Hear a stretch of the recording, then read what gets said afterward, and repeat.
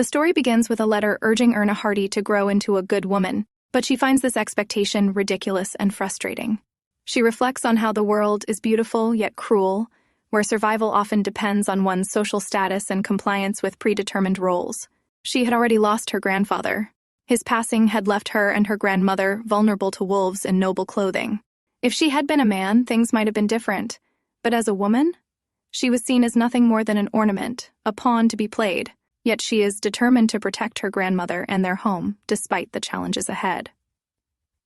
"Miss Erna," a voice called from below the staircase. "Lunch is ready, my lady. Please, come down."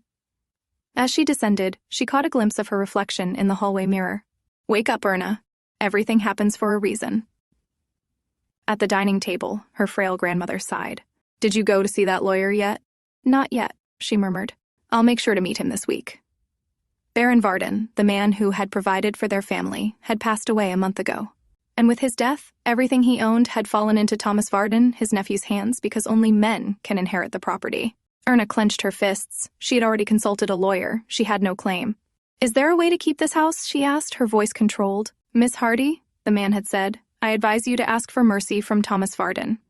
Mercy? The thought was revolting. But without this house, what would become of her grandmother?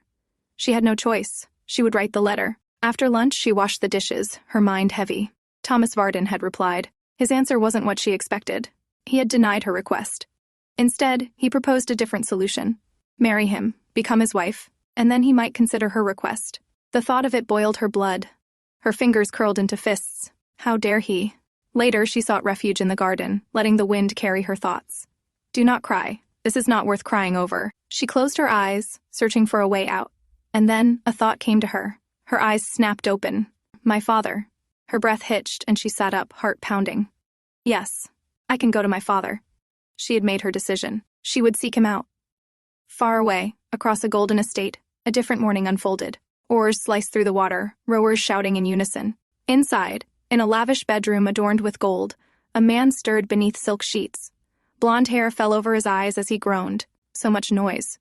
Bjorn Dniester, the Prince of Lechen, sat up, sunlight spilling over his bare chest, his expression one of irritation. Those restless fools. He exhaled, rubbing his temples, before looking out the window at the world beyond. Just because it's spring, they've decided to be noisier than ever. He had little interest in their games. A waste of effort, in his opinion. The palace halls glowed in rich gold as Bjorn rang the small bell beside his bedside. A servant arrived promptly. "Your Highness, did you call?" Bjorn took a sip from his glass. "Look," he gestured toward the window. The old servant hesitated before answering. "My apologies, Your Highness. The teams have already received official approval to train. This year, there are more participants than before." Bjorn let out another sigh. What a waste. No matter how hard they train, Lechen Dniester will win anyway. "Would you like to move to another room, Your Highness?" the servant offered. "No need," Bjorn said dismissively. "Just bring me fruit on the balcony." Steam rose in swirls around him as he soaked in the grand palace bath, his mind adrift. Heish, what a bothersome morning. Later, he reclined on the balcony, savoring a moment of peace. The tranquility was shattered by a firm voice. "Your Highness." Bjorn's gaze lifted lazily. An attendant bowed before him. "The Crown Prince has arrived."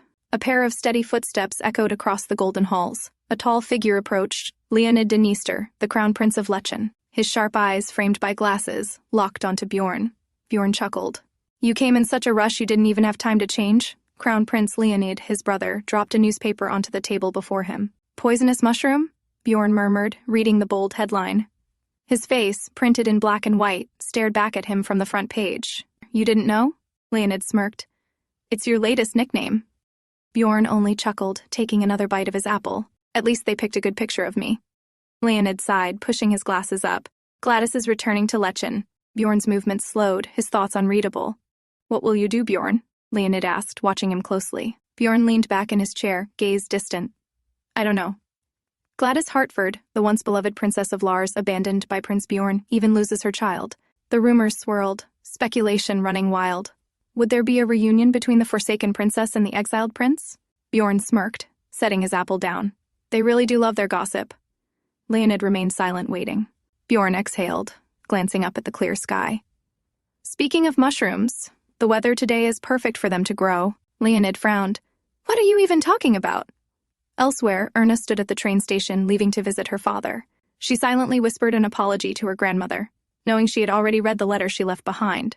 It was not the proper way for a lady to act, disappearing without a word, but she had no other choice. 11 years had passed. 11 years since she had last seen her father at her mother's funeral. He had become nothing more than a stranger, their relationship reduced to silence. Perhaps even worse than that. This was her last hope. No matter how slim, she had to believe in it. She stepped onto the train. She had to be strong. She had to face this on her own.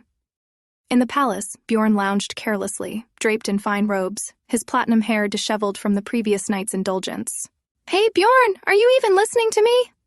A noblewoman, adorned in gold and emeralds, stood before him, frustration evident in her piercing gaze. She held a newspaper tightly, its headlines screaming with scandalous rumors. Bjorn barely spared her a glance, rubbing his temple with a lazy sigh. Her expression darkened. "Why won't you answer me? Is this article true or not? I want to end this. I see no reason to continue our relationship. Besides, I'll be engaged before spring," she declared, standing tall, exuding both grace and defiance. Bjorn took another sip of his tea, unbothered, as if her words were nothing but the morning breeze. "Fair enough," he said with a lazy chuckle. "Then congratulations on your engagement, Miss Perez." Bjorn had chosen her because she was not bad for a casual relationship. He knew eventually they would break up. Her eyes widened in disbelief. "What did you just say?" Bjorn set his cup down with a soft clink, leaning back against the plush velvet of his chair. "You're the one who wanted to break up first." His voice laced with amusement. "I only granted your request," he replied smoothly. "Isn't that right?" "That's it? That's all you have to say to me?" she blurted out, desperation creeping into her voice. Bjorn stood up, tilting his head, watching her unravel. He was already bored with this conversation. "You're unbelievable," she muttered under her breath, fists clenched. He bowed with a light smile. "I wish you the best. May you become an excellent countess." As he turned away, stepping out of the lavish chamber, he was met with the sharp, knowing eyes of Mrs. Fitz, his longtime caretaker. "Mrs. Fitz," he sighed, rubbing his temple. Bjorn grinned. "Are you here to tuck me in?" "If you wish," she retorted, "but I highly doubt you'll have time. You must leave for the train station immediately." He blinked. "The train station?"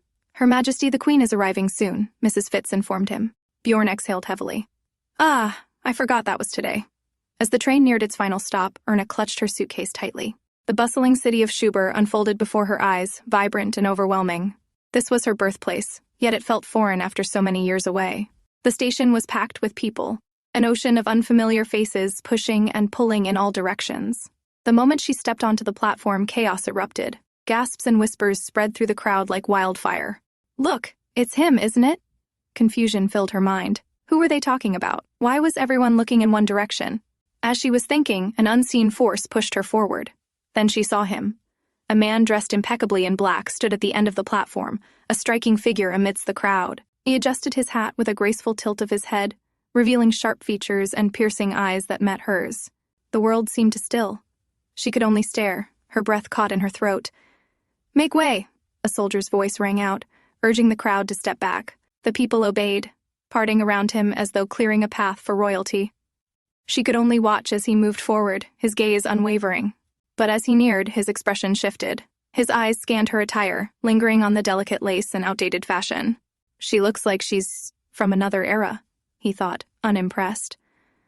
A scoff broke through the murmurs. "I thought someone important was arriving," a man muttered. "Turns out it's just that problematic prince." He looked back at the man's words. But then, he did something unexpected. A faint smile touched his lips. And just like that, he turned away, disappearing into the sea of people. She was so surprised. He was so dignified to respond with a smile at such harsh words. As night fell, the glow of street lamps illuminated the bustling city. She wandered, the unfamiliar streets stretching before her like an intricate maze. A grand fountain stood at the city's center, its cascading waters shimmering under the moonlight. She exhaled, exhaustion setting in. She sat on the stone ledge, her fingers grazing the muslin fabric of her dress, a cherished piece sewn by her grandmother's hands. Her thoughts drifted to the past, to the teachings of her grandmother. "No matter where you are, always carry yourself with grace," she had always said. Despite bearing the name Hardy, Erna had been raised as a lady, taught to uphold dignity and poise by the elegant duchess. Looking around, she marveled at the beauty of Schubert. "This city, it's even more stunning than I imagined," she thought. But as the realization of time struck, panic set in. "It's already this late," I can't arrive too late. Determined, she took a deep breath and straightened her posture. No matter what, I must continue forward, she whispered to herself, stepping forward with renewed resolve. Meanwhile, at a grand banquet hall, a woman in an extravagant red gown scolded her brother. I truly don't understand you, she huffed, frustration evident in her tone. Bjorn's sharp gaze swept across the lavishly decorated hall, his expression unreadable as his sister confronted him. Gladys is returning to Schuber, she declared, her voice firm. You know what that means, don't you? Bjorn remained indifferent, shrugging. I don't know. Brother, how can you be so cruel? She hissed. The name struck a nerve. Bjorn's fingers twitched, but his face remained impassive. His sister pressed on, her red gown swaying as she stepped closer. I'm not saying this because Gladys is my friend, she admitted. But you need to fix this. Fix your relationship with her. Bjorn exhaled sharply, finally meeting her gaze. Duchess Heine, he said coldly, his words cutting through the conversation. She stiffened. What are you? Your husband is looking for you. His tone was dismissive. It would be best if you returned to him.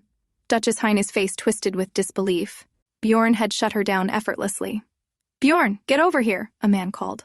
What's wrong with him? Bjorn asked. Lost a fortune in a scam, another explained. He invested in foreign stocks, but it turned out to be a fraud. One of the victims was Viscount Hardy, someone muttered. He's on the verge of bankruptcy. Almost took his own life.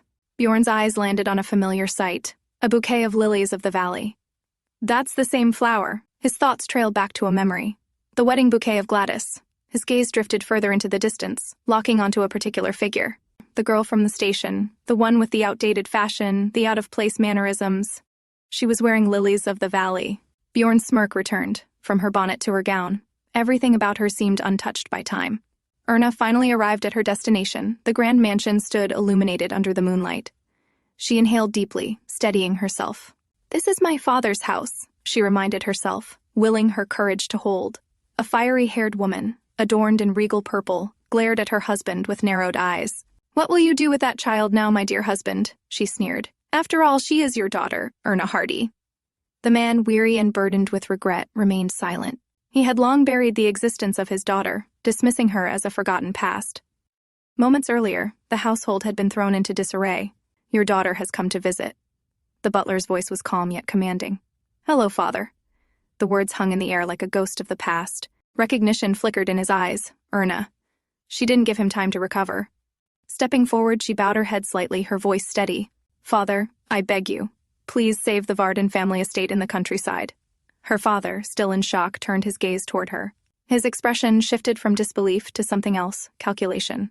Her figure is refined, her features delicate. She has inherited her mother's beauty. A new thought surfaced in his mind. If properly dressed and presented, this daughter of his could rival even the noble Lady Gladys, the celebrated beauty of high society. His lips curled slightly as he finally spoke. Erna, we will discuss this later. For now, go and eat. His mind was now spinning with possibilities. This was no longer just about a forgotten daughter's plea for help. Under the golden morning sun, Bjorn greets Mrs. Fitz, his ever-loyal attendant. A rare smirk tugs at his lips as he acknowledges her remark about his unusually early return. However, the light-hearted conversation was quickly overshadowed by urgent news. An invitation had arrived from the royal palace. The king had ordered Bjorn to attend the grand festival celebrating the founding of the nation. The festival was a spectacle of nobility and tradition, with the royal ball serving as its grand opening, a place where the elite of society gathered. Bjorn frowned at the news. Once the crown prince, Bjorn had long abandoned such ceremonial affairs. But now, it seems, the past refuses to remain buried. Memories of the past surfaced as he recalled his mother's gentle yet insistent questioning. Was there a woman who caught his interest?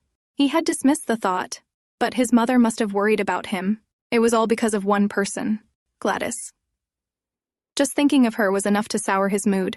With an exasperated sigh, he collapsed onto his grand bed, trying to push aside the thoughts that haunted him. Meanwhile, elsewhere in the estate, Erna sat in uneasy silence. It had been 3 days since she had pleaded with her father for help, yet he remained undecided. The mansion was suffocating, filled with tension and uncertainty. If only he would reject her outright, then she could leave without hesitation. A knock on her door pulled her from her thoughts. Lisa, her maid, entered with a tray of tea, offering warmth in this unfamiliar place. As she sipped her tea, her mind drifted back to her childhood in Varden. It was a secluded village, and she had only ever had one true friend, Pavel. He had left for the Royal Academy of Art in Schuber, a place far from there. She wondered if he still thought of their distant past. Curious, she hesitated before asking Lisa about the academy's location. Her heart knew it was foolish, yet a small part of her longed to reconnect with the only person who had ever made her feel truly at home. As Erna stood before her father just days ago, he had refused to acknowledge her, yet now he called her his beautiful daughter. His sudden warmth left her wary, but she couldn't ignore the opportunity before her. Her father, after 3 days of deliberation, had decided to grant her request. He would buy the Baden estate and give it to her. Overwhelmed with gratitude, Erna felt her heart lighten. However, his next words froze her in place. He had a condition. "Erna, from now on," he said, extending a hand toward her, "will you live with us?" A wave of hesitation washed over her. The offer was not permanent, just for a year, but the implications were clear. He wanted her to step into high society, to integrate into noble life, and to be molded under his wife's guidance. The thought of staying under the same roof made her stomach twist. But was this not the chance she had hoped for? To secure the estate and finally gain recognition? Her mind raced with doubt, but as she looked into her father's eyes, sincerity flickered there. She weighed the risks, her fingers curling into the fabric of her dress. It was only 1 year. With a deep breath, she met his gaze, determination hardening her resolve. "I accept." Elsewhere, Bjorn indulges in his usual pastimes, gambling, drinking, and racing his prized horses. Though he dominates the racetrack, he hardly cares for the victories. To him, the thrill of the game means little. His friends jest, urging him to sell his winning horse since he lacks true passion for racing. But Bjorn simply replies, "Because it's mine." As though that alone was reason enough. The conversation soon shifted. His friend leaned in conspiratorially, mentioning a beautiful servant girl at the Hardy residence, and a name caught Bjorn's attention: Hardy. He remained silent, his mind replaying the name over and over again. Hardy. Lately, he had been hearing that name far too often. He stood, brushing off the amused protests of his companions. Without another word, he exited the cafe, his coat swinging over his shoulder as he stepped into the sunlight. Meanwhile, in the grand estate of the Schuber family, an ominous plan was in motion. Countess Victoria Meyer had arrived, a woman renowned in noble circles for arranging advantageous marriages. She was a kingmaker of the social elite, turning daughters into duchesses and securing wealth through unions. Brenda, the lady of the house, had worked tirelessly to summon her, and now she had Erna in her grasp. She remembers her husband's words. "Do you see her beauty, Brenda? That girl is a first-rate product," he declared with eerie enthusiasm. "A rare gem we can market to the highest bidder in the aristocratic marriage market." Brenda recoiled at first, but the promise of clearing their debts and reclaiming their lost glory was too tempting. Walter's twisted logic took root in her heart. Yes, if marrying Erna to wealthy men meant they could rise again, then why not? As Erna stepped into the grand hall, her presence was met with scrutinizing gazes. "Erna, this is Countess Meyer. Show her your respects." Taking a deep breath, she curtsied gracefully, her voice steady but her heart pounding. "My name is Erna Hardy. It is an honor to meet you." Victoria's sharp gaze fell upon Erna as she assessed her. "I see. You were not exaggerating," she murmured, acknowledging the girl's beauty. With an air of authority, she declared, "From this moment on, I will take responsibility for you." Erna's world crumbled as she realized the full extent of her fate. She had sought refuge in the presence of her grandmother, hoping for solace, but their conversation was filled with heartbreak. Her grandmother, once a pillar of strength, could not accept the path Erna was being forced to walk. "What is the use of this house if you must sell yourself to keep it?" she pleaded, her voice laced with sorrow. Despite the turmoil, Erna remained steadfast. She would protect what little remained of her family's legacy, even if it meant sacrificing herself. But deep within her heart, doubt gnawed at her. Was this truly the future she desired? As she sat in her chambers, a quiet moment of respite arrived in the form of Lisa, a kind-hearted maid who offered her a warm cup of tea. Erna gifts Lisa a delicate flower she crafted herself, an act of kindness that cements her unique personality. "Wow, this is beautiful. You are so talented, Miss Erna," Lisa gushed, her eyes sparkling with excitement. Erna chuckled softly, offering the flower to her. "If you like it, you can have it. Consider it a gift. You can use it to decorate your hat or wear it as a brooch." Lisa hesitated, then beamed with gratitude. "Thank you so much, miss. I'll treasure it." In return for the thoughtful gift, Lisa enthusiastically suggested a stroll through the town to help Erna familiarize herself with the city of Schuber. As they ventured out, the town unfolded before them. Vibrant marketplaces, grand hotels, and a picturesque harbor. The breathtaking sights mesmerized Erna. Lisa pointed out the most famous locations, eager to share the beauty of Schuber. However, Erna's attention suddenly caught on something, or rather, someone. A tall man in a sophisticated black coat and top hat stood nearby. His presence exuded a commanding aura. A distant memory flickered in her mind. That man. He's the one from Buford. Lisa immediately grabbed her shoulders, her grip tight with urgency. "Miss Erna! No! Don't even look at him!" she whispered frantically.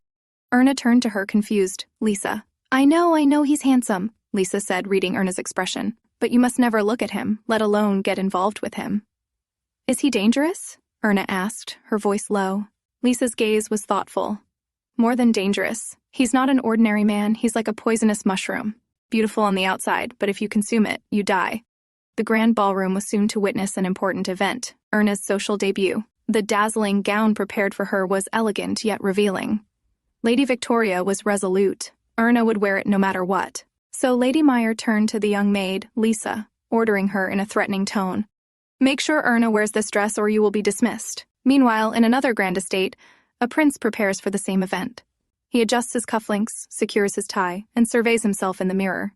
"It's done, Your Highness," his servant confirms. The prince, with striking silver hair and cold eyes, looks effortlessly regal in his finely tailored black and gold suit. "You must not be late," a stern older woman reminds him. The prince smirks slightly. "Does it really matter? Being late might actually be preferable," he muses, stepping towards his carriage. Another carriage struggles through the night, carrying a reluctant young lady. Inside, Erna grips the layers of her gown, her heart heavy with dread. "I do not want to attend this ball. I wish the carriage would stop forever so we'd never have to arrive," she thinks despairingly. She lowers her head.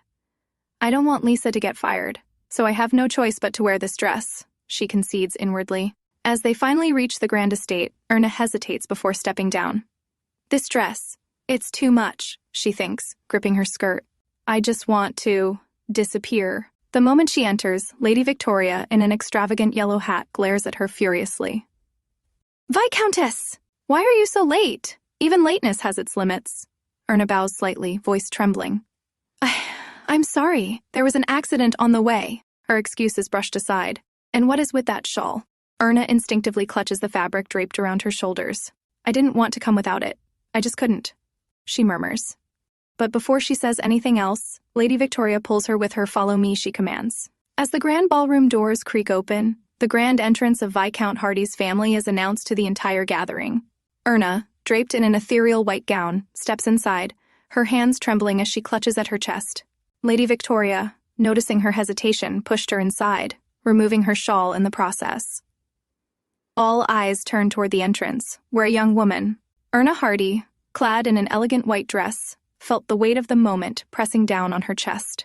Whispers fill the air, some admiring, others questioning her delayed debut.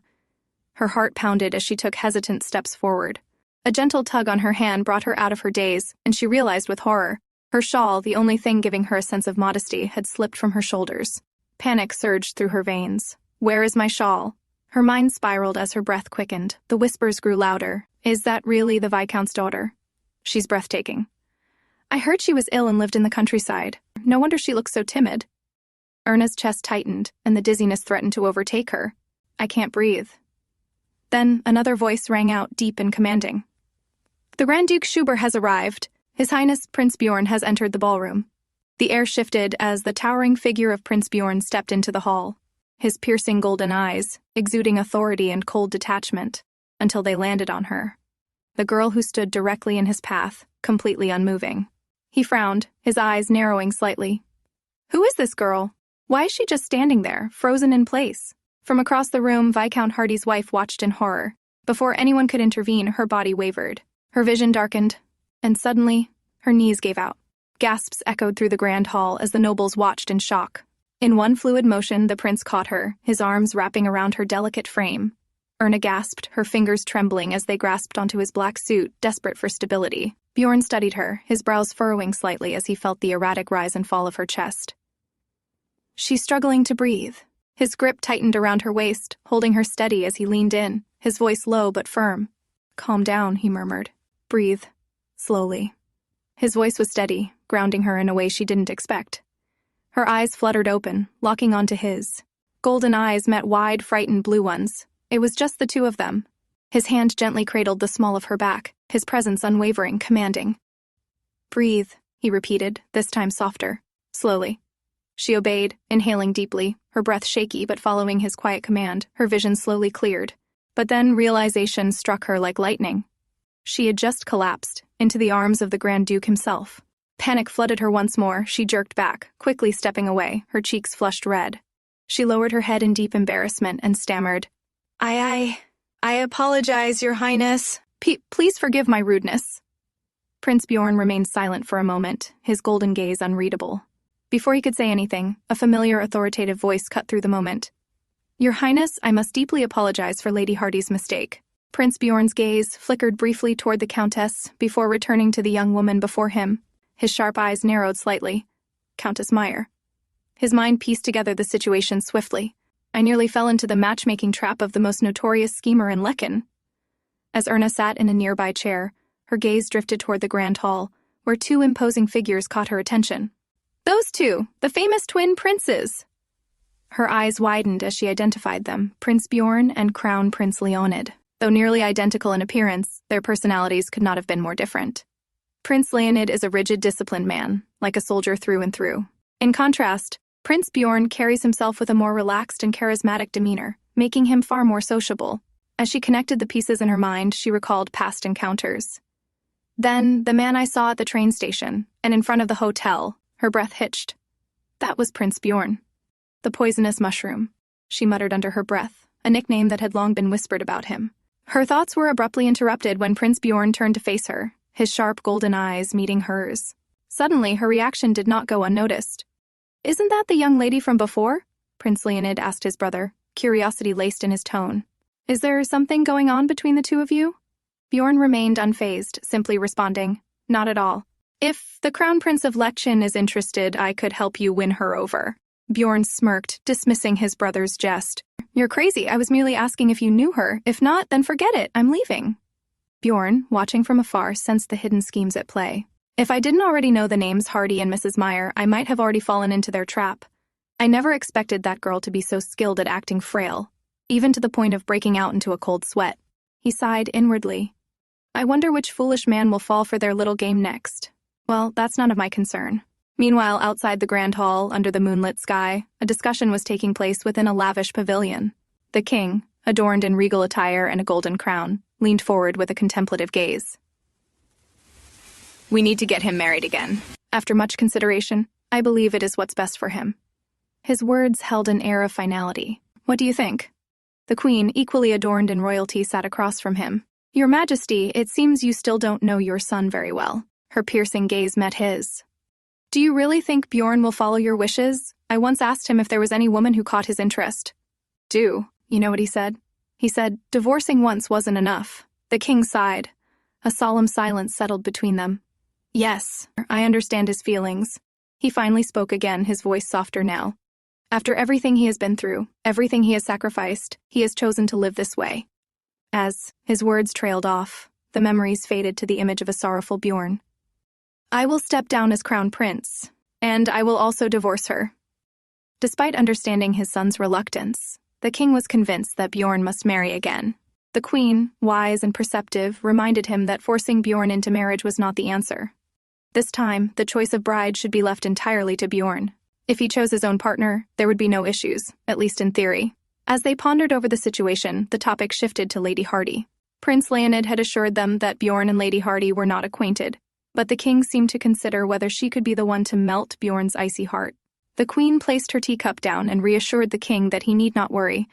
Bjorn would never reunite with Gladys, his former wife. Elsewhere, the elegant blonde woman in a striking blue gown made her entrance. Bjorn turned his head sharply, his golden locks falling messily over his piercing eyes.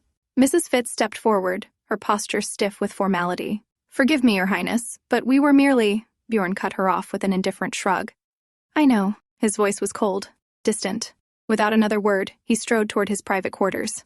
Silence enveloped the room, interrupted only by the faint creak of the door. "Bjorn." Her voice was soft, yet carried an undeniable weight of familiarity. Bjorn leaned against the doorframe, his lips curling into a smirk that didn't quite reach his eyes. "How have you been?" "My former wife." His words are casual, but they carry a sharp edge. Bjorn casually takes a seat, his presence filling the space as he leans back on the luxurious couch, exuding an air of control. Forgive me for coming unannounced, but I thought it best to talk here rather than anywhere else. Bjorn, observing her reaction, watches as she grips the fabric of her dress tighter. Finally, she breaks the silence, voice trembling. I came to apologize, she says. I truly regret everything that happened. Bjorn's expression remains unreadable, though his silver eyes flicker with something unreadable. As far as I know, our relationship is over, Princess, he states coldly. There's nothing left between us. The weight of his words hangs in the air as he lifts a cup of tea, sipping it with an air of indifference. After all, isn't it only fair that everyone gets what they deserve? Bjorn places his cup down with a quiet clink, his smirk deepening. Isn't that the principle you always lived by, Gladys? His voice is laced with amusement, but the bitterness beneath it is undeniable. Seeing you again is a pleasant surprise, but honestly, it's a bit boring. You're still the same as before. She stiffens at his words, her heart pounding. Bjorn leans back slightly, his smirk never wavering. So, what do you really want? He asks. You didn't come all the way to Lechen just to apologize, did you? Gladys hesitates, her hands tightening over the folds of her dress. Did King Lars send you? Bjorn muses, his tone teasing but sharp. Now that everything is settled, were you given an order? Something like, go reconcile with your ex-husband. He chuckles, shaking his head. Ah, such a hopeful command. Gladys shakes her head fervently. No, that's not why I came, she insists, voice desperate. Bjorn cuts her off, his voice firm. Princess, he says, I think you're mistaken. The agreement between us was fair. We both got what we wanted. Gladys looked at him in desperation. But Bjorn lets out a sudden laugh. His laughter echoes in the room. Seeing you all flustered like this is almost touching. My dear former wife, you're so concerned about me, he mocks, his amusement fades slightly, his gaze darkening as he watches down. He grabbed the porcelain cup from the table and hurled it to the ground. The cup shattered upon impact, its fragments scattering across the marble floor. Bjorn's expression remained unchanged, his gaze fixed on her as if daring her to continue. A maid rushed into the room, startled. Prince, what happened? She exclaimed. Bjorn stood up, brushing off his coat with a sigh. Clean it up, he ordered, his tone indifferent. Without another glance at Gladys, he turned away, his footsteps echoing through the vast chamber. Meanwhile, in another palace, Erna, who had been bedridden for days, was finally recovering.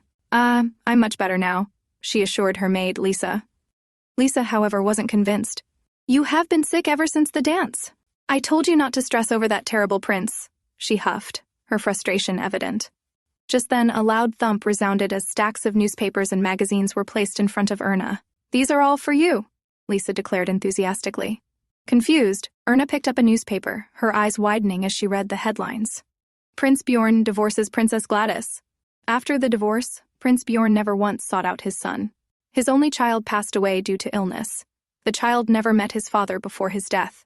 Prince Bjorn did not attend his own son's funeral. Her heart clenches. The article continues, detailing the harsh judgment the public has cast upon him. People close to him whisper behind his back, calling him a cold-blooded man. Erna's breath catches in her throat. She flips through another newspaper, her fingers moving with urgency. Following the scandal, Prince Bjorn turned over his title to Prince Leonid, but in reality it was stripped from him. Some even refer to him as the poisonous mushroom of the royal family, an unwanted entity that taints the reputation of the throne. Erna's hands trembled as she absorbed the words. How could someone be this cruel? She murmured. In a dimly lit, lavish parlor, the tension between the men thickens. The topic of discussion is none other than Count Lechen, a man who has been actively engaging with Viscount Hardy, seemingly solidifying his place as the prospective groom for Miss Hardy. One of the men scoffs at the idea, questioning whether the old count is even still alive. They jest that should the old count pass away, Hardy's daughter could simply be sold off to another suitor, treating her fate as nothing more than a business transaction. However, an interesting observation arises. Miss Hardy bears an uncanny resemblance to Princess Gladys. Despite differences in stature, her aura and presence mirror that of the once beloved princess. Bjorn, listening to the conversation, remains composed. They suggest giving Miss Hardy a taste of youthful romance before she is bound to an arranged marriage. Their smirks deepen as the idea solidifies into something more. A game, a gamble.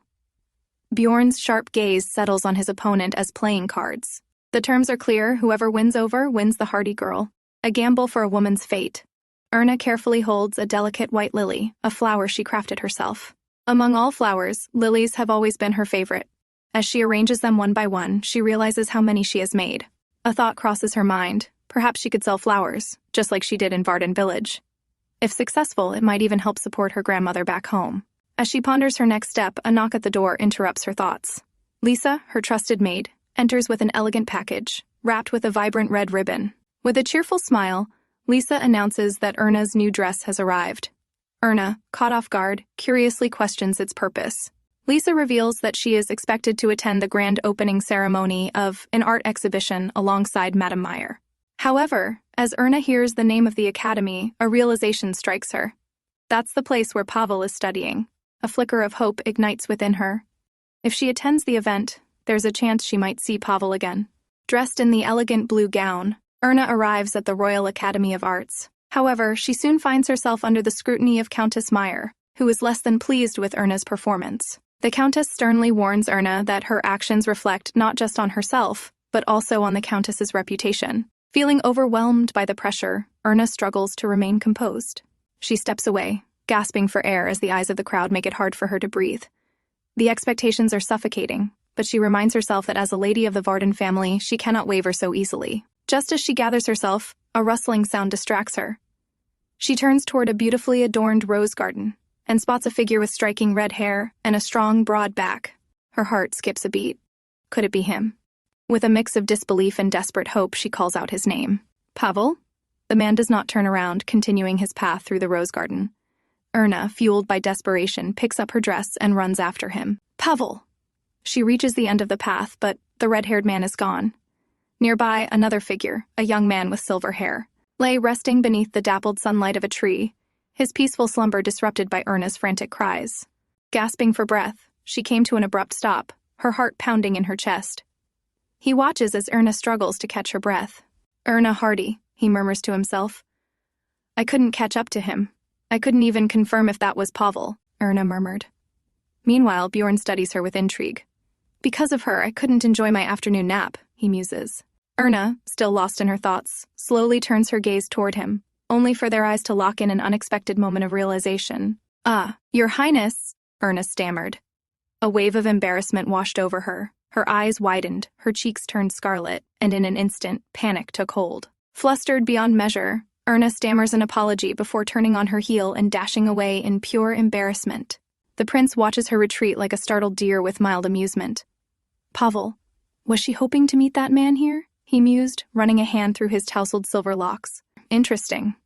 His attention drifted downward toward the hanky she had left behind. He smirked. A rather old-fashioned trick, he murmured. Back in the art academy, Erna returned with embarrassment. Why does she always seem so clumsy in front of the prince? Oh my, look! Princess Gladys has arrived! Another voice cut in, drawing all attention toward a stunning figure clad in gold and ivory, her beauty regal and refined. The room seemed to shift, admiration and intrigue swirling around her. Erna swallowed hard and forced herself to keep moving. She's truly stunning, Erna admitted to herself. They say she visited the Grand Duke's estate yesterday, one lady remarked. But why? Another questioned. Shouldn't she despise her ex-husband after everything he did to her? If that tragic incident had never happened, she would have been our queen by now. Another noble sighed wistfully. Erna listened, struggling to make sense of the fragmented rumors. Then, as if sensing the intensity of the conversation, the prince himself entered. A cold hush fell over the room. Princess Gladys turned, her breath catching in her throat. There he was, Prince Bjorn, dressed in black and gold, his sharp gaze scanning the hall with an unreadable expression. The grand hall buzzed with murmurs and whispers as Prince Bjorn streamed into the royal exhibition. Across the hall, Gladys, with her golden curls cascading down her back, stood poised and regal. Bjorn's lips parted slightly, his mind reeling with thoughts. I thought she understood what I meant back then, but it seems I underestimated her. And now, she's here, standing tall as if she's reclaiming what was once hers. Bjorn smirked. So, you want to take back your place? Fine. Let's see if you can. As Bjorn made his way through the hall, his presence commanded attention. Nobles watched as he approached Gladys, their breaths held in anticipation. Few days ago, they sat around a table. Bjorn, calm and calculating, stacked his chips before him. The game begins at the Royal Art Exhibition and ends at the rowing competition, one of the men declared. The wager? Whoever could watch the fireworks with Erna on the Arbit River would be deemed the victor. The stakes were high, not just in money, but in pride and power. One by one, the others joined in, laughing. Then everyone turned to Bjorn. You are in 8? They asked. He remained silent. It doesn't work if the king of bets himself didn't participate, they complained. Putting Bjorn's stack of chips in, taking his silent agreement, Sure, I guess I can give it a try, Bjorn mused. Back in the ballroom, rather than stopping before Gladys, Bjorn turned slightly and directed his gaze toward another, Erna. Bjorn stood before her, his golden tie reflecting the opulence of his status. Erna was visibly flustered. She hadn't expected Bjorn to notice her, let alone approach her. There you are, my lady, you left this in the garden, he said smoothly, handing her the embroidered handkerchief she had unknowingly dropped earlier. Gasps echoed through the hall as Erna, face flushed, took the handkerchief with shaking hands. Thank you, she stammered, her face burning with embarrassment. Gladys watched this interaction from a distance, her blue eyes narrowing slightly. Bjorn, catching the slightest movement from Gladys, smirked again and leaned slightly toward Erna, lowering his voice just enough for her to hear. If you do not mind, would you grant me the honor of viewing the paintings with you, miss? Erna's mind spiraled into chaos. What is happening right now? As if the entire ballroom had been struck by lightning. All eyes were now fixed on Erna. The contrast between his composed demeanor and her flustered reaction only added fuel to the growing speculation among the nobles. As he led her away, gasps and murmurs followed, echoing like ripples in water. Some were in awe, others in envy, and a few in outright disapproval. Among them, a group of men glared at him. This man, he acted like he was not interested in the bet and now making the first move, they complained. Meanwhile, across the ballroom, "Who is that girl?" the king inquired, his sharp gaze following Bjorn and Erna's retreating figures. His daughter spoke with composed confidence. "That is Erna Hardy, the daughter of Viscount Hardy," she informed him. "She's the same girl who, at the last ball, used Bjorn to draw attention to herself. She is not of remarkable standing." Meanwhile, Leonid looked confused. What was Bjorn up to? Using the old handkerchief trick? How utterly cheap, Louise interjected. "Enough, Louise. Everyone can hear you," the queen reminded her. "We need to know more about that girl," the queen said, her voice thoughtful. "It seems we must," came the solemn reply of the king. Away from the whispers and prying eyes, Erna found herself standing beside Bjorn, in a breathtakingly grand hall, adorned with vast paintings that stretched from floor to ceiling. Bjorn, standing beside her with his usual air of nonchalance, turned toward her with a subtle smirk. "Are there any other paintings you'd like to see?" Erna took a deep breath, gathering herself. "No," she said, her tone firmer than before. "You invited me to see the paintings together, and now we've seen them all. My role is complete." Bjorn's smirk faltered for the briefest moment before he tilted his head slightly, as if contemplating something. "Stay like that," he ordered, startling her. Then, in a sudden unexpected motion, he leaned in, closing the distance between them. "What are you doing?" she exclaimed, stepping back, his hand lifted holding hers. Erna stiffened, her breath caught in her throat. "If you decide to play a role, you should see it through till the end," he whispered. The room around them seemed to freeze. The nobles who had followed their movements from the ballroom to the exhibit now gaped, eyes locked onto the intimate moment between the prince and the young noblewoman. Erna, her face burning, tried to process what was happening, almost fumed in anger. Bjorn was smiling lightly as he turned to see her pouty face. "Are you mad?" he asked, his tone both amused and genuine. Erna, still overwhelmed, bit her lip before muttering, "No." Bjorn chuckled, clearly entertained by her flustered state. "Really?" he mused. "But it seems to me that you're rather angry with me. That is merely your perception, Your Highness. I must apologize, for at the last ball, I caused you some trouble. So you may think of my acceptance tonight as a way to atone for that mistake," Erna replied, her voice measured and polite. His golden eyes darkened as if he were replaying her words in his mind, dissecting their meaning. "Atone? A mistake?" Bjorn's brows lifted. "Ah, so this is your way of settling a debt? How practical." A smirk played on his lips. "So, in your eyes, we are now even?" His smirk deepened. "You are quite calculating, Lady Hardy." His gaze lingered on her, something unreadable flashing through his eyes. Then, with deliberate slowness, he reached for her hand. Before she could react, he lifted her gloved fingers and pressed a light kiss against the lace. The room erupted into murmurs. Erna's face burned with mortification. Bjorn, unbothered, simply smiled. "I look forward to seeing you again, Lady Hardy." His tone was playful, but something about his gaze made it clear this was far from just a game for him. Erna clenches her teeth, angered yet blushing. Across the ballroom, Bjorn's competitors glared at him. "You said you wouldn't partake in the wager, yet you've made the first move?" Bjorn turned slightly, his golden eyes gleaming with amusement. "Think whatever you want." His nonchalance only added fuel to the fire. One of the men scoffed. "So, you're doing all this just to seduce another woman in front of your former wife?" Bjorn's smirk vanished. He turned again. "You haven't made this deal because you were concerned about Miss Hardy, right?" His question was sharp, making all of them shut at the moment. Just as tensions simmered, an elderly art master approached Bjorn, introducing a young man with fiery red hair and sharp eyes. "This is Pavel Lor, the most talented young artist at the Royal Academy of Arts." Bjorn observed Pavel with interest. The artist bowed, his demeanor composed. "It is an honor to meet you, Your Highness." Bjorn gave a small nod. "I will be looking forward to your future works." Pavel, maintaining his composed stance, thanks the prince before turning away. With graceful but firm steps, he walks down the grand hall accompanied by his mentor. However, as the prince watches them leave, something about the name Pavel lingers in his thoughts. As Erna stands in the grand hall, she clenches her gloved hand, feeling a strange warmth and tingling sensation lingering in her fingers. Standing before her was Pavel, his striking red hair neatly styled. "Erna?" His deep voice resonated through the hall, and as their eyes met, Erna's eyes widen in shock as she recognizes Pavel. "Pavel?" she murmurs, her voice almost uncertain, as though she cannot believe her eyes. Pavel, too, seems momentarily frozen, his deep gaze locking onto her figure. Pavel bows politely before the gathered nobility, but quickly returns his focus to Erna. His voice is calm. "It has been a long time, Miss Hardy." The words hang in the air as Erna struggles to form a response. Finally, she bowed and replied, her voice soft. "Yes, it has been a long time, Mr. Lor." The formality in her words barely masks the emotions swirling within her. As their conversation is about to continue, Pavel is suddenly called away. Pavel glances back at Erna before nodding slightly. "Until we meet again," he says, before turning away with a smile. Erna remains frozen in place, watching him walk away. A smile crosses her lips. That smile. She thinks to herself, "Pavel's smile. It's the same as I remember." That night, writing a letter, Erna clutches her hand, overwhelmed with memories of the prince kissing her hand. Lisa, however, is more focused on another matter. She informs Erna that all the flowers in Schubert have somehow ended up in her room. Clearly, despite her continuous rejections, many suitors are still persistently sending her gifts. She also reminds Erna that she doesn't need to write responses to every letter, but Erna, upholding her grandmother's teachings, insists that a lady must always remain polite, even when refusing suitors.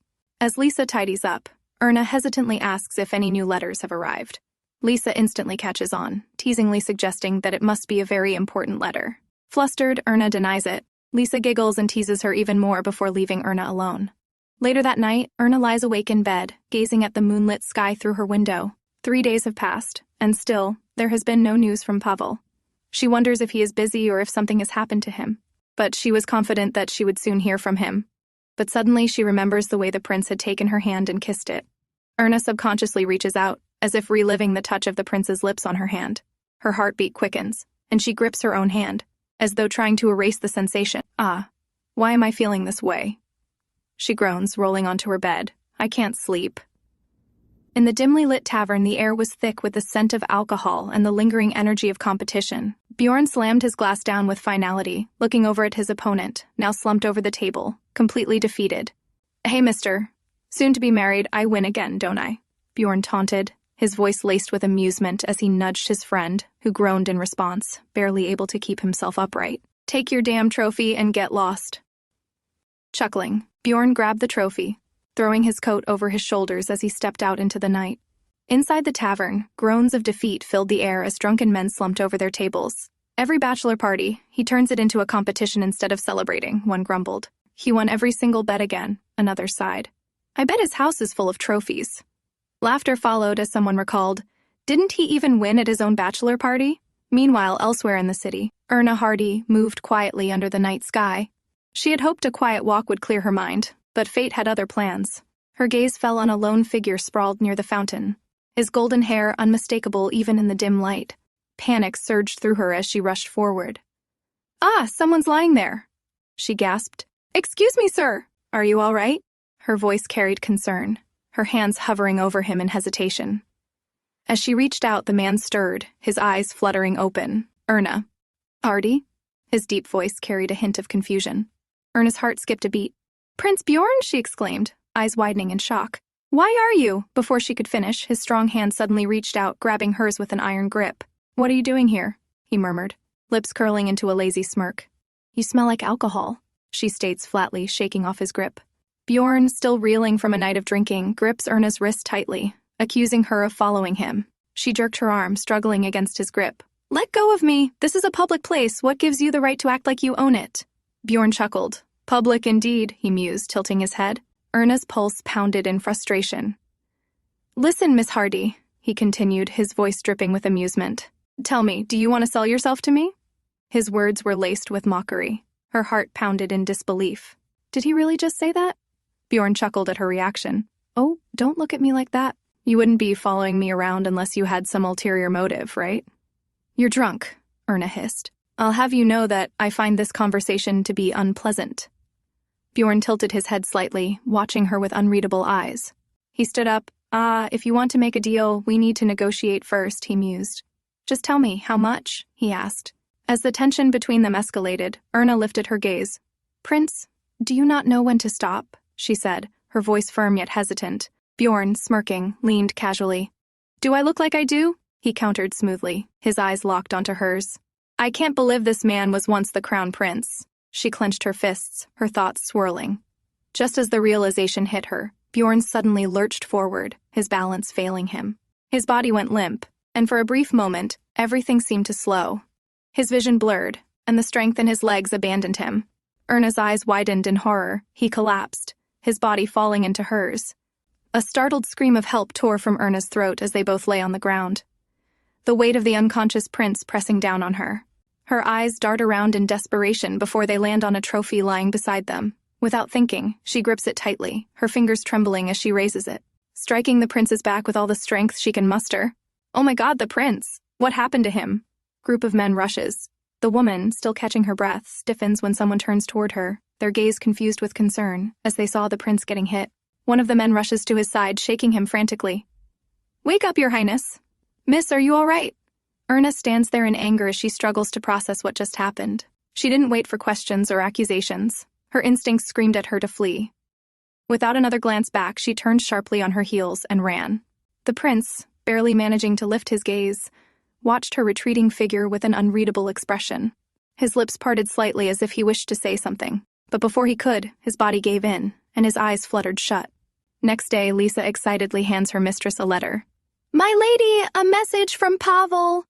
Erna opens it with anticipation, an invitation to meet at the Grand Duke's bridge. Meanwhile, Prince Bjorn, nursing a bruise, dismisses concerns. When asked how he got hurt, he smirks. A ferocious deer, he muses, recalling the young lady who struck him with a trophy before fleeing. As another invitation arrives, for a grand social gathering, the prince, to everyone's surprise, decides, tell them I will attend. He decides to attend, knowing it will be an opportunity to confront a certain thief, Erna Hardy. In a beautifully lit garden, Pavel stands by the bridge, lost in thought as he sees Erna approaching. As Erna calls out his name with a smile, he is momentarily stunned. She has changed so much, blossoming into an elegant lady. Yet, her warmth remains the same. Her cheerful wave and familiar tone make him chuckle. As they walk together, tension lingers. Pavel knows that Erna's father is pushing for a marriage, willing to auction her off to the highest bidder. His hand clenches into a fist at the thought, he knew, yet he felt powerless to stop it. Meanwhile, in the distance, Bjorn watches from a carriage. His gaze falls upon Erna, elegantly dressed, walking beside Pavel Lore. The sight amuses him, Erna, now navigating high society in search of a husband while entertaining a young artist. She truly lives up to the legacy of Gladys Hartford. With a smirk, he leans back in his seat, muttering with amusement, What a cunning little doe she is. As Erna departs, Pavel watches her go, lost in thought.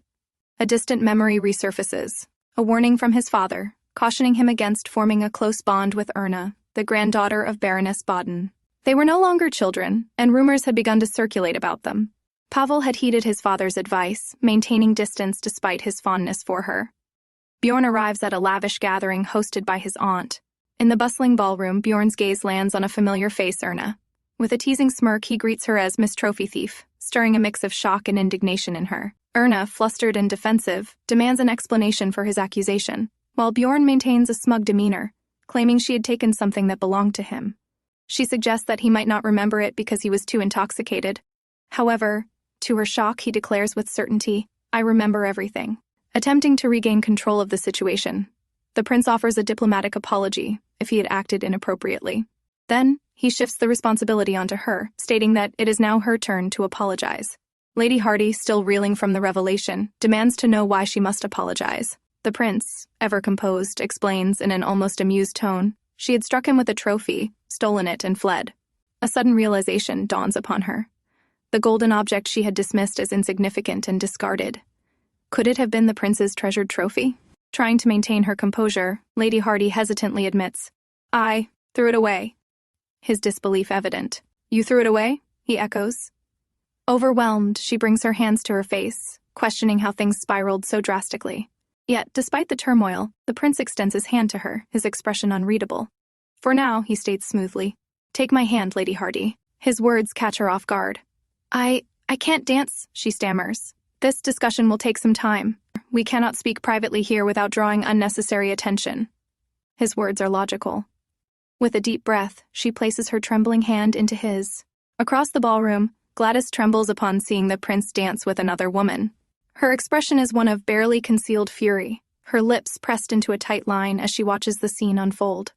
Bjorn, catching sight of her reaction, smirks ever so slightly. He tightens his grip on Erna's hand, guiding her forward. Erna stammers, "Your trophy, was it really made of pure gold?" "Yes," the prince responds. She looks down, trembling, feeling the weight of her mistake.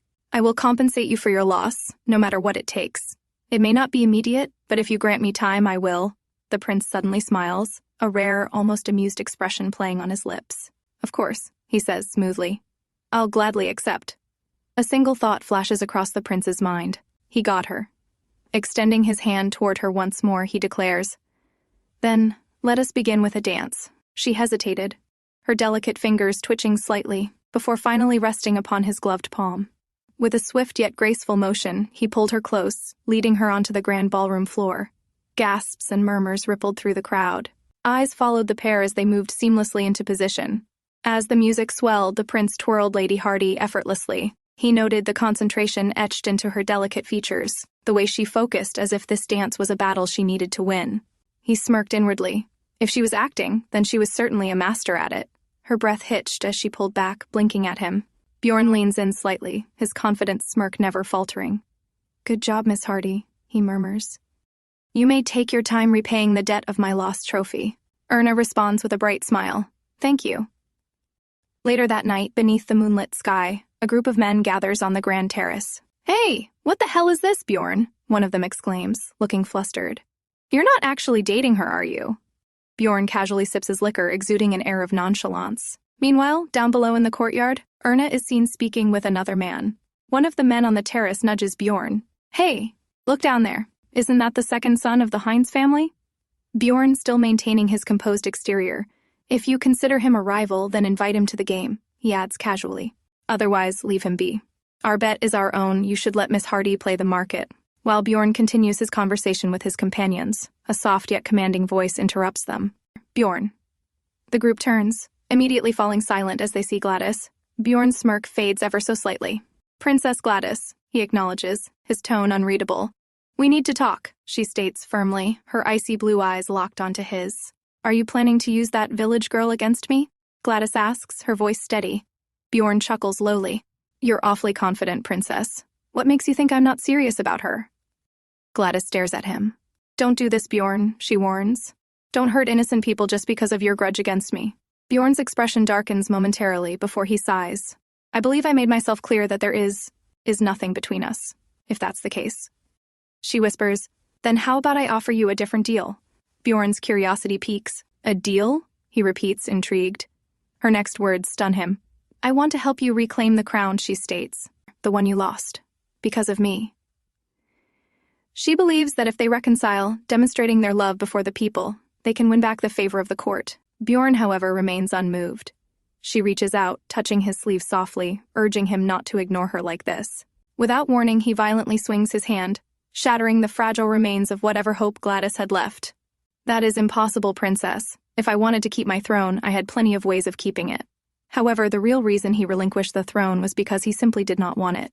Bjorn cruelly mocks her, questioning if she thinks of the throne as a mere toy that can be passed around at her will. His sharp words cut deep, and Gladys sobs, unable to refute him. Bjorn, unaffected by her despair, walks away without a second glance, suggesting that if she is so desperate to be a crown princess again, she should seek another kingdom. His mocking smirk lingers as he leaves her in shattered tears. As Bjorn exits, he is suddenly halted by a distant scream. Bjorn narrows his eyes, recognizing the voice. A single name escapes his lips. Erna. On the other side, Erna finds herself in an unexpected confrontation. A red-haired nobleman, clearly intoxicated and full of resentment, grabs her wrist tightly. Erna, caught off guard and alarmed by his aggressive behavior, pleads with him to release her, but her protests fall on deaf ears. The man's grip tightens as he sneers that her father would not hesitate to sell her off to the highest bidder, even to a man like himself. With a smirk, he suggests that if he were to offer a higher price, she would belong to him. His entitled arrogance fuels his grip, and his intoxicated mind makes him reckless. With a burst of fear-induced strength, she breaks free, shoving him back. She stumbles in her rush to escape, but she does not stop. Her heart pounds violently as she dashes through the corridors. Tears well up in Erna's eyes as she realizes she has nowhere to go. Every turn she takes seems to lead to a dead end. As Bjorn followed the voice which led him to the place where he saw Erna, her elegant dress in disarray, her wide blue eyes shimmering with fear, she clutches a heavy candelabrum in trembling hands, her breaths ragged. Bjorn steps forward, his expression unreadable. "Miss Hardy?" he calls out, recognizing her. He narrows his eyes as he surveys the scene. "What on earth happened?" he murmured. "Prince, she stammers, her lips quivering. "I think I just killed someone." The prince remains silent. Her hands shake violently as she tries to explain, her voice breaking. "I didn't mean to kill him. I was just so scared. He wouldn't stop, so I hit him, but he collapsed. And then there was so much blood." The prince kneels beside the unconscious man, observing his wounds with a cold, analytical gaze. "The second son of the Heinz family," he muses. "I already knew he was trash, but I never expected him to be this vile." He stands and turns to Erna, his voice steady. "Calm down. There's no need to worry. He's only unconscious. He'll wake up soon enough." Erna stares at him, her eyes filled with hesitation. "Really?" she asks, almost desperately. The prince nods. "Yes, trust me." With a swift motion, he removes his cape and drapes it over her trembling shoulders, shielding her from prying eyes. "You did well to protect yourself," he says softly. He gently asked, "Can you walk on your own?" She hesitates before nodding slowly. "Yes." He quickly gives her directions out the door, down the hall, through the garden, where she will find the Hardy family's carriage. "Once you get there, leave immediately." "But," she hesitates, looking at him with concern. "Your Highness, what about you?" Bjorn gives her a small, knowing smirk. "I'll take care of the rest," his grip tightening slightly on her shoulder. His words are unwavering, like an order that leaves no room for debate. "Do as I say, Erna. This is no time for hesitation." Still, Erna's concern lingers. She doesn't want to abandon him, not like this. As if sensing her doubt, the prince suddenly smiles. "Don't worry," he says. "I'll make sure you pay me back for this later." Erna is baffled. "Pay you back?" she echoes in confusion. "You like boats, don't you?" he asks, tilting his head. "Eh?" She doesn't understand. "You'll have to like them," he remarks cryptically, tightening the cloak around her shoulders before pushing her away. "Now go." His insistence leaves her no choice. With one last worried glance, she turns on her heel and runs. The moment Erna is gone, his demeanor shifts. He reaches for a nearby vase filled with water and, without hesitation, tips it over Heinz's face. A spluttering cough breaks the silence as Heinz jerks awake, gasping for air. He clutches his bleeding head. "Ah, you're finally awake," the prince greets him, voice dripping with faux politeness. "I might have gone a little overboard. Apologies." Heinz groans, his hand trembling as he touches his wound. What's happening?" he stammers. Bjorn's face is unreadable. "You're not dead yet, so no harm done, right?" Heinz stares at him, horror creeping into his expression. You're insane!" The prince merely chuckles. "Maybe." Without warning, the prince grabs the candelabrum, the very weapon Erna had used, and swings it down, striking Heinz again. Heinz groans in pain. "If I don't hit you enough times, will people truly believe we fought? If I stop now, everyone will assume you were beaten by a woman." The prince's voice is almost mocking now. "Rather than admit you were beaten by a noble lady, wouldn't you rather say you had an unfortunate run-in with the mad prince?" He runs a hand through his hair, exhaling as if this entire ordeal was nothing more than a mild inconvenience. "I suppose this will do," he murmurs to himself, his golden eyes reflecting no sympathy. Later, the prince returned to the ballroom, holding a blood-covered candelabrum. The crowd quickly noticed the blood, and murmurs spread across the room. Moments later, the second son of House Heinz arrived, limping and soaked in blood. He could barely walk and collapsed on the floor. His aunt rushed to him, crying out the prince's name in alarm. Meanwhile, Lisa confirmed that the trophy the prince mentioned was indeed made of gold, which left Erna trembling. So, the prince had been telling the truth. Suspicious, Lisa asked. "My lady, why are you suddenly interested in that poisonous prince?" She then mentioned a new rumor. Apparently, the prince had hit someone again. See? He's dangerous, she added firmly. Erna, feeling guilty, tried to defend him. That rumor, it was because of me. Lisa didn't budge. You shouldn't be swayed by his good looks, my lady. Erna sighed deeply. She owed him now, badly. She had already retraced her steps today, trying to find the prince's missing trophy, but had no luck. And to make things worse, he had taken the blame for her while she ran away that day like a coward. She opened her treasured chocolate box, where she usually saved her money. Of course, it wasn't nearly enough to replace a golden trophy. Her eyes then fell on a flower beside it, and an idea sparked. As usual, the prince was riding in his carriage, on the way to meet his brother, the crown prince. He muttered to himself, "Everyone's talking about me and Erna Hardy," but he didn't mind. In fact, things were going smoothly. Erna might even help him win the bet. As the carriage passed a side street, he noticed someone standing there. To his surprise, it was Erna. When the carriage door opened, she climbed in, holding a big box on her lap. The prince looked at her. "Aren't you going to say anything?" In his eyes, she looked like a walking wedding cake in a pink dress covered in flowers. Erna handed him his evening coat back and bowed. "Thank you, and I'm sorry. You got blamed because of me. I was the one who caused Heinz's injury." The prince casually replied, "Well, that's not entirely wrong. I did hit him." She looked at him, stunned. Why? He gave her a sharp look. Because he deserved it. Inwardly, he wondered, why was she even asking? Did she not remember what Heinz had done to her? "There's no need to apologize," he added. Then Erna took out a delicate handmade flower from her box. "I made this. I plan to sell these to pay you back for your lost trophy." He stared at the flower in disbelief, then asked, "Wait, are you saying you'll pay for something made of gold by selling this?" Erna nodded, eyes steady. "Yes." Bjorn scoffed. "Will you manage to pay me back before I die?" She answered quickly. "It may take time, but they sell at a good price, and I'm good at making them. I've always loved flowers." The prince sighed. He could not deny that she was practically wrapped in them. He looked at the flower again. "Fine. Do as you wish." Erna smiled, relieved. "You can keep this one, as a token." The prince frowned, watching her. This woman always acts so strange, he thought. Later, Prince Bjorn arrived at the palace where Crown Prince Leonid was already waiting. Leonid glanced at him and asked, "You're late. What happened?" Bjorn, still seated and staring at the flower in his hand, replied calmly, "Just had some personal business." Leonid's eyes shifted to the flower. That flower reminds him of Princess Gladys, so he asked, "Did you meet Gladys by any chance?" Bjorn didn't respond. Instead, he tossed the flower into a nearby ashtray, stood up, and said, "Let's move on. I'll take the blame for being late." Leonid watched his twin brother, as calm and composed as ever. He recalled their mother's words. She had warned Leonid to keep an eye on Bjorn, convinced he was up to something. But, looking at him now, it was clear he believed their mother had only said it out of concern. Elsewhere, Erna sat sipping tea, relieved that her handmade flowers were finally selling, thanks to her friend Pavel. She felt better too, knowing the matter with the prince had been resolved. He had accepted her flower, and honestly, she thought it would be lovely to see him wear it one day. She knew Lisa didn't trust the prince and warned her to stay away. Maybe he was bad, but Erna also saw the kindness in him, how he had helped her when she was in trouble.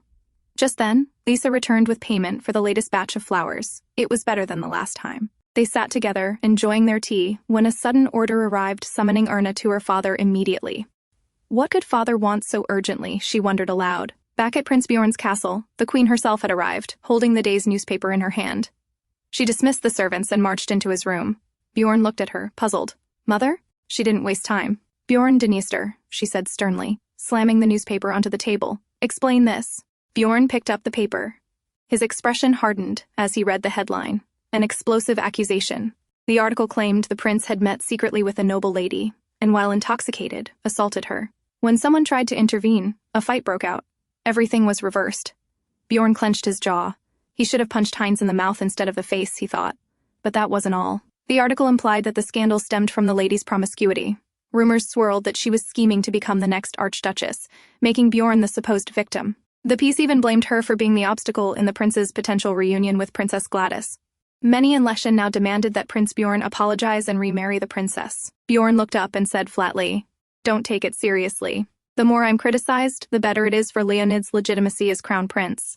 But the queen shook her head. "I didn't come here to talk about Leonid," she said, her voice softer now. "I'm worried about you, my first son. You've already sacrificed so much, I just want you to be happy now." Bjorn looked at her quietly for a moment. Then he smiled. "I am content as is, mother." On the other side, when Erna arrived to meet her father, he was furious. He rudely called her name and slammed a newspaper onto the table. "Why did you lie to me that day? You said you were sick. Were you really with the Archduke?" he demanded.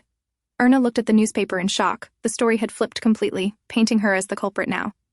Meanwhile, the Queen questioned Bjorn. "Are you serious about Lady Hardy? If you are, I can speak with your father," Bjorn scoffed, taking it as a joke. The Queen's expression grew worried. "If you're not serious, then what do you plan to do about the damage to her reputation?" she asked. Bjorn averted his gaze. He didn't have an answer. Back with Erna, she tried to explain. "Yes, I was with the prince, but—" Before she could finish, her father raised his hand and slapped her across the face. At that very moment, Bjorn declared coldly, "Whatever happens to her, it has nothing to do with me." Erna stumbled from the blow. Her father's wife stepped in, trying to stop him. "You can't treat her like this. She has a party to attend tomorrow," her father scoffed. "Party? With this scandal everywhere?" That's when it hit Erna. He planned to sell her off. She had tried to ignore the whispers behind her back. She wanted to believe her father like any other, simply wanted his daughter to marry when the time was right. But how foolish she had been. "So, you're planning to sell me off in exchange for saving the house?" she asked, her voice low, head still down. The Hardy couple flinched for a moment, caught off guard, but quickly recovered. Her father spoke.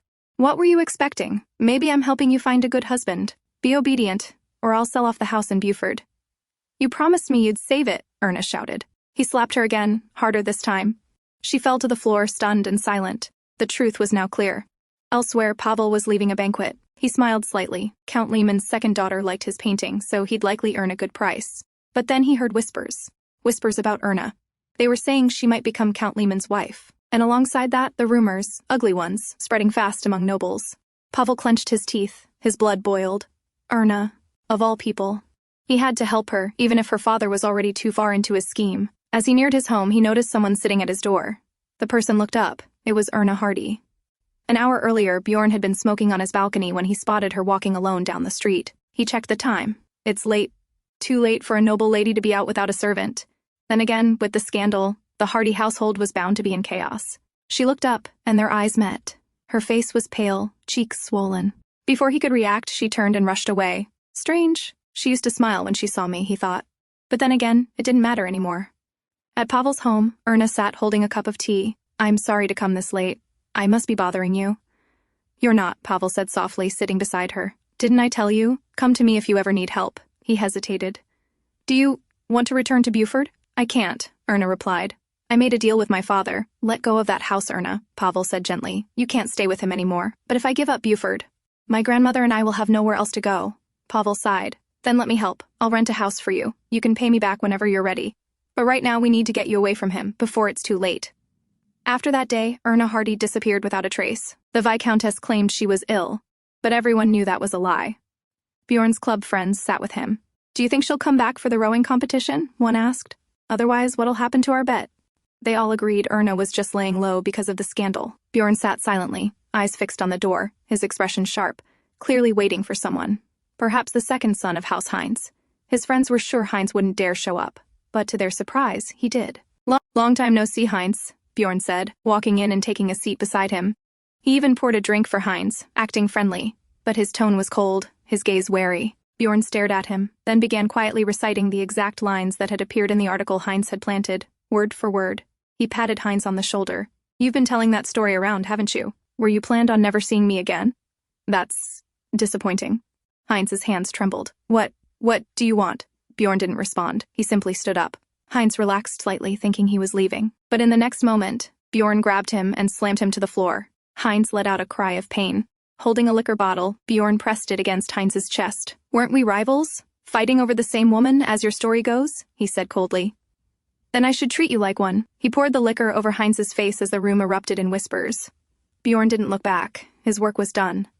As he left the banquet and rode away in his carriage, he spotted Lisa, Erna's maid, walking alone. He narrowed his eyes. Was she alone? Or was Erna nearby?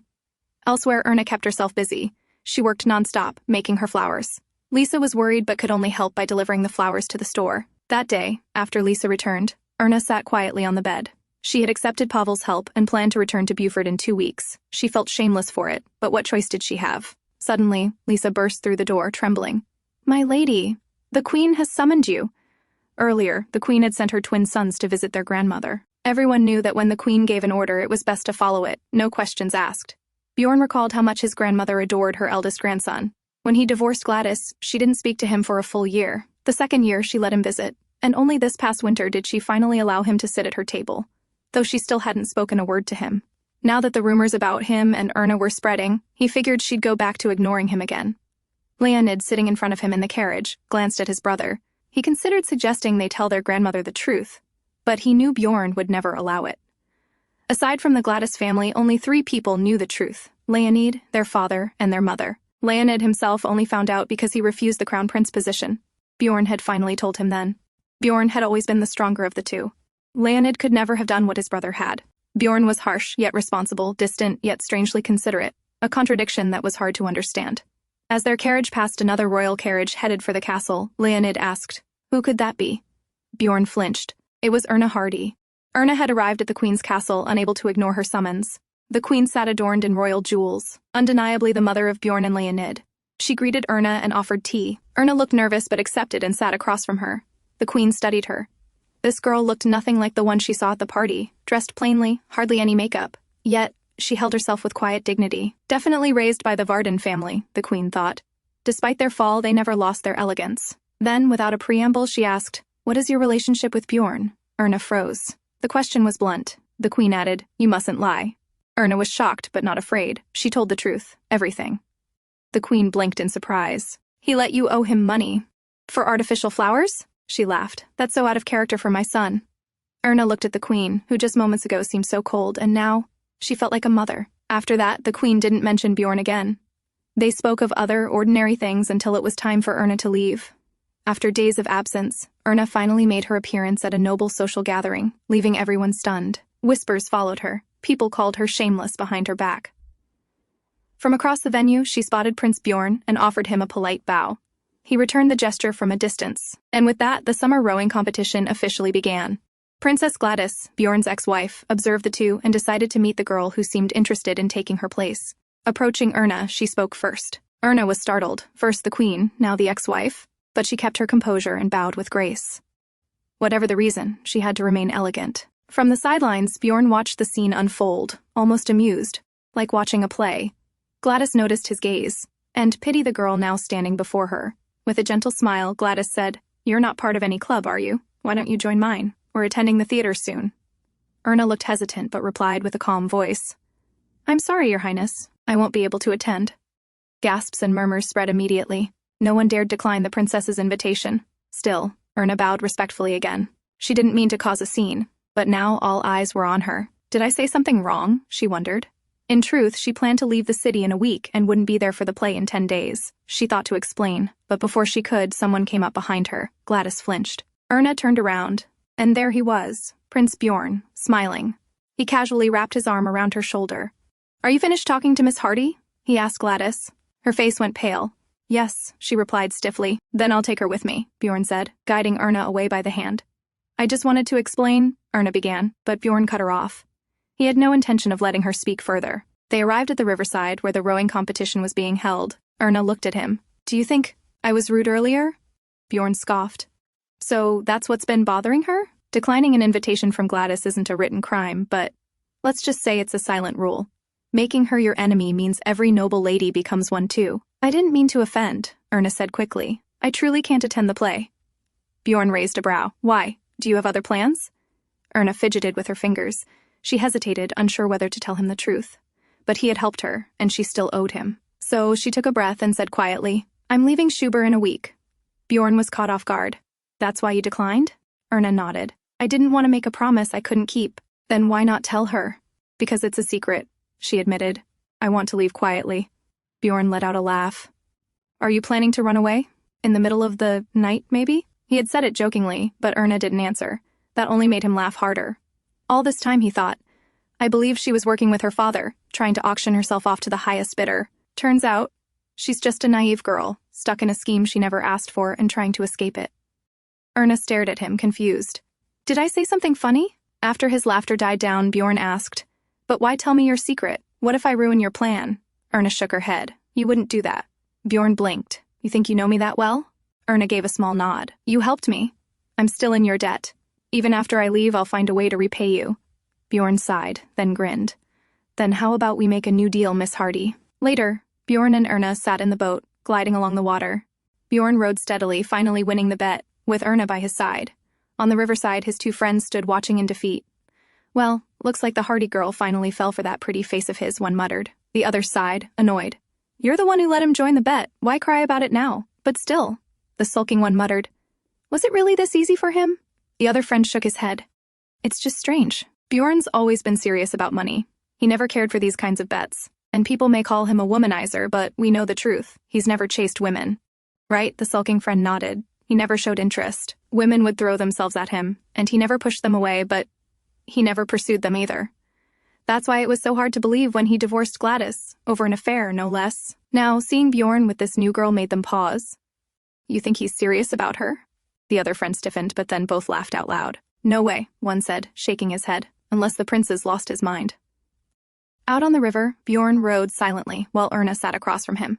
She knew being seen with him would only fuel the rumors further. But when he offered his hand with a new deal, forgetting her debt in exchange for a night on the river, how could she say no?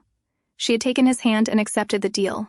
Noticing his gaze on her, she started rambling, trying to be polite. Your rowing is really impressive. Very powerful strokes, Your Highness. Bjorn gave a dry smile. I hate rowing. Erna blinked. Oh, then do you like animals? I heard you won the horse riding competition. Bjorn glanced at her. So, you've been investigating me? Erna flushed. I didn't mean it like that. I just heard... He chuckled. What about your hometown? Do they have festivals like this? She nodded, relaxing a bit. We do. Not this grand, of course. But we eat together, laugh together. It's always warm. She laughed as she shared stories, and Bjorn simply watched her, this naive country girl. He must have been mistaken, thinking she was anything like Gladys. The fireworks cracked in the sky. Erna's eyes lit up, wide with wonder. You've never seen fireworks before? Bjorn asked. Her eyes still fixed on the sky, she answered. No. This is my first time. He stared at her expression, so full of innocent awe, and his mind drifted back 4 years. That night, he had been here with Gladys. She wasn't feeling well from the morning, struggled through the rowing, and during the fireworks, she had looked pale. But as the crown princess, she stayed till the end. That day, he had thought she would make a great queen. It was a week later he learned the truth. She was pregnant. When the royal doctor congratulated him, he couldn't even respond. From then on, he stopped believing what he saw. He let go of meaningless expectations. Life became simpler. And tonight, he had a beautiful woman beside him, enjoying the festival. He had won the bet. With her help, he'd earned back more than the value of that lost trophy. Just then, a gust of wind blew, and Erna's hat flew off, landing in the water. She leaned over, trying to reach it. Careful, Bjorn warned, but she kept leaning. He instinctively reached over and pulled her back. But the boat tilted sharply to one side, wobbled, and capsized. They plunged into the water. Erna sank fast, unable to breathe, unable to scream. Panic took over as she thrashed under the surface, until a large hand wrapped around her. She heard Bjorn's voice, faint and muffled. She couldn't understand what he said, but just knowing he was there, she knew she was safe. Once again, Bjorn had saved her. Bjorn pulled Erna back into the boat, calling her name. Erna. Erna, wake up. She finally coughed, spitting out the water she had swallowed, her breath returning in short, sharp bursts. Bjorn patted her cheek lightly. You're okay now. He looked at her, still dripping wet, and found it ridiculous. They had fallen into a river over a hat. In his eyes, she really was a troublesome woman. But it didn't matter. It was over. He had already won the bet. They reached the riverbank. Erna's parents were there, calling for her. Bjorn's assistant approached as well, handing him a dry coat. Before leaving, Bjorn turned to look at her one last time, just a glance. Whether she succeeded in running away or got caught and stayed in the city, it was no longer his concern. He walked off toward his friends, flipping his wet hair back and demanding, "Bring me my money." The festival was over. Everything should return to normal now. But rumors erupted again. Erna's father was livid, slamming his cane to the ground, fuming. Her stepmother, trying to calm him, reminded, "We still have Count Lechen. Tonight's meeting will fix everything." But on the other side, it was Princess Gladys who changed everything. When Prince Björn was criticized for having an affair right in front of his ex-wife who forgave him and decided to take him back, the princess decided to make a public statement. She clarified everything. Tearfully, she even brought up their lost child. She asked people not to blame Bjorn, claiming he had cared deeply for their baby and even attended the funeral in secret. "I cannot force a reunion," she said, voice trembling. "If he chooses Miss Hardy, I will respect his decision." The statement worked like magic. Gladys was now seen as noble, gracious, a woman who tried to protect even her unfaithful ex-husband and his supposed lover. Naturally, the public turned on Erna. She became the villain. One by one, those who had shown interest in her turned their backs. Her father, who had been counting on Count Lechen, received a letter canceling the meeting. Another door shut. Far away in Buford, the newspaper had already reached her grandmother. Tears rolled down her cheeks as she clutched the paper. She knew her granddaughter couldn't do such things. And she also knew exactly who would put her in this situation: her father. "I won't let Erna suffer the same way her mother did," she whispered. She had made up her mind. She would go to the capital and save her. Meanwhile, Prince Bjorn sat at a tea table, lost in thought. He wondered aloud, why didn't the king of Lars make his daughter the heir instead of marrying her off to Lechen again? After all, she was brilliant. Her greatest weapon? She didn't appear to have any ill intentions, but this time, she'd spoken of the child. Bjorn scoffed. "She used to avoid lies," he muttered. "But now, seems like she's finally learned how to tell one." Late at night, Erna heard the door creak open. She turned, wondering who it could be at such an hour. The answer came fast, her father, storming in, his face twisted in fury. The scandal had erupted again, ruining all of his plans. Far away, Pavel was busy with another portrait commission. He checked the sky. It looked bad. Rain clouds had gathered thick, and the weather was turning. He had promised Erna he'd meet her at 7 in front of the clock tower. He planned to leave as soon as he finished work, but the storm suggested that wouldn't be easy. Meanwhile, at the club, Prince Bjorn sat with his friends playing cards, the usual scene. One friend asked casually, "Have you seen Miss Hardy since that night?" Bjorn didn't answer. He hadn't even heard the question. His friends felt a twinge of guilt now. They had made that bet jokingly, but it had ended up dragging Erna into a scandal. Still, they knew the truth. Bjorn wouldn't bother about her now. He had abandoned Princess Gladys. Why would he care about Erna Hardy? "Unless Gladys and Bjorn reunite, the public will keep blaming her," one murmured. But that's never going to happen. They wondered aloud why people were so obsessed with the image of Bjorn and Gladys as a couple. As the night deepened, the storm worsened. Rain poured heavily. Bjorn looked out the window, watching it lash against the glass. Could that Hardy girl really run away in this kind of weather? At that same moment, Erna stood beneath the clock tower, soaked in rain. Her face was swollen from her father's slaps. Back on Pavel's side, his train was stopped by a landslide caused by the rain. When he asked how long the delay would be, the station master gave no clear answer. Pavel grew restless. Erna was waiting. He asked for any means of transport, a carriage, a horse, anything. Bjorn left the club, but instead of returning to the castle, he ordered a detour to the station.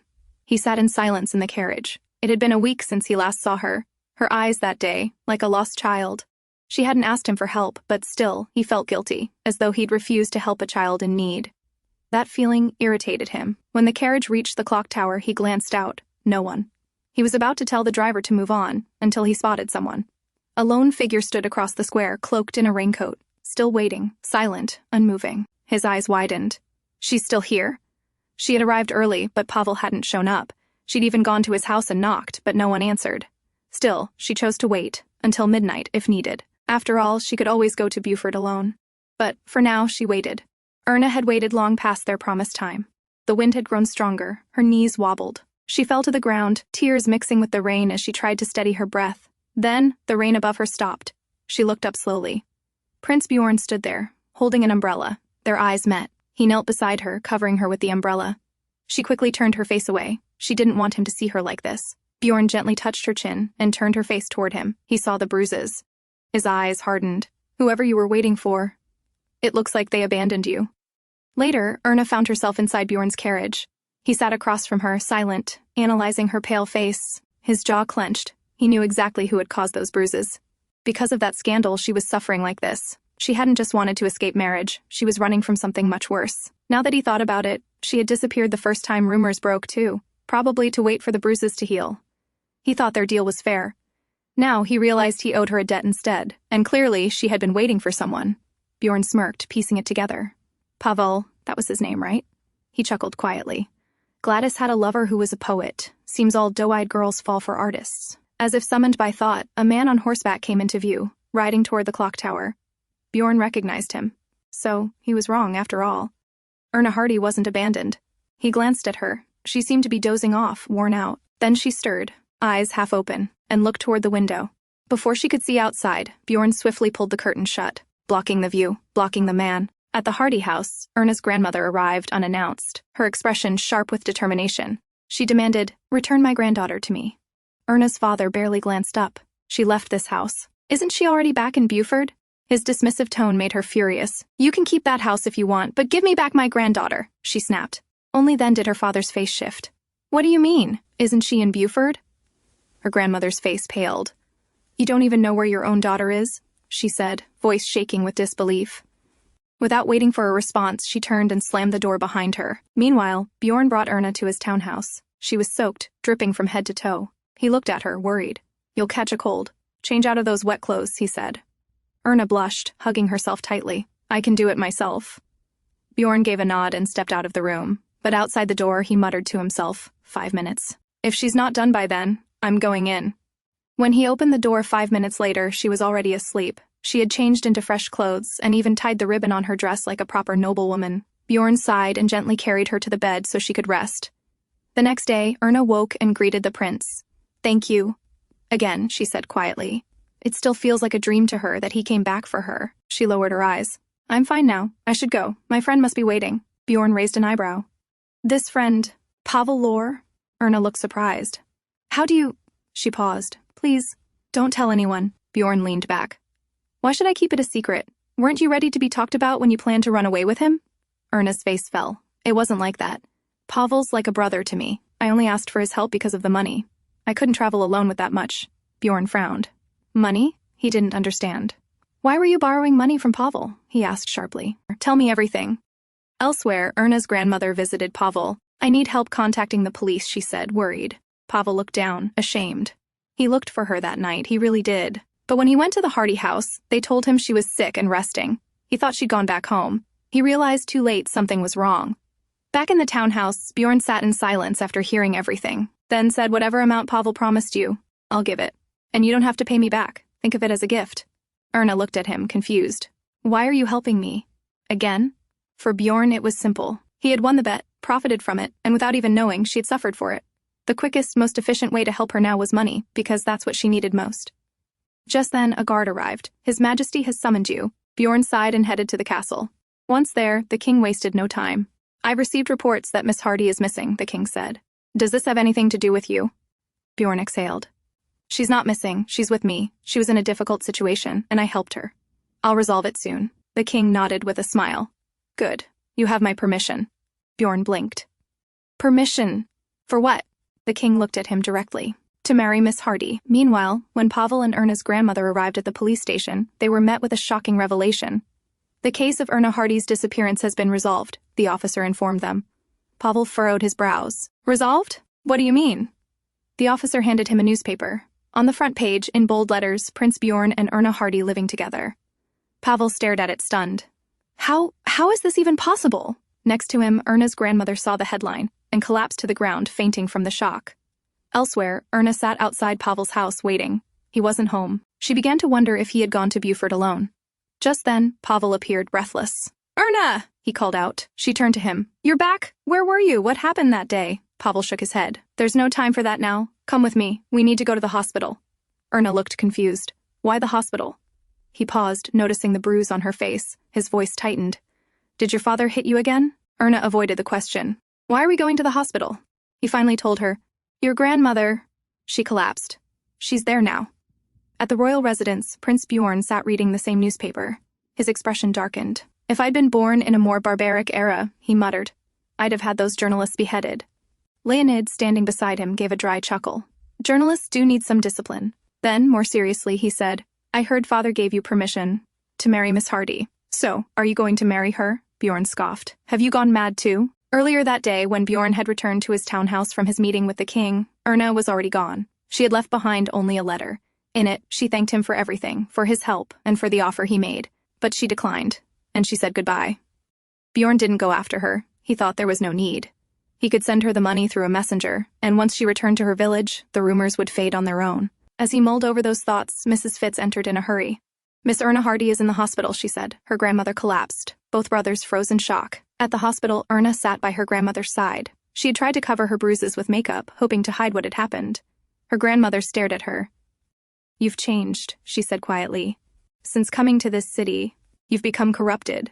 Erna didn't argue. Let her believe that. It was better than showing her the truth, that her face had been beaten. She couldn't bear to lose her grandmother too, not like she lost her grandfather. Prince Bjorn sat in the club, surrounded by murmurs. Every whisper was about Erna Hardy. Did you hear? Someone said, that artist, Pavel Lore, paid her grandmother's hospital fees. First, the prince. Now the painter. She's turning out to be the greatest seductress in the city, another added. His friends exchanged looks. One of them spoke up. It's getting worse for her. At this rate, she'll never recover from it. Bjorn leaned back in his chair, eyes closed. It had become a never-ending story, and now he realized, even if Erna left the city, it wouldn't end. The gossip would just shift to the next woman. It wouldn't stop until either he or Princess Gladys disappeared from the picture. He thought back to his father's words that morning. Marry Erna Hardy. What would that even feel like? He never believed in love. That's why he had married and divorced Gladys without a second thought. And Erna? Yes, she was beautiful, but beyond that, she had no advantage to offer. Still, if he named her Archduchess, at least it would silence Gladys's name once and for all. It all started with her, he thought, so maybe it has to end with her. He took a coin from the table and tossed it. He caught it, looked at the result, and stood up. "Where are you going?" one of his friends asked. Bjorn turned slightly, tossed on his coat, and said, "To clean up a mess." At the hospital, even the staff and visitors couldn't hide their stares. Whispers followed Erna down the hallway. "She's the one," someone said. "The prince actually likes that kind of girl," another muttered. Just then, the very subject of their gossip stepped into view, Prince Bjorn. His sudden entrance silenced the murmurs in an instant. He paused at the doorway, eyes scanning the corridor. A flower pot caught his attention. Without hesitation, he stepped over and plucked a single pinkish-red rose. Inside the room, Erna's grandmother sighed deeply. "Because of this scandal rumor with the prince, no one will marry you now." Erna replied gently, "It's all right, grandmother. I don't plan to be married anyway, and there's nothing between me and the prince." The door opened. Bjorn stood there, hair slightly ruffled, coat resting over shoulders, a rose in hand. Erna's eyes widened. "Your Highness?" Before she could say more, he stepped forward and knelt on one knee. First, he said calmly, "I apologize for being late." Earlier that day, when the coin had landed, he made a choice. Heads, he would marry her. Tails, he would hand her the money from the bet and send her off. And now here he was, kneeling before a woman who, in truth, held no gain for him. But maybe, just maybe, he could try to live a life that was quiet, beautiful, and harmless. Holding out the rose, he looked up at her and spoke clearly. "Miss Erna Hardy," he said, "will you marry me?" Erna stared at him with wide eyes. Was this a dream? Her thoughts raced. But no, it wasn't a dream. Everyone was watching. She, an insignificant girl, and in front of her, the prince, was proposing. How could that be? And more than that, he didn't love her. Her hand moved unconsciously, reaching for the rose. His expression was bright, almost expectant.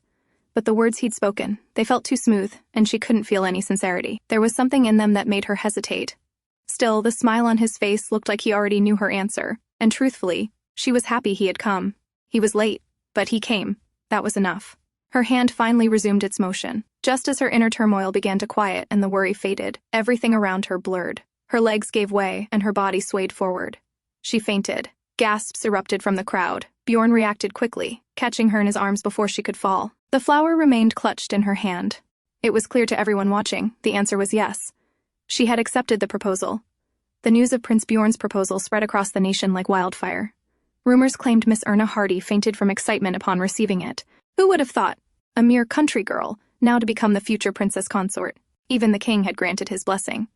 What shocked everyone further, the wedding would take place in just 2 months. And with that, the love story of Prince Bjorn and Princess Gladys came to a definitive, tragic end. A few days later, Erna sat across from her stepmother.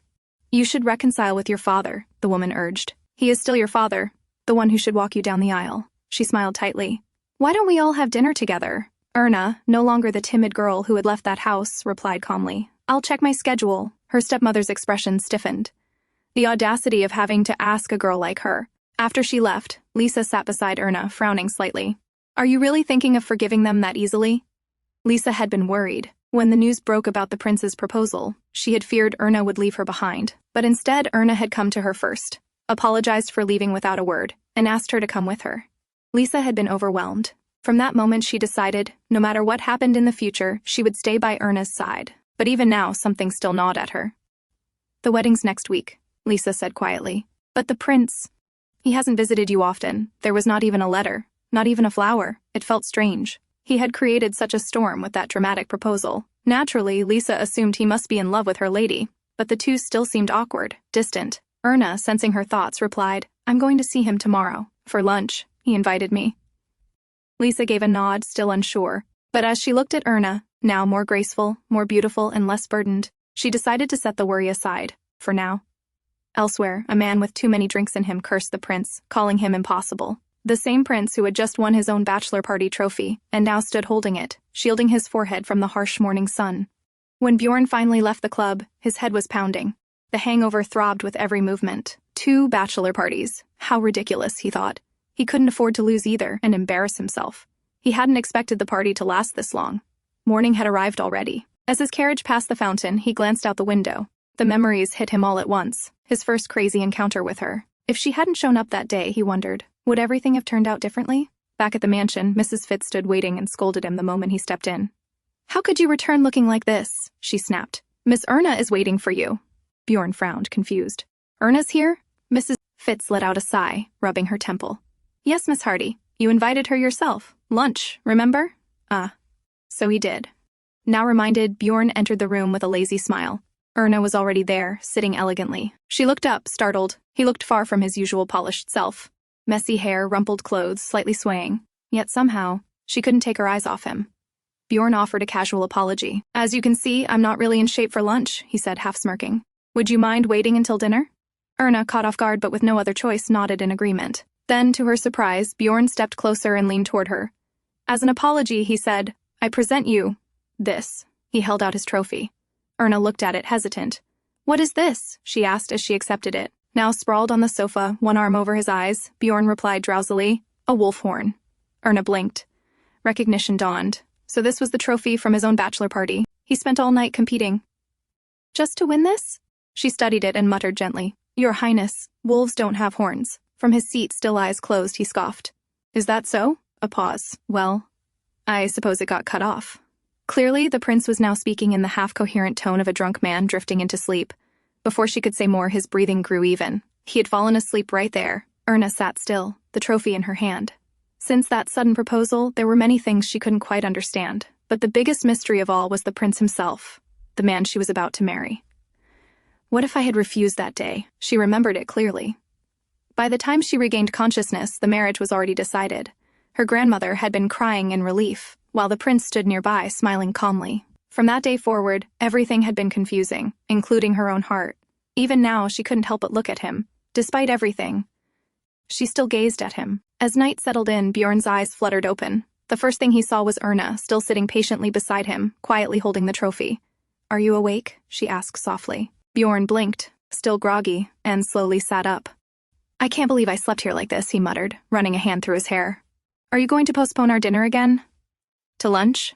Erna asked calmly, but there was a subtle hint of anger in her voice. Bjorn chuckled.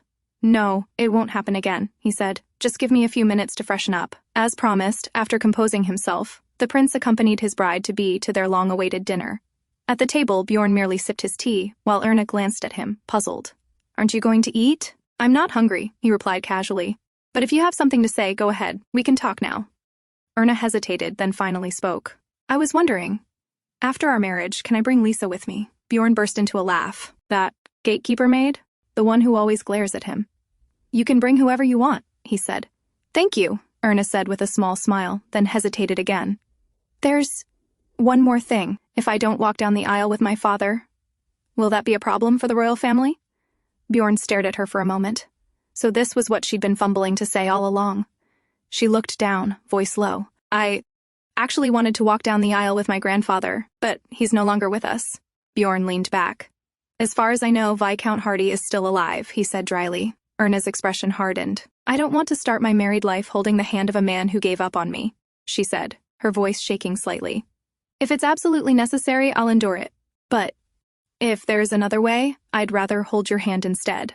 Bjorn froze, stunned by her words. She looked at him with those pleading, innocent eyes, not demanding, just asking. The wedding was tomorrow. That night, Erna lay beside her grandmother. "Are you afraid?" her grandmother asked gently. "Yes," Erna admitted quietly. "I've been afraid since the day he proposed." She paused, then asked the question that had been weighing on her heart. "Grandmother, why do you think the prince proposed to me?" Her grandmother smiled warmly. "I think he proposed because he has an eye for hidden gems," she said softly. "And yes, because he loves you." But Erna looked away. Deep down, she knew. Prince Bjorn didn't love her. At least not yet. Her grandmother gently caressed her cheek. "I was worried at first," she confessed. "Worried that, like your mother, you'd fall for a man with an affair. That's why I came to take you back. But now, I'm not afraid anymore. The prince doesn't seem like the man the rumors make him out to be."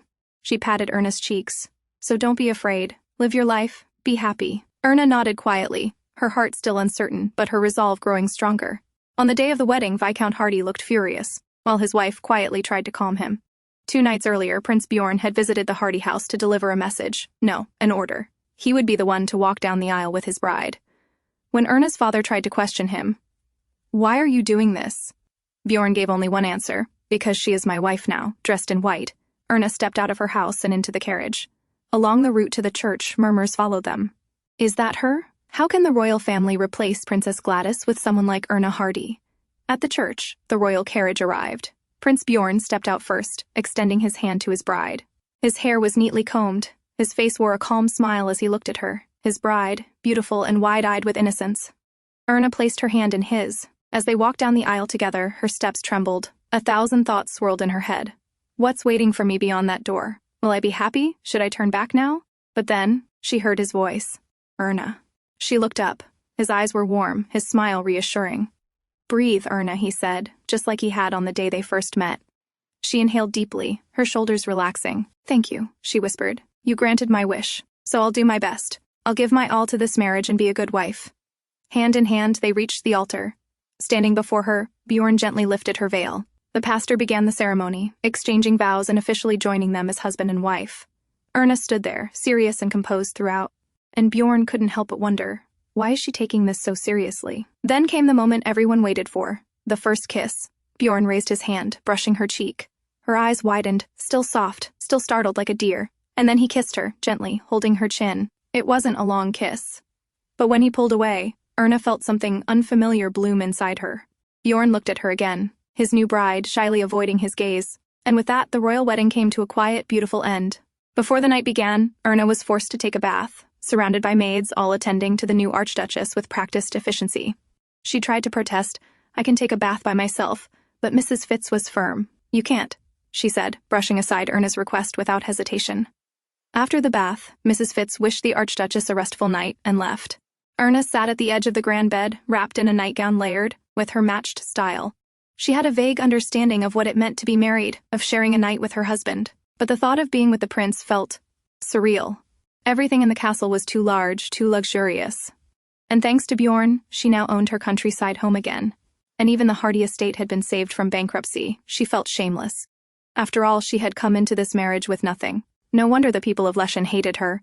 She could feel their judgment on the way from the chapel. She had asked the prince about it earlier. Your Highness, it doesn't seem like they are cheering, she murmured. Bjorn had just laughed, brushing it off as if it didn't matter. If you stop paying attention, they all start to sound the same. He looked striking under the sunlight then, and for a brief moment, Erna forgot the role she was supposed to play. She found herself staring dreamily at his soft golden hair, too shy to meet his eyes. Now, in the bedroom, she let out a yawn. The prince was late. The reception had ended long ago, so he was probably still with his friends. She recalled Mrs. Fitz's stern warning. You mustn't fall asleep like this on your wedding night. But as sleep tugged at her eyes, Erna silently apologized. Sorry, Mrs. Fitz. Just a little nap. Still lying at the very edge of the big bed, she slowly drifted off. Late at night, Bjorn descended the steps toward his bedroom. When he opened the door, he found his wife, Erna, lying at the edge of the bed, slipping silently into sleep. He stepped closer, leaned down, and softly called her name. Erna. She didn't stir. Gently, he swept aside the hair covering her face. At his touch, she gasped, her eyes fluttering open. For a moment, she tensed, as if about to scream, but then recognition softened her expression. It was him, her husband. This was his room now, their room. She slowly calmed. Bjorn smiled, stroking her cheek once more. Hello, my good wife. Erna hesitated before murmuring, Hello, your highness. She hurriedly sat up, flustered. Forgive me for falling asleep like this. Bjorn waved it off. No need. Stay in bed. His gaze lingered on her nightgown. Delicate lace and frills, undoubtedly her choice. Even Mrs. Fitz couldn't override her taste in such matters. It's pretty, he remarked. Erna's fingers fidgeted with the fabric. Thank you, your highness, she whispered. Bjorn chuckled, then reached for the ribbon in her hair, tugging it loose. Dark strands tumbled free. Call me by my name, he said. Your highness's feels a little awkward in here. Before she could reply, his fingers found the ribbon at her collar. She gasped, clutching it tightly. Try saying it, he coaxed, his voice low. My name, Erna. Hurry, you must do your best. At his words, her grip slackened. The ribbon slipped free, but she squeezed her eyes shut, hands flying up to shield herself. Bjorn caught her wrists, his tone teasing but edged with something sharper. You promised to be a good wife. Was that a lie? Her eyes flew open. No, I would never deceive you. Her voice trembled, her body shaking beneath his touch. Bjorn smiled. That's a relief then, he said, his voice low, because I hate being deceived. Without hesitation, he reached for the outer layer of her nightgown, loosening it with practiced fingers before tossing it aside. Erna stiffened. Your highness, my name, Erna, he corrected, fingers already working on the next knot. He disliked the cumbersome layers, too many ties, too much fabric. But there was a certain pleasure in undoing them, like unwrapping a carefully wrapped gift. "Bjorn," she finally whispered, cheeks burning as she averted her gaze. I can do it myself." "Rest," he murmured. "You're tired, let me take care of you." For him, the act of peeling away each layer was its own reward. "You look beautiful," he murmured. Erna's cheeks flushed crimson, the first time he had ever said it so plainly. Before she could respond, he closed the distance between them, capturing her lips in a slow, deliberate kiss. Her eyes flew open, her body stiff beneath his touch. He didn't mind her surprise, only deepened the kiss, nipping lightly at her bottom lip as his hands trailed lower. She tensed, her small hand pressing against his chest, not pushing him away but hesitating. A silent plea. "Bjorn." Her voice was barely a whisper. Tears welled in her eyes as she covered her face with her hands. "I'm sorry," she choked out. The apology struck him like a blade. Memories of Princess Gladys flooded back, her trembling, her endless sorries on their first night. Was this some cruel joke? Had fate bound him to another woman like her? But then Erna spoke again, her voice fragile but firm. "I'm sorry, Bjorn. I'm just a little scared. It's unfamiliar. Strange. But I'll keep my promise. I didn't mean to deceive you. I won't." Bjorn sighed, pushing his hair back in frustration. That damn promise. He wasn't some loan shark, so why did she always act like she owed him a debt? Truthfully, she had exceeded all his expectations in every way, her soft body, her youthful face. But the problem was, this woman knew nothing, and he had no interest in coaxing and cajoling an inexperienced woman into it. Patience had never been his virtue. "How much can you drink?" he asked abruptly, Erna startled at the sudden question. "Huh? I don't know. How much do you usually drink?" He poured a glass, the liquid glinting in the dim light. "One glass," she admitted, sitting up and clutching the loosened front of her dress, "and that makes me dizzy." Bjorn approached, offering her the glass. "Drink this, Erna." He knew she wouldn't endure this sober. She hesitated, fingers trembling around the glass. Then she remembered her grandmother's words, "Be happy." In one swift motion, she tipped it back, the burn searing her throat. She knew the prince didn't love her. She didn't even know why he had married her. Pity, perhaps. But he had proposed, and she had accepted. So she would give him everything. Even if it wasn't love, she would try her best. For them to be happy together. For a long, long time. Bjorn watched as Erna attempted to gulp down the entire glass, her movements already sluggish from the alcohol. Before she could finish, he snatched it from her hand and drained the rest himself. She blinked up at him, dazed, as he set the empty glass aside. Thank you," she murmured, mistaking his action for consideration. Bjorn said nothing, only smirked. Then, without warning, he seized her chin and crushed his lips against hers, forcing the last traces of liquor into her mouth. The kiss was fierce, demanding, his teeth grazing her bottom lip as he pushed her down onto the bed. Clothes slipped from their shoulders, fabric pooling around them. Erna lay stiff beneath him, eyes screwed shut. He broke the kiss just enough to growl, "Erna, open your eyes." She obeyed slowly, lashes fluttering. Do I have to?" "Yes," he said, thumb tracing her burning cheek. "If you keep them closed, it's as if you're thinking of someone else." Her blush deepened. "That's not— How could you say something so—" He didn't let her finish. His mouth claimed hers again, swallowing her protests. The only sounds left were their ragged breaths and the slick heat of shared moans between kisses. As the heat in the room intensified, Bjorn shrugged off his gown. Erna flinched at the sight, her breath catching as she stared wide-eyed. I don't think this will work," she whispered nervously, her gaze flickering downward before darting away. Bjorn froze for a moment, then burst into laughter, pulling her close. "Thank you, wife," he murmured against her lips, taking it as the highest compliment before claiming her mouth again. The temperature between them rose further, the air thick with tension. When he finally broke the kiss, his hand cradled the back of her head, their faces still inches apart. "It's all right, Erna," he whispered, voice rough. "It will be okay." When he had first entered the room tonight, he'd told himself this was merely duty, a husband's obligation. He'd even prided himself on his generosity, indulging his shy bride who'd stolen glances at him all day. But now he was the one going crazy. Her tearful moans, the petal-like marks blooming across her skin, the way she clenched around him, it was all intoxicating, maddening. "Are you okay, Erna?" he managed to ask, his control fraying. She gave a weak nod. Is it over now?" Bjorn kissed her deeply in response, their foreheads touching as he murmured, "Yes." Then he began trailing nibbling kisses down her cheeks, her neck lower, while Erna lay boneless beneath him, only realizing much later that his answer had been a lie. A very big lie. The next morning, a knock startled Erna awake. "Your Highness, it's me, Mrs. Fitz." Erna's eyes fluttered open as she gasped, pain shooting through her body when she sat up. Memories of last night's relentless activities flooded back. When Mrs. Fitz announced she was entering, Erna trembled, attempting to stand, but her sore muscles betrayed her. "Your Highness, are you okay?" came the concerned voice again when no answer followed. I'm okay, Erna hurriedly replied, pulling the covers higher. Trembling voice only deepened Mrs. Fitz's worry, and she again announced her arrival. The door opened before Erna could protest. Maids filed in as Erna scrambled to the bathroom, dragging a sheet with her that now hung awkwardly in the doorway. Mrs. Fitz surveyed the scene. Tangled sheets, torn nightgown pieces scattered about, the half-empty alcohol bottle, and used glasses. Understanding dawned. She dismissed the maids immediately. Approaching the bathroom door, she spoke gently. I've sent them away. Are you unwell? Thank you. Just tired, Erna's muffled voice replied. She recalled seeing the prince earlier that morning. He'd looked composed, as always, bathed, dressed, and out the door without a word. Not a single mention of the Archduchess. As if he'd forgotten yesterday's wedding entirely, and the wife he now had. It was as if nothing had changed from the day before. But Mrs. Fitz had seen enough to know that last night had changed everything, for Erna, at least. With a sigh, Mrs. Fitz said, I'll tidy up. Ring when you're ready, Your Highness hesitating. She added, Might I have that sheet? The door cracked open slightly. Erna, wrapped in a bathrobe that couldn't conceal the marks, handed it over silently. Thank you, Your Highness. Mrs. Fitz bowed respectfully, then left, her heart heavy. She had believed the prince's choice of bride might have come from affection, but no man in love would leave his wife to face the first morning of marriage alone. Later, when Erna emerged, Mrs. Fitz suggested she rest for the day. But weren't we supposed to tour the residence today? Erna asked softly. We can postpone it, Mrs. Fitz replied. His Highness said the same. At the mention of her husband, Erna's cheeks flushed slightly. Is that so? Mrs. Fitz nodded, though she had lied. She'd only wanted to ease the young woman's heart. When she was alone again, Erna sank into the enormous bed. Everything here was so grand, so foreign, it didn't feel like hers. Even the name Dniester didn't quite fit her, and least of all, her husband, Bjorn. Prince Bjorn was kind, yet uncaring, warm, yet aloof, contradictory in every way. Still, he didn't seem pretentious in any way. That was what confused her the most. The more she tried to understand him, the more tangled her thoughts became. She missed her grandmother deeply. She had begged her to stay, but grandmother had only smiled and said, Everyone has their own path to follow. So now, Erna could only hope.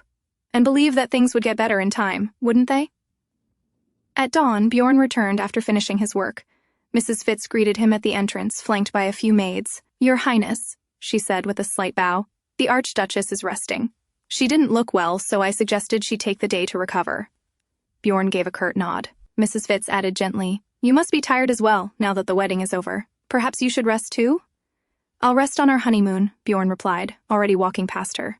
But that's still 2 weeks away, she pointed out. Bjorn paused mid-step and turned slightly. Are you siding with the Archduchess already? Just 1 day in and you've changed sides. That's disappointing. Mrs. Fitz quickly bowed. I apologize, Your Highness. He waved a hand. Don't be like that. We've known each other long enough. Practically my whole life, haven't we? He entered his study. Inside, he pulled out a letter and scanned it, then spoke without looking up. Since we have 2 weeks before the honeymoon, perhaps take this time to teach my wife. Mrs. Fitz blinked. Pardon? Bjorn opened the letter. She has no family who can teach her the affairs of the bedroom. So someone has to take on that responsibility, don't you think? Mrs. Fitz bowed. Of course. I will contact the palace to find a suitable person. She hesitated, then finally asked, Your Highness, may I ask, why did you choose the Archduchess as your wife?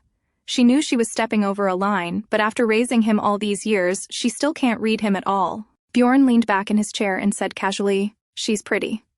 Mrs. Fitz blinked again. That was it? Bjorn smirked. You don't agree? She's quite pretty, isn't she? She didn't answer, only bowed deeper, even more confused than before. Erna sealed the final thank you letter. It was addressed to Pavel. She truly wanted to express her gratitude. Without his help, she wouldn't have come this far. She was still deep in thought when Lisa shouted excitedly, Your Highness, the items for your honeymoon have arrived. Let's take a look. As expected from the royal family, everything was luxurious and beautiful. Jewelry, perfumes, bags, and clothes, all laid out neatly. No matter what Erna tried on, she looked lovely in it. Lisa couldn't stop praising her, which only made Erna feel more embarrassed. Removing her hat, Erna stood with a heavy heart. Knowing all of this came from the prince made her feel burdened. After saving her home, protecting her father from debt, she felt like she was constantly receiving more than she deserved.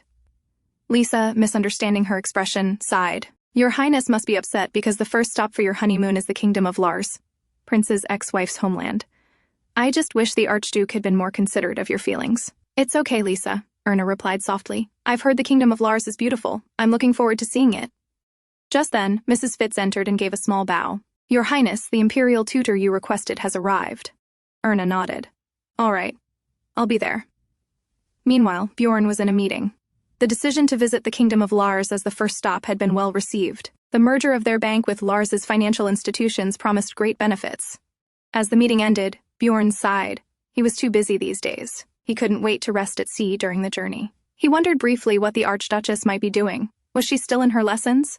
"Your Highness," a voice called out gently. Bjorn looked up to see Erna. She looked like something was weighing on her mind. "Do you have a moment?" "I'd like to talk," she said, clearly nervous. He nodded, and she sat beside him, her expression serious. "What is it, Erna?" he asked casually. She hesitated, fidgeting with her hands. Then she finally spoke. "I heard. It was you who ordered the lessons. Is that why you haven't visited me? Because I'm too inexperienced?" Bjorn frowned slightly. "What do you mean?" Her cheeks turned red, but she explained anyway. "You haven't come to my room. Not since our first night." Bjorn rubbed his forehead. Truthfully, he had just been too busy with work, but still, he replied, "If you already know the reason, wouldn't it be better to continue your lessons instead of coming here?" Because honestly, she wasn't entirely wrong. She was inexperienced, he thought to himself. Erna lowered her head slightly. "I understand," she said sincerely. "I know I'm lacking. I apologize for that." Earlier that day, Madame Peg, the imperial tutor, had arrived. She was elegant and kind, and when she gently explained the importance of what takes place between husband and wife, Erna had listened carefully and understood the necessity. But the moment Madame Peg began describing the more embarrassing details, Erna's mind went completely blank. In the end, she had run away from the lesson entirely. Now, face flushed as red as a tomato, Erna pleaded with the prince. "I won't run away from my duties," she said, "but I don't want to learn that from someone else." Bjorn blinked, confused. "So, if it's really necessary, then I'll learn it from you," she said, barely above a whisper. "What?" Bjorn asked, genuinely baffled. "Please teach me," she said, bowing her head. "You're my husband, after all, so I ask you, please teach me." Bjorn stared at her, rubbing his temples in disbelief.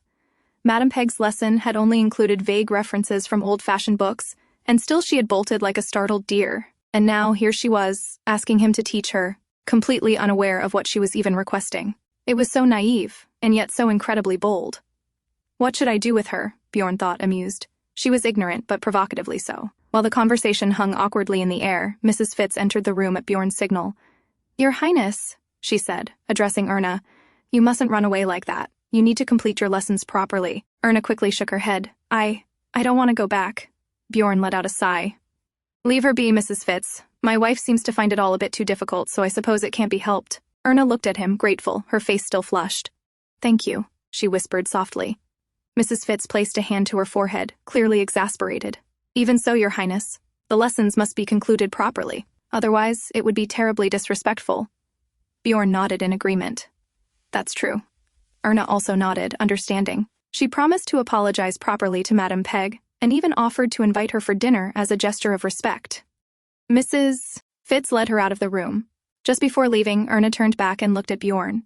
"Thank you," she whispered again. He chuckled as she left. That little dear really might be dangerous, he thought. But if she was going to walk willingly into the wolf's den, what choice did he have but to enjoy it? As he leaned back in his chair, he smirked to himself. One thing was certain, this upcoming trip on the ship wouldn't be boring. In another castle, Princess Gladys's room was a mess. Crumpled newspapers lay scattered across the floor, one of them bearing a picture of Bjorn and his new wife on their wedding day. She sat on the floor clutching her own wedding album, eyes locked on her former husband's face as tears streamed down her cheeks. A sharp pain tugged at her heart. How could she not love this man? The tears came harder. She covered her mouth, trying to silence her sobs as she whispered through the cracks of her heartbreak. "Forgive me, Bjorn." Before her marriage, Princess Gladys had a lover. His name was Gerald Owen, a genius poet from Lars, quiet and simple. There was talk about arranged marriages between the royal families of Lars and Lechen. It was during one such social event that she met Gerald. Drawn to his simplicity, she fell in love with him. Perhaps the feelings were so strong because they knew from the beginning it couldn't last. But in the end, she had no choice but to accept the reality of her arranged marriage, and she became the Archduchess of Lechen, the wife of Prince Bjorn. At the time, she didn't yet know she was already carrying Gerald's child. When Bjorn learned that his wife, whom he had never taken to bed, was pregnant, he said nothing. Instead, he simply advised her to continue smiling, to accept the congratulations gracefully, and to carry on being the perfect crown princess everyone admired. Then Carl was born. Bjorn never came to see the child, but he allowed Carl to carry the imperial family name. That was the price of the silent deal between Lars and Lechen. From then on, they maintained a superficial relationship, built on lies and pretenses. Less than a year later, Bjorn divorced Gladys and allowed her to return to Lars. She returned with Carl in her arms, and the world continued to believe the boy was Bjorn's son. Gladys hoped that now, at last, she could be with Gerald and live as a family. Gerald, being a kind man, became a good father to Carl. But the princess was the problem. At first, she felt peace, but with time, the guilt grew heavier. She found herself thinking about Bjorn more and more. Gerald sensed the shift in her. And in the end, he quietly chose to leave this world after just one season. Not long after, Carl died too, from a high fever, leaving Gladys completely alone. It was only after losing everything that she truly understood her feelings for Bjorn. The feelings she hadn't known how to name when she was still with him. Wiping her tears, Gladys stood from her bed. Her voice was calm but firm as she gave the order. "Prepare my journey. I'll return to Lars at the end of this week." It would be the very same day, and the very same ship, that Bjorn and Erna would take for their honeymoon. And Gladys knew it. On the day their honeymoon trip began, Erna held her husband's hand as she stepped onto the ship, waving at the crowd gathered to see the Archduke and his wife off. Lisa trailed behind them, her heart heavy from the whisper she'd overheard from another maid, that Prince Bjorn's ex-wife was also taking the same ship. After spending half a month in the Grand Duke's residence, Lisa had come to realize that, just like the people of Lechen, everyone inside the castle also sided with Princess Gladys. Everyone spoke ill of the new Archduchess, as if ashamed that a girl from a fallen family had taken Princess Gladys's place. But from Lisa's point of view, the biggest problem wasn't them. It was the prince himself. Even now, he wasn't sparing a single glance at his wife, who always looked at him with such devotion. She was beautiful, dignified, and elegant. Of course, he was flawlessly escorting her, but it seemed like he was only fulfilling a role, and that came off as cold. His actions were graceful and formal, but indifferent. And that was what worried Lisa most, for her master's sake. As they reached the top of the ship, they saw Princess Gladys standing there. "It's been a while, Bjorn," she said, greeting the couple. "If it's not too late, then I'd like to congratulate you on your wedding." Bjorn only nodded in response, but his mind was racing. What is wrong with this woman? Not only had she insisted on staying in Lechen for so long, but now she had even boarded the same ship as them.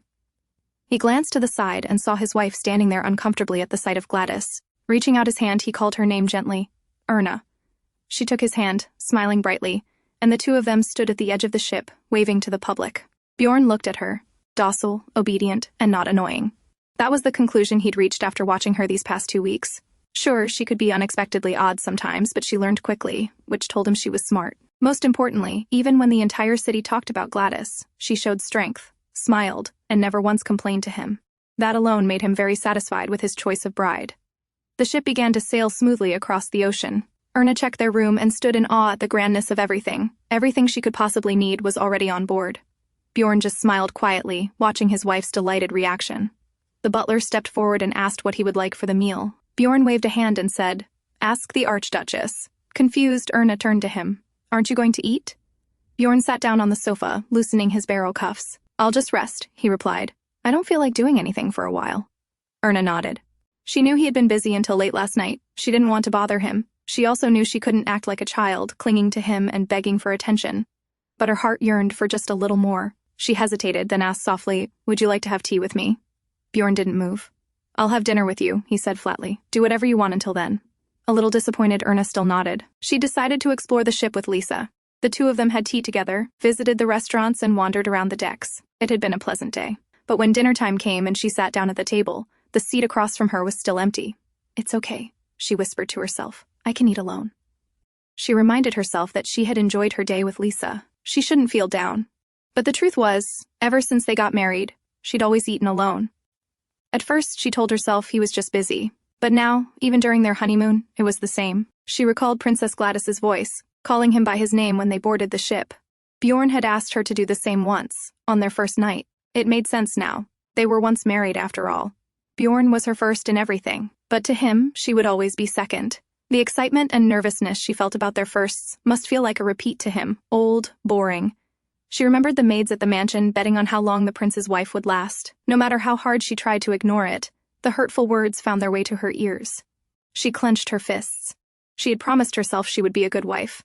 She wouldn't let those words get to her. But the truth was, she didn't know. She didn't know if she would ever be truly happy. Knowing she was always someone's second, tears welled up in her eyes. Still, she kept eating. Going to bed on an empty stomach would only invite more dark thoughts. And more misfortune. While Erna was busy sobbing and munching, a voice cut through the silence. "Hello, Erna." She looked up, startled. It was Bjorn. He had just woken up and come to find her. Her face turned red with embarrassment. He'd seen her desperate munching. Bjorn chuckled. If you're that embarrassed, I'll pretend I didn't see anything. But I must say, you put on quite a scene. Erna looked down, mumbling, It wouldn't have happened if you came on time. Then why didn't you wake me up? Bjorn asked casually. Erna blinked. Am I allowed to do that? Bjorn laughed. I doubt anyone would punish my wife for disturbing my sleep. Then, glancing around, he asked, Is this your first time on a ship? It's actually my second, Erna replied innocently. We rowed together the night of the rowing competition, remember? Bjorn burst out laughing. Does she even count that as being on a ship? There it was again. Her odd, sincere way of thinking. She had a surprising knack for catching him off guard and making him laugh. His thoughts wandered for a moment, back to his last honeymoon. Nothing like this had happened with Gladys. Most of their time was filled with her tears or silence, while he buried himself in work. Not once had they shared a conversation that felt even remotely joyful. As he snapped back to the present, the butler moved to pour wine into Erna's glass. Don't, Bjorn said, stopping him. No wine for my wife. Startled, Erna quickly said, I can handle one glass. I know, Bjorn said calmly, but you have things to learn tonight. Erna blinked, confused. Things to learn? Then it hit her. Her own words from earlier, how she'd pleaded for him to teach her bedroom affairs. Her face turned crimson. Bjorn laughed, watching her reaction. From now on, even if she cried in bed, he didn't think it would remind him of Gladys anymore. Why so shocked? Weren't you the one who asked for it? I did, Erna stammered, her voice faint, but, she thought, if I'd known it'd be tonight, I would have eaten slower. So, Bjorn said, leaning forward, are you done eating? Erna flinched, nodding quickly. I need to wash up first. Bjorn looked at her. You can do that after the lesson. You'll have to wash again anyway. But Erna insisted, I need some time, Bjorn. He frowned. Why? She hesitated, then looked at him with pleading eyes. I just ate, and I'm afraid I might throw up during the lesson. Bjorn stared at her, stunned. Throw up? Is this something that would make her throw up? Still, he leaned back and let out a sigh. I suppose that would be troublesome. Erna was surprised that he agreed so easily and quickly excused herself. Bjorn remained seated, watching her flee. Her excuse had slightly bruised his pride, but the way she'd begged so sincerely and looked so adorably desperate and cute, he couldn't bring himself to be upset. Well, he muttered with a small smile, I suppose this isn't a bad start to our honeymoon. As night fell, their lesson began. Erna sat nervously on the edge of the bed when Bjorn took her chin in his hand. How much have you learned so far? He asked, needing to gauge where to begin. I don't know how much, she answered innocently. I can't remember. Bjorn's lips curved into a smile. Really? Then I guess we should start from the beginning. In one smooth motion, he guided her onto the bed, hovering above her as his thumb traced her lower lip. Erna, he murmured, you must open your mouth to kiss. Hurry. With timid obedience, Erna parted her lips slightly, eyes squeezed shut. The next instant, Bjorn closed the distance between them, claiming her mouth in a fierce kiss that left her breathless. She accommodated him like an eager student, learning the ways of pleasuring her husband through experience. When his fingers found the fragile ties of her nightgown, he broke the kiss to explain, I don't like things like this. I am not into things that are cumbersome. I'll wear different nightgowns from now on, Erna offered hurriedly. No, Bjorn countered, his gaze locking onto hers with dark intensity. Don't bother wearing anything at all. You'll only have to remove it anyway. The bold statement sent heat flooding to Erna's cheeks as he lifted her onto his lap. Her fingers clutched at his robe as his lips found the sensitive skin of her neck, drawing tremors from her slight frame. Bjorn! She gasped, but he showed no intention of stopping. Don't just stay still, Erna, he instructed between kisses. Move. Start with your tongue. His direct guidance proved effective as she tentatively began following his lead. When their lesson concluded, Bjorn rose to leave. Erna's small hand caught his sleeve. Stay, she pleaded, adding quickly, I'm not a noisy sleeper. I won't disturb you. He smiled, stroking her flushed cheek. Rest, Erna. We'll have lunch tomorrow at that restaurant you visited with your maid. Brushing a final kiss against her lips, he murmured, Good night, Erna, before departing. Left alone in the dim room, Erna lay back, her body humming with new sensations as she drifted into an exhausted sleep. On the other side, Pavel received a letter from Erna, one she had sent to every wedding guest. The name on the envelope read Erna Dniester, a quiet confirmation that she was now Bjorn Dniester's wife. Pavel smiled faintly. Not long before the wedding, Erna's grandmother had invited him to dinner. On his way there, he had a strange feeling that it might be the last time he could see her comfortably, under the pretense of their friendship. That's why he chose to say goodbye while she was still smiling. She had promised to write to him, but he had said, No. This is the end of our friendship, Your Highness. That's how you'll be happy. At the time, Erna looked confused, not fully understanding what he meant. Now, in the letter, she wrote that she finally understood. Still, she wanted to thank him for all the help he had given her in that unfamiliar city. She said she would never forget his kindness, and that she would always wish for his happiness. With that, she said goodbye to Pavel, her friend, and undeniably the best artist in Lechen. Pavel's thoughts drifted back to that rainy day. If only it hadn't rained so heavily. If only I had found her before the prince. A long sigh escaped him. It was all pointless now. The past couldn't be changed. Erna had become the Archduchess. She had already left for her honeymoon. So now, all he could do was truly wish for her happiness. The ship sailed smoothly through calm waters as Erna peeked into her husband's private quarters. It seemed he was in the shower, so she sat on the sofa, nervously wondering if he'd be mad at her for entering without permission. But then again, didn't Bjorn do the same when he entered her room? It should be fine, just this once, right? Soon, Bjorn came out, dressed in a bathrobe, ruffling his damp hair back. He paused when he saw her mumbling his name, then walked over and sat beside her. "What is it?" he asked, casually. "Have you ever seen a dolphin before?" Erna asked, looking up at him. "Yes." "Do you like them?" "No," Erna pouted. "But Bjorn, they say it's good luck to see dolphins. And we're about to pass the area where they often show up. Would you like to go see them with me?" "No." Bjorn's flat refusal contradicted the subtle smile playing on his lips. Erna noticed it, but her face still fell in disappointment. Bjorn looked at her, already guessing where she got the idea. Around the same time on his first honeymoon, he'd gone to see dolphins with Gladys. Back then, too, they told him it was a sign of good luck, that his marriage with Gladys would be a happy one. But that clearly hadn't been the case. "If you want to see them, go ahead," Bjorn said. "By myself?" Erna asked. "Yes," he replied. Her shoulders slumped again. Seeing them alone held no appeal. She wanted to share the moment with him. "Then, I won't go either." She sulked, staring at the floor. Bjorn glanced at her again, clearly uncomfortable seeing her like that. With a swift motion, he yanked her gently onto his lap. Startled, Erna grabbed his shoulder for support. One by one, her cap, gloves, everything, fell to the floor, removed by Bjorn. "What are you doing?" she asked, flustered. "A husband's duty," Bjorn replied, his gaze locking onto hers. Erna looked into his eyes and saw it clearly, the desire he never bothered to hide. His touches, his kisses, they were passionate. Even if he didn't love her, even if it stung a little, she still wanted to believe that this new bride isn't being ignored by her husband. Just like the ship that was sailing smoothly across the sea, she hoped their relationship would head in the right direction too. Suddenly, she noticed the curtains were still open. The curtains... "Shouldn't we close?" Bjorn's answer was simple. No need. He couldn't believe she still had the mind to worry about things like that. How could he possibly allow it? He leaned in and captured her lips, kissing her furiously. Erna shut her eyes, giving in to the kiss, savoring every second. Bjorn's lips trailed to her cheek as he whispered against her skin. "You're delicious. Warm and silky. You drive me crazy." Erna, her face flushed scarlet. "Goodness, Bjorn. You must have lost your mind," she muttered, flustered by his bold words. Bjorn only chuckled above her. Her voice is pretty too, he thought. And when she moans... He stopped himself. He'd save that thought for later. Now wasn't the time for talking.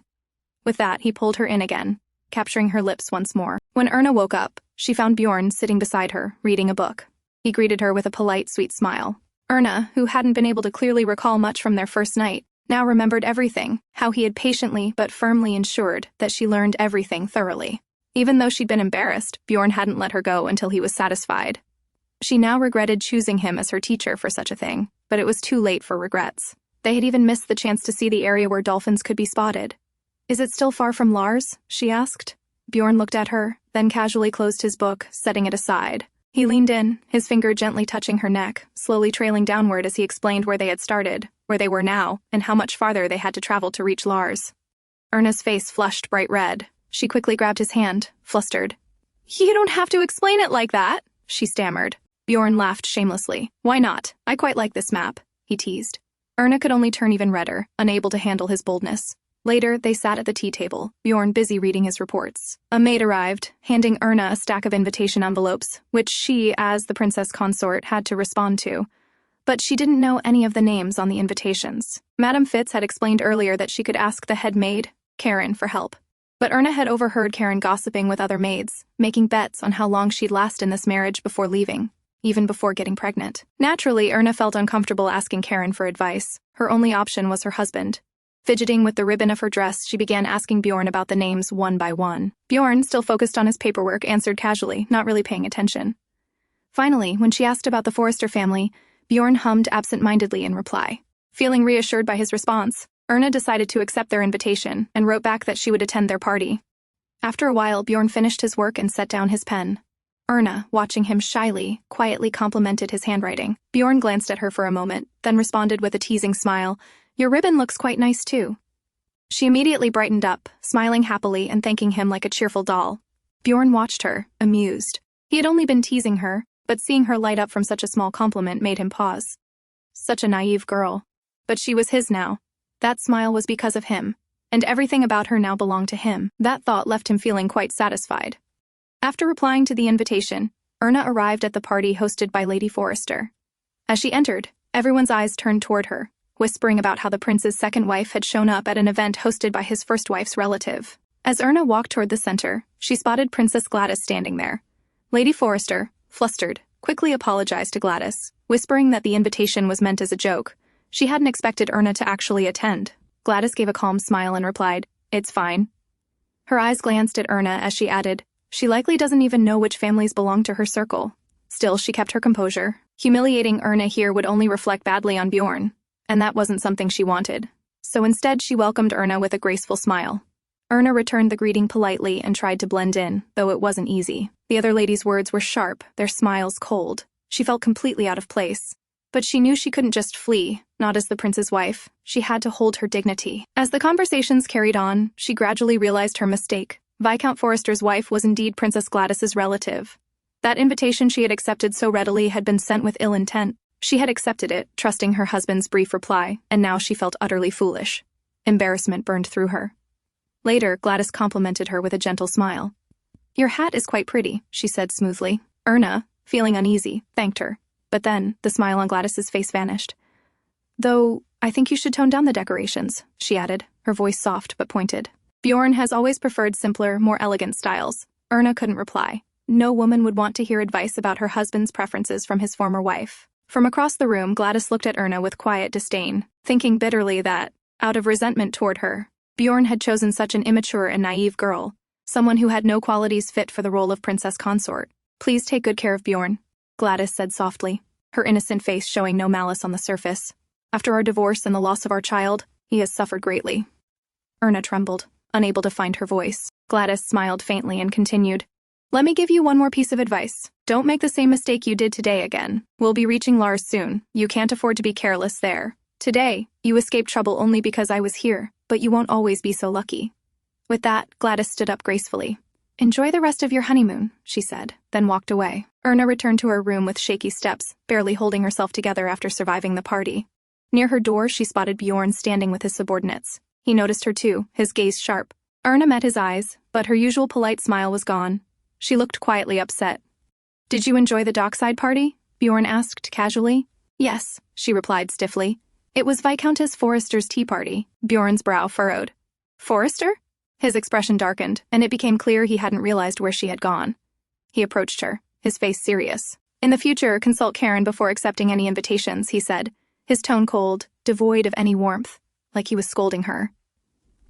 Erna's heart sank. She had only followed his earlier words, trusting him, but now she realized he hadn't even remembered what he'd told her. He wasn't listening, not to her or anything else. Earlier, he'd smiled kindly, acting as if they were a harmonious couple, but now, standing before her, he was distant. Just the Prince of Lechen, indifferent to the woman across from him. Still, she couldn't embarrass him, not in front of others. She lowered her head and quietly apologized for not consulting Karen first. "Rest, Erna. I'll be back before dinner," Bjorn said with his usual detached manner, then left with the delegation. Erna remained there, standing alone, clutching her hat tightly in her hands. As night fell, Erna stood alone on the deck, her thoughts racing. She didn't quite understand what she was feeling. Was it anger? It felt more like pain. Was it sadness? When Lisa found out what had happened earlier, she'd been angrier than Erna herself, even offering her sweets, saying they might help ease her mind. Erna had known from the very beginning she was the Archduchess no one welcomed. But somehow, it was the thought that even her own husband wasn't on her side that made her heart ache the most. A sudden thought crossed her mind. Was he really that poisonous mushroom everyone said he was? The rumors called him a troublemaker, a flirt, a bad guy. But the Bjorn she knew seemed different. He had never treated her the way others said he would. Still, doubts crept in. Had she been wrong? She wanted to believe in him. The man who had helped her so many times, whose warm smile and kind eyes she'd foolishly fallen for. But even if she had eaten a poisonous mushroom, she told herself she had to endure it. She had promised her grandmother she would be happy. When they arrived in Lars, Bjorn wasted no time preparing to meet the king. His assistant looked anxious, and so did Erna. Will you be all right? She asked softly. Bjorn raised an eyebrow. If I won't be, will you come with me? If you wish me to, she replied quickly, a little flustered. Bjorn looked at her curiously. Ever since they left the ship, she'd been oddly eager, asking all sorts of random questions. He didn't mind. She looked adorable when she did. Even in bed, she talked so much that he'd had to kiss her just to quiet her down more than usual. He smiled faintly, brushing her lips with his thumb. Don't worry, he said. And if there's a fight, I'll win. But she still looked uneasy. It's because of me, isn't it? She asked, hesitating. Because I married you. The relationship between Lechen and Lars. Before she could finish, Bjorn cut her off, his voice firm. Erna, there's nothing wrong between Lechen and Lars. It's exactly as it always has been. He wouldn't drag her into this. He knew well what he had sacrificed to keep this alliance steady, and he intended to keep it that way. He hadn't wanted to stop in Lars on their honeymoon, but duty came first. I can't help you with anything, Erna mumbled, lowering her gaze. Bjorn's lips curled in amusement. He leaned in and whispered in her ear, Then let me do whatever I want tonight. Her face flushed crimson instantly, and he chuckled, pressing a kiss to her cheek. She always reacted the same way, shy and startled, but he found it endearing. Later, as he climbed into the carriage, Erna came to see him off. Will you be late? She asked softly. Will we still be able to have dinner together? Bjorn glanced at her. Her face looked like a lonely puppy, standing there all alone. He gave a slight nod. At once, her face lit up with a bright, beaming smile. As his carriage pulled away, he glanced back through the window. She was still standing there, waving after him, her smile unwavering. And without even realizing it, he found himself smiling too. Soon, Bjorn arrived at the Lars palace. The king of Lars, also Gladys's father, greeted him with a smile, congratulating him on his recent marriage. Bjorn returned the smile politely and thanked him. Then, casually but firmly, he added his thanks for the offer the king had sent through Gladys to help him reclaim the crown. But, of course, he couldn't accept it, since his wishes clearly differed from theirs. The king's expression twitched slightly. Bjorn's words were polite but sharp, equally humiliating. Still, Bjorn wasn't about to let them interfere in Lechen's affairs again. The king kept his smile and explained smoothly that his intentions were pure. He only wanted to do what the people of Lechen desired, returning the crown to Bjorn. But Bjorn's response was clear. Leonid is more than worthy of the crown, Bjorn said calmly. I have no intention of taking it back. The king chuckled, shaking his head. Bjorn, you really don't look like a man who regrets losing the throne. Bjorn smiled faintly. I wouldn't have given it up if I planned to regret it later. The king studied him closely. Bjorn reminded him of Philip II, Bjorn's grandfather, once known as the Mad Dog of Lechen, a name that had spread terror throughout the continent. During those wars, Lars had been among the hardest-hit nations. Yet Philip II hadn't stopped until he'd conquered everything, and ironically, after the wars, his reign had ushered in peace and prosperity. To heal old wounds, the kingdoms most affected, including Lars, had sought alliances with Lechen through marriage. When Gladys was chosen as Lechen's crown princess, it was considered a great national triumph. After all, she was marrying Björn Dniester, the crown prince and the man many believed to be the very reincarnation of Lechen's mad dog. Bjorn, like his grandfather, had a sharp, calculating mind, built to conquer. The king sighed softly. To be honest, Bjorn, as much as I once wished to have you as my son-in-law again, and as crown prince, I also think it's safer for everyone, including Lars, if you stay far away from power. Bjorn's smile deepened slightly. That may well be true, he replied smoothly. Lechen needs a ruler who can negotiate and preserve peace, not a conqueror. And luckily, Lechen already has the right person for that role. As for me, Bjorn added casually, I don't intend to dedicate my life to values I don't believe in. The king narrowed his eyes slightly, intrigued. Then tell me, Bjorn, if not the crown, what is it that you plan to dedicate yourself to? Bjorn's reply was simple, his tone light. Comfort, perhaps, he said with a faint smirk. And don't worry, our alliance will hold. My brother is more than capable of maintaining it without marriage. Then, rising to his feet, Bjorn glanced toward the door. Now, would you mind opening that door? He said, amusement flickering in his eyes. Otherwise, the Lechen ministers might think their troublesome prince got beaten up by the king of Lars. The king let out a deep laugh. Well, you're already drowning in enough rumors. One more wouldn't make a difference. Bjorn's lips curled in a grin as he turned to leave. Normally, I wouldn't mind. But as you know, I'm on my honeymoon, so no thank you. With that, he exited, leaving the king chuckling behind him. On the other side, Erna sat there for hours, trying to memorize the names of all the noble families, while Karen stood behind her, quietly wondering why the Archduchess always asked so many questions. After a while, Erna looked up and apologized softly. I'm sorry for asking so many questions. Karen remained composed, replying firmly, It is my duty, Your Highness. Erna smiled faintly, her voice honest and gentle. Since I love and treasure Bjorn, I understand you must be dissatisfied with me, she said, startling Karen. I know I'm lacking, but I'll work hard. I don't want to be an embarrassment to my husband, so I hope you'll help me. Karen couldn't quite understand why Erna was saying this so sincerely, but after a moment of hesitation, she nodded. As night fell, a maid quietly informed Karen that a message had arrived from the prince. He would be late, but Karen told her to wait and deliver the news later. She's getting ready right now, Karen said, glancing toward Erna's room. It wouldn't be right to disturb her in the middle. As Karen left with the maid, she was stopped by another maid, one from Princess Gladys's household. Karen's expression tightened slightly at the sight. After that night, Erna spent most of her days alone. The other maids continued to gossip behind her back, whispering about how the prince seemed to be ignoring his wife. Lisa always got angry when she heard such words, but every time, Erna stopped her, not wanting to stir any trouble. Yet, even Lisa could see it clearly. Erna was being neglected. It had been 10 days since they arrived in Lars. Most days, Erna spent alone. Once in a while, she'd have dinner with the prince, but aside from that, it was always just her and Lisa. No visitors, no company. Lisa's heart ached as she watched her mistress. Why had the prince made such a grand spectacle of marrying her, only to treat her like this? In her free time, Erna buried herself in studying the noble families, carefully noting everything down. She also wrote letters to her grandmother, though, to keep her from worrying, she found herself adding in a few harmless lies. Soon, a maid arrived to inform Erna that her bath was ready. She followed them and took her bath as usual, but just then, Bjorn arrived outside and ordered the maids to leave for the day. Once they were gone, he removed his blazer and coat, then lazily sprawled out on the bed, clearly exhausted. The bank merger between Lars and Lechen wasn't easy. He had attended endless meetings and been forced to drink with them. The king's son had been especially annoying, first threatening him when they didn't know Gladys's secret, then crying for forgiveness after learning the truth, blaming it all on fate. Bjorn scoffed at that. Why blame fate when it was clearly their sister's doing? Still, what annoyed him the most was the prince's final remark. How did you end up with a woman like that? A woman like that? Those words lingered in Bjorn's mind, irritating him. These people still had the nerve to speak about his wife that way. He had to restrain himself, but it was worth it for the gold and stocks the king had agreed to as part of the deal. He knew every noble in Lars was dying to find out more about the new archduchess who had replaced Gladys, but they'd never get close. He wouldn't allow it. As he sat there deep in thought, Erna appeared. "Bjorn," she called softly, stepping into the room. "I thought you were going to be late." Without a word, he sat up and offered his hand. She placed her hand in his, asking worriedly about how much he had drunk, if he was feeling all right. Instead of answering, Bjorn simply pulled her into his lap. She let out a small gasp as she stumbled, catching hold of his shoulder for balance. He tightened his arms around her, kissing her neck gently. "Did something happen?" she asked, sensing something was off.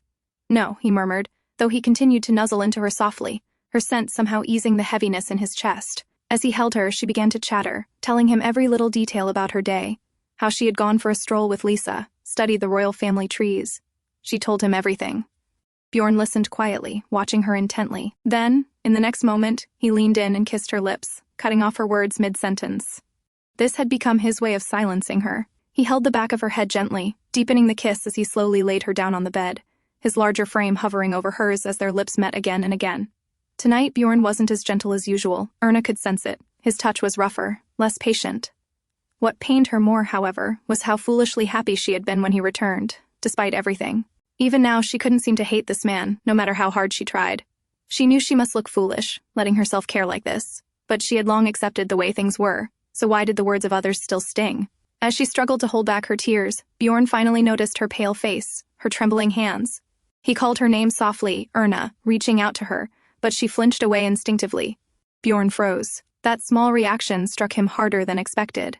In that moment, the image of her father, Walter Hardy, flashed across his mind, a man known for raising his hand against his daughter. Did she see him the same way now? But just as quickly, Erna reached for him, her fingers brushing his cheek, calming him. Her voice trembled but remained gentle as she spoke. "It's not that I dislike it," she said softly, her eyes steady, "but could you slow down a little?" In reality, she was simply worried. He had been a little rough, and the scent of alcohol lingered on him. But she wasn't afraid. She knew this man would never hurt her. Bjorn looked at her for a long moment. Her request felt ridiculous in this situation, and yet, somehow he found himself obeying it. He leaned in and pressed a slow kiss to the hand that had been holding his face. What surprised him more than anything was that he didn't dislike it. In fact, the whole situation struck him as absurd, but oddly enough, he didn't mind it. Then Erna, still flushed, wrapped her arms around his neck, pulling him closer. "I'm all right now," she whispered softly, "so you can continue." Bjorn let out a low chuckle. This shy little girl, now she was the one teasing him. How amusing. After who knows how much time had passed, Bjorn opened his eyes and found Erna sleeping beside him. He leaned in and kissed her softly. then got up, slipping on his shirt, ready to return to his room. But Erna suddenly stopped him, tugging his sleeve. "Don't go," she said. "Stay. Sleep here with me." Bjorn let out a quiet sigh, this request again. "Erna, I'm not comfortable sleeping with someone else," he said plainly. "Me neither," she admitted, "but isn't marriage about sharing everything? Walking through a thorny path together?" she explained hastily. Bjorn frowned. "Who says that?" "The Archbishop," Erna replied innocently. Bjorn stared at her, deadpan. "The Archbishop has never walked through any thorns. But he's married to God, so we should at least make an effort," she protested, pouting. "Why should I do that?" Bjorn asked, his face serious. "Because you're my husband," she answered firmly. "And what exactly is a husband?" he questioned, narrowing his eyes. Erna quickly answered. "A husband is family, a friend, a lover, a lifelong companion. Basically, everything." Bjorn raised an eyebrow. "Was that also the Archbishop's teaching?" "No," she said with a small smile. "That's just what I believe." Bjorn let out a long sigh and leaned back on the bed. He couldn't argue with her. She was such a chatterbox, but somehow he found himself enjoying it. Looking at her, he smirked. "So, are you also planning to take baths with me since we're sharing everything now?" Erna, realizing she'd been holding onto his sleeve tightly, let go in a fluster. "No, you can go ahead. I'll wait here." But it was clear she was happy, beaming like a bright-eyed deer just because he wasn't leaving. Bjorn watched her for a moment, then suddenly pulled her into his arms without another word. She gasped, her face turning bright red. What are you doing?" He looked straight into her eyes, his voice low. "Don't you think it's unfair to only give without receiving anything? Shouldn't I get something in return too?" She struggled a little, but it was no use. And that's how, on that quiet autumn night, their shared path through thorns truly began. When Bjorn's eyes opened again, he felt something soft and warm, almost like a feather, brushing against his back. It took him a moment to realize where he was. Erna's room. It was her breath, soft and ticklish like a feather, that he'd felt on his skin. Turning his head slightly, he saw her sleeping peacefully beside him, her face calm and serene. A faint smile appeared on his face. It was her who had promised that she wouldn't disturb him while he slept. That was the promise she made on the first night they agreed to walk this thorny path together. And she'd firmly kept that promise, at least at the start. On the first night, she hadn't disturbed him at all. On the second night, it was the same, though the distance between them had grown smaller. By the third night, that distance shrank even more. Now, here she was, right behind him, sleeping so soundly and without a care. Bjorn stared at her, amused. Wasn't this fraud? And yet she looked so peaceful, so defenseless. And when did she even put her nightgown back on? He wondered, glancing over her. At first he'd had trouble falling asleep beside her, but now he slept well enough to even dream. This so-called thorny path didn't seem so troublesome after all.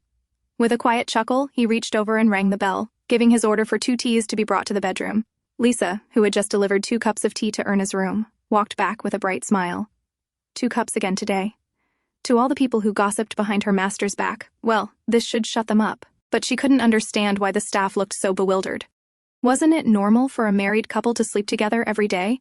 Still, the older servants, those who had served the prince for years, looked genuinely surprised, which made Lisa feel that this really must be something special. Curious, she approached Karen. "You won't need to prepare a separate tea for the prince today either," Lisa said, still beaming. Karen looked at her glowing face, silently wondering how someone like Lisa had ended up as the Archduchess's maid. Then she suddenly remembered. Jade, Princess Gladys's maid, had come to see her the other day, asking about the Archduchess's schedule. Karen hadn't wanted to share it, but since Jade was Gladys's maid, she gave her some basic information. But today's request was different. This afternoon, she'd been asked to take the Archduchess to the lake behind the castle. It seemed Princess Gladys was trying to create an opportunity to meet the new Archduchess since they'd hardly crossed paths. Karen wasn't sure what to do. Somehow she felt uneasy about it. Later, after tea, Erna, as usual, came to the entrance to see her husband off to work. Hesitantly, she called out, "Bjorn," he turned. "Do you think I'm unrefined?" she asked softly. Bjorn looked at her as if wondering where that question had come from. She quickly explained, fumbling, "Because I like laces and flowers." "I just wondered what you thought of me." Bjorn answered casually, "Why do you ask?" "It's true you're a little behind in fashion, but it doesn't matter, because you're pretty." Her face lit up. "Really?" she asked. Bjorn raised a brow. "You can't possibly not know that. Is this modesty disguised as arrogance?" She shook her head quickly. No, it's not that. I just thought, since everyone has different tastes, I wanted to know how you see me." Bjorn gave her a brief smile and said simply, "You're beautiful, Erna." She froze, staring at him. "Anyone with eyes would think so," he added smoothly. "So wear whatever you like." Thank you," she replied, blushing. Wanting to return the compliment, she added shyly, "You're very handsome, too." But Bjorn, ever himself, replied without missing a beat, "I know." Her smile faltered in confusion, unsure how to respond to that. He chuckled, then climbed into his carriage. As he left, she stood there, waving after him, his words echoing in her heart. "You're beautiful." Those words alone were enough to carry her through the loneliness of the day. Elsewhere, Gladys headed toward the lake with her attendants for horseback riding. She wasn't sure whether Karen would actually follow her order, but Karen had always been loyal back when she served her in Lechen, so Gladys had taken that gamble. She knew full well that, as the Princess of Lars, she shouldn't be doing this. But after her father told her to let go of the past and forget Bjorn, after hearing that the king had asked Bjorn about his wife, and Bjorn had calmly replied that she was the woman he cherishes most, Gladys couldn't contain her jealousy. Those words from Bjorn Dniester stung deeply, and that jealousy had driven her to this. As they neared the lake, she saw two figures approaching. Her lips curled into a cold smile. In the end, Karen hadn't betrayed her. The Archduchess had arrived. Back at the palace, Bjorn, who was supposed to return late, arrived much earlier than expected. He casually asked where Erna was. Karen stiffened, then answered hesitantly, "The Archduchess has gone for a stroll, Your Highness." She hadn't expected the prince to return so soon. If she'd known, she wouldn't have suggested that walk. Bjorn leaned lazily against the study table, flipping through Erna's notes. He wasn't particularly worried. She was probably just admiring the scenery, watching the animals. And later, she'd likely chatter about it to him in bed. He chuckled softly at the thought, but then, his gaze caught something odd in her notebook. He froze. Without looking up, he asked lightly, "What do you think of Erna?" Karen's face went pale. "Pardon, Your Highness?" she stammered, confused. "It isn't my place to judge." "Is that so?" Bjorn murmured, slowly closing the book. Karen's breath caught. A chill ran down her spine. Bjorn's smile lingered, but his eyes were sharp and cold. "Then why?" he asked quietly. "Does it seem to me that you've already made your judgment?" Meanwhile, at the greenhouse, Gladys led Erna around with a sweet smile, her tone light as she spoke. "This is the place where I received my marriage proposal from Lechen," she said, her voice filled with false fondness. "It was such a beautiful letter. I've never read one like it since." She glanced at Erna with a bright smile. "Your proposal must have been just as lovely, right?" Erna stood there quietly, listening to the shameless provocation. Now she understood. This wasn't coincidence. Karen had been the one who'd suggested the stroll around the lake. Erna had been suspicious of her sudden kindness, but she hadn't imagined it would lead to this. "I received flowers instead of a letter," Erna replied calmly. "A very pretty red rose." Gladys widened her eyes in mock surprise. "Oh my, so you married without even a proper proposal? Bjorn can really be heartless. He's so talented at writing letters, yet he didn't bother for you? He can be quite cold, can't he?" It was obvious what she was trying to do. She wasn't even hiding it anymore. But strangely, Erna found herself calm. Perhaps because this wasn't her first time facing it. She'd already experienced this feeling once, back on the ship. After a moment, Erna spoke, her voice steady. "Princess," she said softly, "why don't you just speak your mind? You asked me here alone. Surely there's something you want to say." Gladys's smile didn't waver, though her eyes glinted with malice. "Oh? I think there's a misunderstanding," she replied smoothly. "I only brought you here to show you these beautiful flowers." She gestured toward a nearby patch of pink lilies. "These are the same flowers I used for my bridal bouquet," she said with a soft laugh. And in that moment, Erna realized why Mrs. Fitz had been so firm about not allowing lilies at her wedding. Gladys kept her smile as she continued, her words dripping with sweetness. "I noticed you're fond of lilies too. You even wear them on your hat. We really have so much in common, don't we? Same taste in flowers. Same taste in men." Then, she let out a soft laugh and offered a mock apology. "Oh, how rude of me to say that. My apologies, Archduchess." Erna remained quiet, simply listening.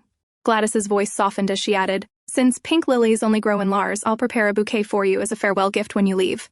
Her tone shifted slightly, laced with something sharper. "Do you know how beloved Bjorn was when he was crown prince? I wanted to help him regain his throne. If we had reunited, the people of Lechen would have supported him without hesitation. No one is more suited to that crown than Bjorn Dniester." Erna stayed silent for a moment before finally asking, her voice calm, "Why are you telling me all this?" Gladys tilted her head with a small, smug smile. "No special reason," she said lightly. "I simply thought you should know the facts. And the past." As she smiled, her gaze lingered on Erna's face, quietly savoring the sight of the sadness in her eyes. Cherished wife? Wasn't that what Bjorn had called her? Gladys wasn't about to miss the chance to leave a scar. "Given that you've ruined my chance at reunion with him," Gladys said, her voice sharp, "I assume you must have something far more valuable to offer. You're not simply using that man to pay off your family's debts and elevate your status, are you?" Her words were meant to wound, to cut deeper. If she couldn't have Bjorn, then neither should this woman. But Erna looked at her steadily and spoke calmly. "Princess Gladys, may I ask something?" Gladys raised her brows, amused. "Oh, what is it?" Erna's voice remained soft but firm. To my knowledge, a virtuous lady does not casually address a man who isn't her husband by name. Is etiquette different in Lars? The color drained from Gladys's face. Erna's gaze didn't waver as she added, even if it is, I would appreciate it if you followed the etiquette of Lechen. It took Gladys a moment to process what had just happened. The woman she thought was weak had just answered back. And, to be honest, Erna continued, her voice steady, I know very little about how my husband was as crown prince. I grew up far away, in a quiet village. My knowledge of him began only this spring when we met. Her words were clear, without hesitation. I'm well aware of my shortcomings, princess. As you said, I entered this marriage with debt. I have nothing of great value to offer him. At least, nothing you'd recognize. But, she paused, her voice softening. My husband chose me. That alone tells me there's something I can give him. And I'll do my best. For the Bjorn I know. Gladys's expression twisted, her teeth clenched in fury. Are you challenging me, Archduchess? She asked through gritted teeth. Erna simply shook her head. No, I'm just sharing my thoughts. Then, as if she had remembered something trivial, Erna added with a polite smile. And about the pink lilies, I must decline. I prefer white flowers. And as for the adornments on my hat, I don't plan on changing anything. It was a clear answer to Gladys's earlier mockery on the cruise. Only now, Erna said it with quiet confidence. After all, Bjorn himself had said she was beautiful in anything she wore. She didn't need anyone else's approval. Erna gave a small, graceful nod, then turned to leave. But Gladys wasn't finished. Her voice rose laced with anger. Archduchess, do you really think you know everything about your husband? Do you know how cruel, how terrifying Bjorn Dniester can be? Erna paused, then turned her calm gaze back to her. After a moment, she replied softly, If Bjorn is really such a terrifying man, then why are you still so desperate to reclaim him? Her quiet words struck harder than any insult. All the color drained from Gladys's face. She had meant to wound. But in the end, she was the one left defeated. On her way back, Erna couldn't hold it anymore. She threw up everything she had eaten. She had managed to keep her dignity in front of Gladys, but it was too much for her to bear afterward. Lisa could only watch, unable to do anything to ease her mistress's suffering, and it filled her with anger. Her face flushed with fury, Lisa finally burst out. This can't be just a coincidence. It's obvious. Karen must have been behind this. Your Highness, please. We must tell the prince. But Erna shook her head weakly, her face pale. No, she said softly. Don't tell anyone. Lisa bit her lip, frustrated but unable to go against Erna's wishes. At the palace, Karen was already in a state of panic. She paced anxiously, terrified of what would happen once the Archduchess returned. If Erna told the prince everything, she knew her fate would be sealed. She had understood exactly what Bjorn's words meant earlier, when he questioned her in that cold, sharp tone. And she knew well, while siding with Princess Gladys seemed like a smart move to maintain her social standing. Not everyone in the palace was loyal to the princess. Many mistresses who appeared to support Gladys had old grudges simmering underneath. As head maid, she had deliberately kept such details from the Archduchess. It was clear now. Her intention had been to make Erna an outcast. She had already bowed and apologized to the prince earlier, begging for forgiveness and blaming her ignorance. But when the prince stood right in front of her, saying nothing, simply ordering her to bring tea and walking past her, it had taken everything in her not to collapse from fear. Now she could only worry. If this incident came to light, the prince wouldn't overlook it again. Her heart pounded when she saw Erna returning, with Lisa by her side, supporting her. Erna greeted her as usual, wearing a calm smile. Karen frowned in confusion. Why was she acting like nothing had happened? Could it be she hadn't met Princess Gladys after all? But no, the look of quiet fury on Lisa's face made it clear. They had met. Then why? Why was the Archduchess saying nothing? Nervously, Karen spoke up. Your Highness, the prince has returned. Erna froze for a moment, her eyes widening slightly. Bjorn was here. Inside, Bjorn was still reading Erna's notebook, annoyed and irritated. Because of Gladys, Erna had no place in the social circle. It was frustrating. Just then, Erna entered, greeting him with a soft smile. Though she looked pale and weak as usual, today she appeared even more fragile to him. Are you ill? He asked, eyeing her carefully. She kept her smile. No, I'm fine, she replied calmly. Bjorn didn't press further. But as she noticed her notebook in his hand, her expression shifted. Bjorn, that's my notebook, she exclaimed, hurrying toward him. Bjorn raised the notebook higher, easily out of her reach given their height difference. Touching someone's things without permission isn't very gentlemanly, Bjorn, she huffed, frustrated. It's not as though there's some grand secret in here, Erna, he replied lazily, flipping through the pages. But honestly, with the way you're studying, how do you end up with conclusions like these? This is a mess. His tone was casual, almost teasing. Erna's smile faded at his words, her face falling. I don't know how it looks to you, she said quietly, clutching her skirt tightly. But I really tried. Bjorn paused, finally noticing something was off. He sighed, closing the book and setting it down. When Erna stayed quiet, he called her softly, "Erna." She still didn't respond. Erna, who had held herself together until now, finally broke. Maybe this was the last straw. She told herself not to cry, to stay proud, but it was too much. Without a word, he reached out, grabbed her by the waist, and sat her down on the chair, leaning over her slightly. Then, pulling up another chair, he took off his coat and sat beside her. Calmly, he began explaining everything she needed to know about the royal social circle, going through her notes one by one. As he spoke, Erna lifted her head, staring at him in quiet surprise. When he told her to cross out several names, she blinked, confused. "But they're all close to Princess Gladys. Why remove them?" she asked, puzzled. Bjorn's reply was flat, without a hint of hesitation. "Because they've used my money." Her eyes widened slightly at his bluntness. They went through the list carefully, and after a long while, Bjorn finally set down his pen. "You can learn the rest from Karen," he said, leaning back. "Thank you," she murmured, turning her gaze away in embarrassment. Just a moment ago, she had been angry at him, but now, her fear and frustration had melted away, replaced by a strange fluttering in her chest. Bjorn reached out, gently cupping her cheek, and turned her face toward him.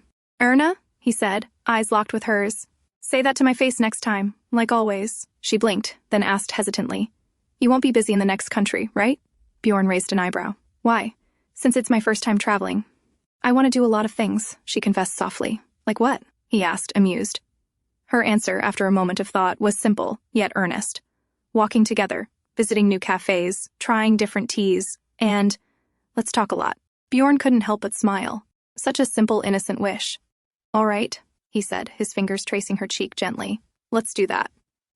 They arrived in Philia, their second stop on the honeymoon. Lisa sat in a cafe with her master, sipping tea, but she was fuming, clearly annoyed by the prince. Originally, today was supposed to be an outing with Prince Bjorn and Erna, but because of an unexpected meeting with his friend last night, their plans were cancelled. Apparently, all the high-ranking noblemen who arrived yesterday had turned into anything but noble this morning, including the prince himself. So once again, it was Lisa accompanying her mistress around, even though her master looked so lovely today. All Lisa's hard work getting her ready felt like it had gone to waste. "Why is there a line over there, Your Highness?" Lisa asked, glancing toward the crowd nearby. "They're lining up to climb the cathedral dome," Erna explained with a gentle smile. "There's a myth that if you visit there with your loved one and listen to the bell together, your love will come true." "Then you must go with the prince, Your Highness," Lisa said excitedly. "Yes, I will," Erna replied, blushing softly. The truth was, she had already mentioned it to Bjorn while they were heading to Philia. It had been during a quiet moment in bed. She'd hesitated at first, but then shyly told him, "In 10 days, it'll be my 20th birthday, Bjorn." Bjorn, who had been leaning over her, listened as she softly revealed her wish to visit the cathedral on her birthday. He had simply smiled, cupped her face, and kissed her deeply, his breath heavy. Erna had already learned that Bjorn was most generous in moments like that, so it was the perfect time to ask for something she truly wanted. As she sat there in the cafe, she wondered again if she should remind him, since a few days had passed already. But he had smiled at her and listened carefully back then. Surely he wouldn't forget, right? With that thought, Erna quietly returned to enjoying her tea with Lisa. Bjorn, quietly reading a book in his spare time, suddenly heard footsteps approaching. He could tell right away it was Erna. He had learned to recognize her just by the sound of her steps, soft and patient when she walked with the staff, then quicker once she was alone. As expected, before he could think any further, Erna peeked inside and called out, "Bjorn!" He smiled, glancing up at her, just as he had guessed. She sat beside him, as usual, chatting about her day's activities. Casually, she also mentioned visiting the sewer museum with Lisa. Bjorn's expression froze. "What? Where?" he asked, visibly shocked. Erna nodded and began explaining how they'd gone there, even laughing as she shared how the guide had shown them ways to find things from the sewer.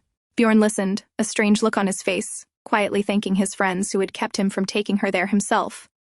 Still staring at him, Erna narrowed her eyes. "Are you trying to get away from me because you think I'm dirty now?" she asked, pouting. Bjorn slid back on the sofa, dodging her playful accusation.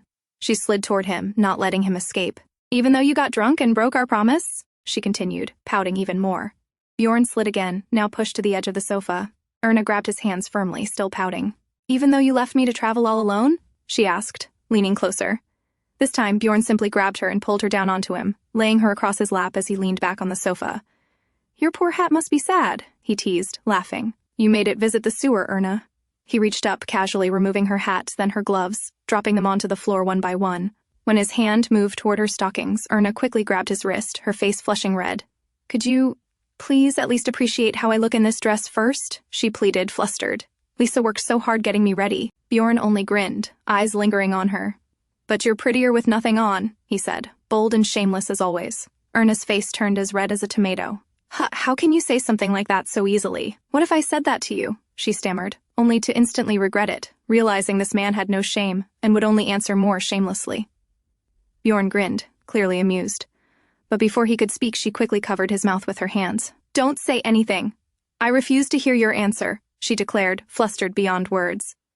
Thankfully, Bjorn granted her wish, saying nothing. But of course her relief didn't last long, because what followed was far more dangerous than the words she'd been so desperate not to hear.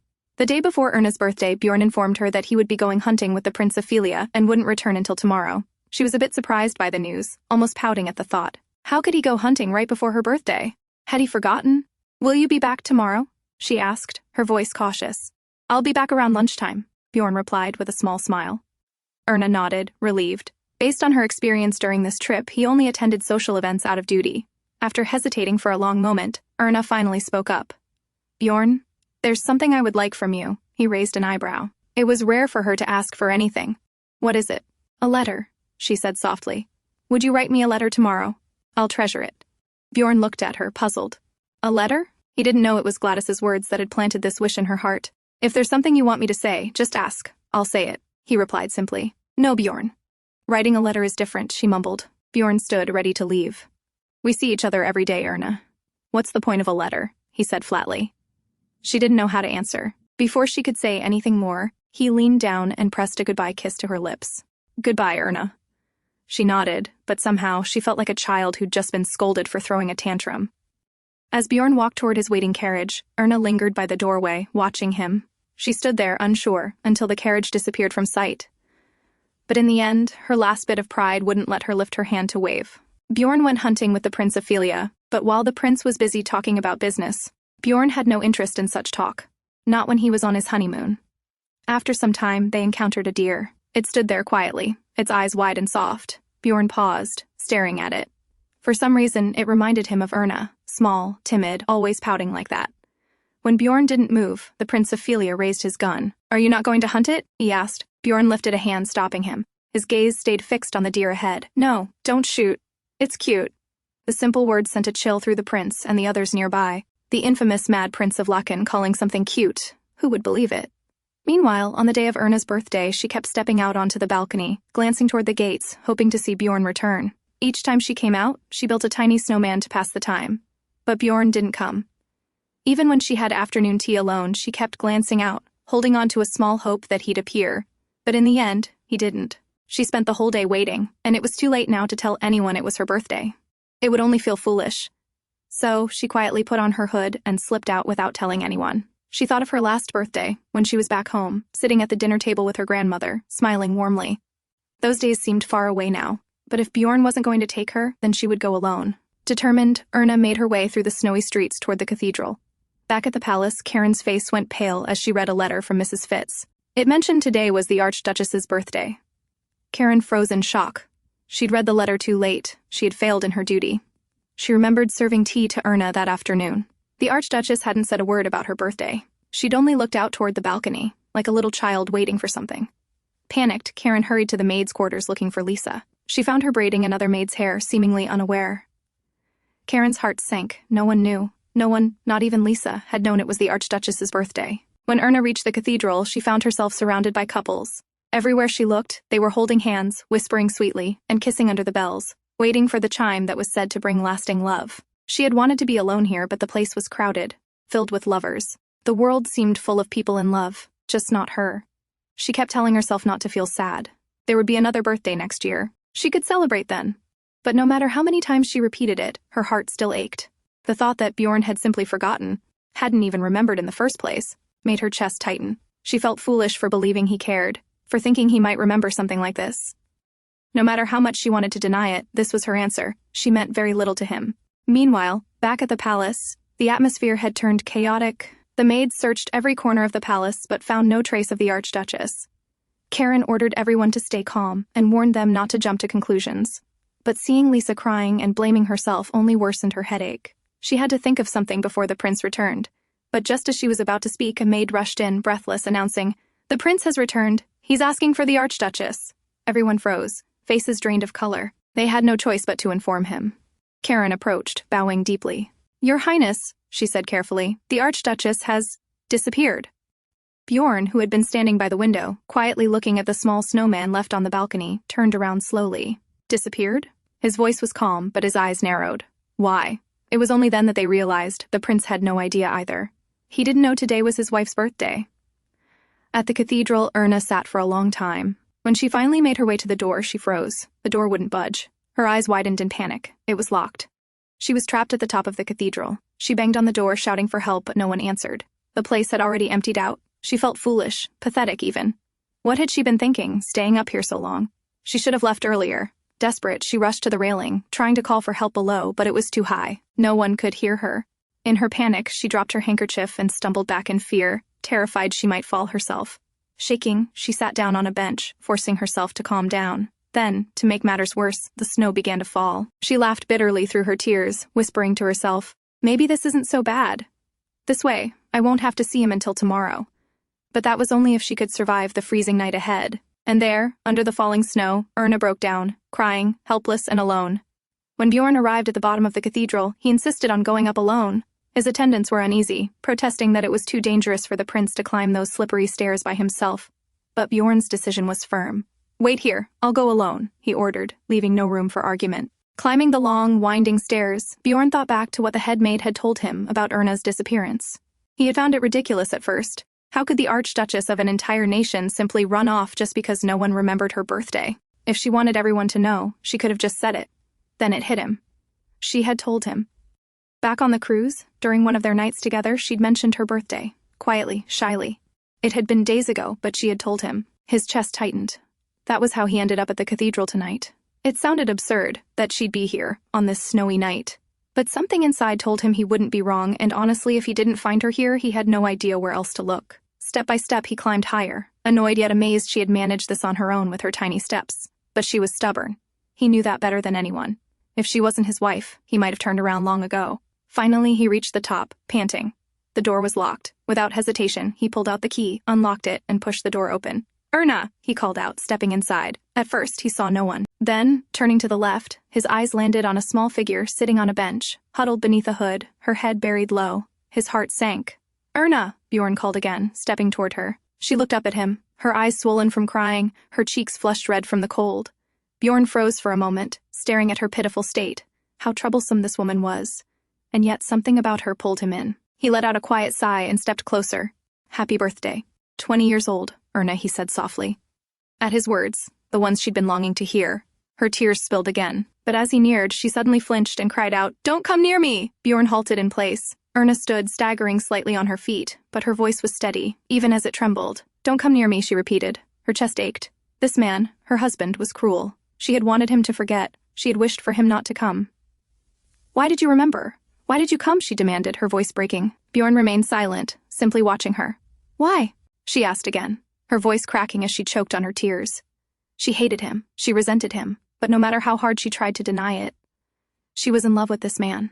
She knew he didn't love her back. She understood that better than anyone. And yet, this man always appeared like her salvation, her prince, who came every time she was lost and alone. A single kiss from him could sweep away all her sadness and pain. She knew it was foolish, but she couldn't stop herself from feeling that way. It hurt, but still. She didn't want it to stop. He was a terrible man, and she was a fool for loving him. "Leave," she whispered, covering her face to hide her tears. "I don't want to see you." She felt pathetic. She couldn't even find her handkerchief now. Bjorn, who had been standing motionless, finally moved. Without saying a word, he stopped in front of her, pulled out his handkerchief, and gently wiped her tears. Quietly, he cupped her face, warming her cold cheeks with his hands. Sobbing, Erna looked at him, her voice breaking as she finally let her heart speak. "I waited for you," she cried, her words trembling. "I thought you'd come. I waited for so long. Couldn't you think of me as someone just a little more special than the others?" Her sobs grew harsher. "I'm not asking for love. Just a little more." Bjorn stared at her tear-streaked face, his expression unreadable. Just then, the bell rang, its chime echoing through the snowy night. This was the bell she had come here to hear with him. "Could you kiss me?" she asked softly, her voice almost lost in the sound of the bell. Bjorn let out a quiet, amused breath. "But you just said you didn't want to see my face." "That's true," she admitted honestly, eyes cast down. "Then?" he questioned again.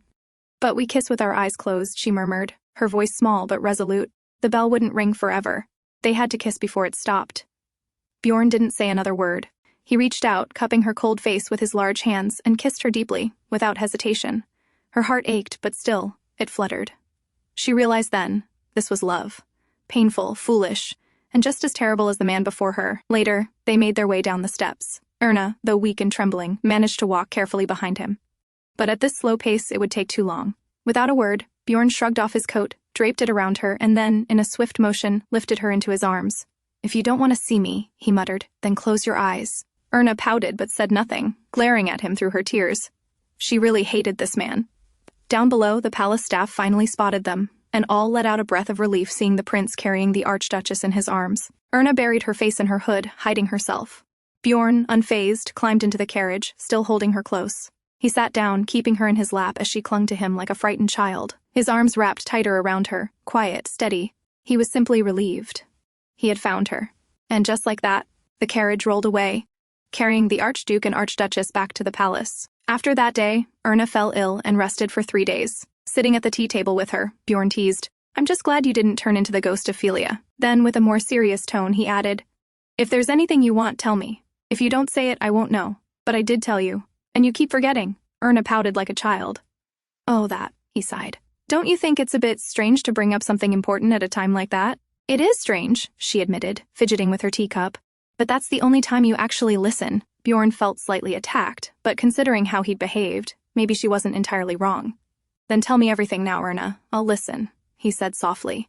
He didn't want to see her crying like that again. Then, "I want to have dinner with you tonight, if you're free," she said quickly. "All right," Bjorn replied with a confident nod. "And if you're not busy tomorrow, I want to travel with you too," she added boldly. "No," he said flatly. "But you said you'd listen," she countered. "I did, and I refused," he replied coolly. "Are you teasing me again?" She huffed, pouting. Bjorn stood to leave, but before he reached the door, she called out again, "And sometimes I want to hear romantic things too." She figured she might as well get everything out while she had the rare chance. Bjorn turned with a smirk. "Romantic, huh? Then, shall we return to the bedroom?" Her face flushed red, but she stayed firm. "Then, see you at dinner." He nodded, smiling as he stepped out and boarded the carriage. After that small incident, things returned to normal. No unnecessary emotional entanglements. Erna remained easy and transparent. And that, Bjorn thought, worked well. Maybe the marriage was rushed, but he had made the right decision. Later that afternoon, a jeweler from Philia arrived with an array of luxurious pieces, elegant jewels, delicate accessories. Erna was stunned. It turned out Bjorn had ordered them to make up for forgetting her birthday. There were so many she felt dizzy. When Bjorn returned from work and noticed the jeweler was still there, he asked why she hadn't chosen anything. "I already have so many beautiful things from our wedding," Erna said simply. Bjorn sighed and was about to tell her to just pick one anyway, but then she looked at him and said, "Why don't you choose for me? You have good taste. And if it's from you, I'll treasure it." He stared at her, a little stunned. Then, in the Philian language, he ordered, "Bring the most expensive piece." The jeweler returned with a breathtaking diamond necklace, its centerpiece a brilliant blue gem that reminded him of Erna's eyes. Erna accepted it with a radiant smile and a soft thank you. It was a gift from her husband, pretty, simple, and sincere. After a few days of official duties, Bjorn was finally free. He spent his time at the palace reading books, sipping tea, and keeping Erna close in his arms like a man truly on his honeymoon. "Aren't you bored just lying around like this?" Erna asked, seated on a nearby chair. "I'm preserving my stamina, Erna," Bjorn replied lazily, eyes still on his book. "For what?" she asked, puzzled. Bjorn looked up from the sofa, his tone shameless. "To do all the things we do in there, Erna." Her cheeks flushed instantly, and Bjorn chuckled, clearly pleased by her reaction. Erna glanced at him again, only to find his robe loosely draped over his shoulders, exposing his bare chest. Though it wasn't the first time she'd seen it, something about it in broad daylight made her flustered. She stood up and moved toward him, tugging the robe closed. "What are you doing?" Bjorn asked, confused. "It looks unseemly," she murmured, still adjusting the robe. "But I happen to be quite confident in how I look," he said nonchalantly. Despite her efforts, the robe did little to hide his figure. He reached out, grabbed her hand, and pulled her onto him. "You should preserve your energy too, Erna," he whispered, gazing up at her. Lying on his chest, she asked softly, "We're going back in a week, right? Isn't it a little disappointing to just be stuck indoors like this? Haven't you already seen enough of this city?" Bjorn asked, pulling at her scarf playfully. "But we haven't done much. Can't we go out this afternoon?" she asked, her voice hopeful. Bjorn laid her down gently, hovering above her. And what exactly would we do outside, Erna? We could explore more. Buy some gifts for our families, too, she said, flinching slightly as his fingers brushed her cheek and trailed down her neck. A gift? He asked, pressing a kiss to her skin. Yes, for my grandmother, and the others, too. I want to choose them myself, she added, trying to stay focused. He sighed, knowing he couldn't refuse her when she got like this. All right, he agreed. In an instant, Erna wrapped her arms around him and hugged him tightly. Thank you. You know, you're nicer than you look. You always help me when I need it. Of course, sometimes you upset me. But I'm grateful for everything. She reached up to gently caress his cheek. But what about me? What do you think of me? Bjorn smirked, kissing her cheek and cupping her face. You're very pretty. Every part of you is pretty. And, he added, his voice low, his hands trailing lower with dangerous intent. Before he could finish whatever teasing remark was about to follow, Erna pulled him into a hurried kiss, firm and flustered. Anything to stop him from speaking. But his grin only widened. As I was saying... She kissed him again before he could finish, and he laughed, clearly enjoying his wife's flustered reaction. Later, as promised, Bjorn went out with Erna in the afternoon, but instead of joining her, he chose to sit outside and read a book, lazily flipping pages while sipping his tea. You can go ahead and get anything you want for gifts, he said. Lisa, as usual, couldn't hide her frustration. All her effort to get Erna dressed up nicely, wasted, again. Erna, meanwhile, looked around the shops. If I could get some advice, what kind of gifts should I get for the royal family? She asked, hopeful. Bjorn sighed. Well, I'm sure they already have everything they want. Not exactly helpful, but also not entirely wrong. Then what about you? She pressed. What kind of gift do you like? He looked up at her and replied flatly, money. She stared at him, incredulous, completely useless. Eventually, she left to shop on her own. Later, bored of his book, Bjorn wandered up to the third floor where Erna was browsing the art store. He was about to walk in when a thought suddenly struck him. Pavel Lore. Was she buying something for that artist friend of hers? Just then, Erna spotted him and walked over, cheerful. Do you want anything from here? He shook his head. No. He turned away, leading her out of the store without another word. But his eyes lingered on the painting box behind the display. Erna hummed happily beside him, unaware. Bjorn said nothing, but for some reason, that paint set gnawed at the back of his mind. On their final night in Philia, they were invited to a farewell banquet hosted by the royal family. The maids surrounded Erna, dressing her carefully. She wore the necklace Bjorn had given her, the crown gifted by her mother-in-law. And as she stepped toward the entrance, she saw Bjorn waiting, looking effortlessly regal. His eyes softened as they landed on her. She looked like a fairy. As they entered the grand banquet hall, Erna felt overwhelmed by the crowd, her breath catching. But then she looked at Bjorn, who was right there, holding out his hand. She took it, and that small warmth steadied her. That night she would remember forever. The night on the deck under the lights, and the calm strength of the man beside her. Eventually, they returned to the mansion of the Schuber, their honeymoon officially behind them. Erna, Bjorn's voice called out in the early morning light. Wake up. Didn't you go on and on about wanting to see the fountain turn on for the first time this summer? Still half asleep, she blinked, then suddenly remembered. She shot up. Bjorn, you should come too, she called excitedly. He stepped out onto the balcony in his morning robe, and together, they watched the fountain come to life. The splash of the water glistened in the golden light, beautiful, powerful. Erna's eyes sparkled in awe. Bjorn watched her quietly. Summer had come. The third season, with his wife. Later, they sat in the garden enjoying their tea.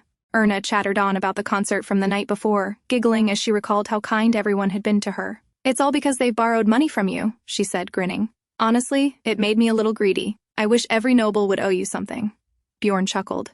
Then we share the same dream. No, wait, Erna said quickly. I didn't mean it like that. I know what it feels like to be in debt. I'm still one myself, aren't I? Bjorn leaned back, amused. So, are you still planning to pay me back with those little flowers you made? Of course, she nodded proudly. I meant it. I've even saved up a little. I'll show you. Bjorn glanced at her, her eyes sparkling with confidence. It was a ridiculous idea, really. But she looked so pretty smiling like that, he didn't say a word. Then Erna remembered something. Oh, and your sister, Duchess Louise. She helped me a lot, too. Bjorn, preparing to light a cigar, replied flatly. She was just doing her duty. Don't let it fool you. She loves Gladys, and she hates you just the same. Erna's face fell instantly. Bjorn glanced at her and noticed her expression shift, but he didn't take his words back. It was the truth. Still, something about the sadness on her face lingered in his mind. And then he remembered something else, how she never complained about his smoking. Even when the smoke bothered her, even when she coughed quietly beside him, she never left. Without another thought, he put the cigar back down. Last year, around this time, we met for the first time, Erna said softly, looking out at the garden. Really? Bjorn asked. Yes, she smiled. I had just arrived from Buford. You suddenly showed up at the station and Somehow, I got pushed forward and saw you up close. Bjorn blinked, clearly not remembering. I saw you a few times after that too. Lisa told me who you were when I asked. Bjorn laughed. I'm sure she didn't have anything flattering to say. No, it's not like that, Erna said quickly, flustered. You're a terrible liar, Bjorn smirked. Why didn't you say hello back then? If I had... Would you have greeted me? She asked, tilting her head. Bjorn leaned in, elbow on the table, hand to his chin. I might have done more than that, you know. Bjorn, she pouted, scolding him. Don't ruin a beautiful memory. I only meant a handshake, he teased. What did you think I meant? You're lying. Oh? He smirked. Then, what do you think I meant, my lady? She blushed, flustered again. He clapped lightly. Congratulations on becoming a ruffian, my lady. Rolling her eyes, Erna quickly changed the topic. By the way, I made you a flower, remember? Did you keep it safe? Bjorn paused, clearly confused. A token of our promise, she reminded him sweetly. Only then did he realize she was talking about that fake flower she had given him, the one he'd tossed into the ashtray long ago. Probably, he said, his face unreadable. That beaming smile of hers. Why did she care so much about a fake flower? Bjorn wondered. The spring sun cast a lazy warmth over the garden, stirring a thirst in him, one not quenched by tea. The frustration of not being able to enjoy a simple cigar mixed with a strange, growing feeling he couldn't quite place. He knew addiction could be dangerous, and yet, here he was again, unable to hold himself back. With a brief glance, he signaled the butler, who, understanding without a word, quietly retreated with the other maids. Bjorn stepped toward his wife and gently pulled at the ribbon of her hat. Bjorn? Erna looked at him, confused, unaware of the turmoil brewing inside him. He placed her hat aside, then bent down and kissed her. She hesitated. Bjorn, people can see us. There's no one here, Erna, he murmured against her lips, kissing her again, this time slower, deeper. Still, she pulled back slightly. But there's a window above. I don't want to be seen like this. Bjorn said nothing. He led her a few steps behind the tall tree at the side of the garden, the branches dense enough to hide them from view. With that assurance, his kisses deepened. And now, Erna kissed him back. But when his hand trailed lower, she broke the kiss, breathless. What are you trying to do now? Something a ruffian would do, my lady, he answered, holding her tighter. I don't want to do anything out here. Can we go inside? She asked, flustered. Bjorn didn't respond. He simply kissed her again, more fiercely. His lips moved down her neck, trailing heat with every touch. Pressed between the tree and his body, Erna trembled, wrapping her arms around him to steady herself. Bjorn looked down at the woman in his arms. A part of him knew he shouldn't be greedy with someone as fragile as her. And yet, he already was. Erna tilted her head, catching a glimpse of the spring sky above. It was beautiful, and so was he, making her forget everything else. Bjorn, aware of how wild he was acting, felt like an animal in heat, but seeing her there, flushed, breathless, delicate like spring itself, he couldn't stop. Spring was indeed far too beautiful. Later, Erna brought out her old chocolate box, the one she had been using to store her savings. Bjorn examined it carefully, almost suspiciously. Why don't you ask Mrs. Fitz for a proper safe, Erna? But I like this, she said with a bright smile. Isn't it cute? Then she opened the lid, proudly revealing the neatly arranged bundles of notes inside. See? I told you I was saving. Look how much I've got. Bjorn stared at the contents in disbelief. She wasn't exaggerating. What's wrong? Erna asked, tilting her head. Bjorn pressed a hand to his forehead. Even his grandmother, who despised vulgarity, had a bank account. Yet here was his own wife, stashing money in a worn cookie tin. As a banker, it was a blow to his pride.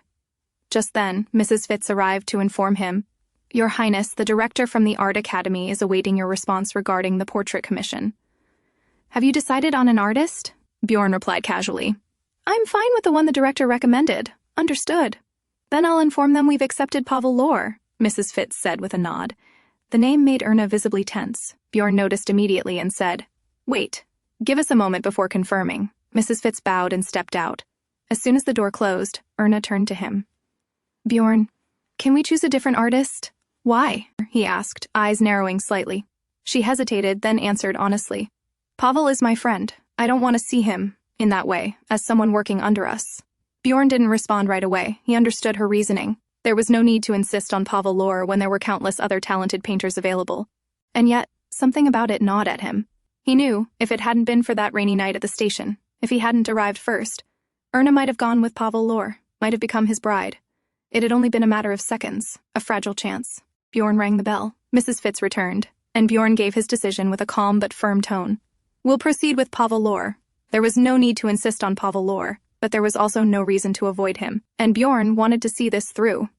The next day, Erna arrived at the event she herself had hosted as the Archduchess of Lechen.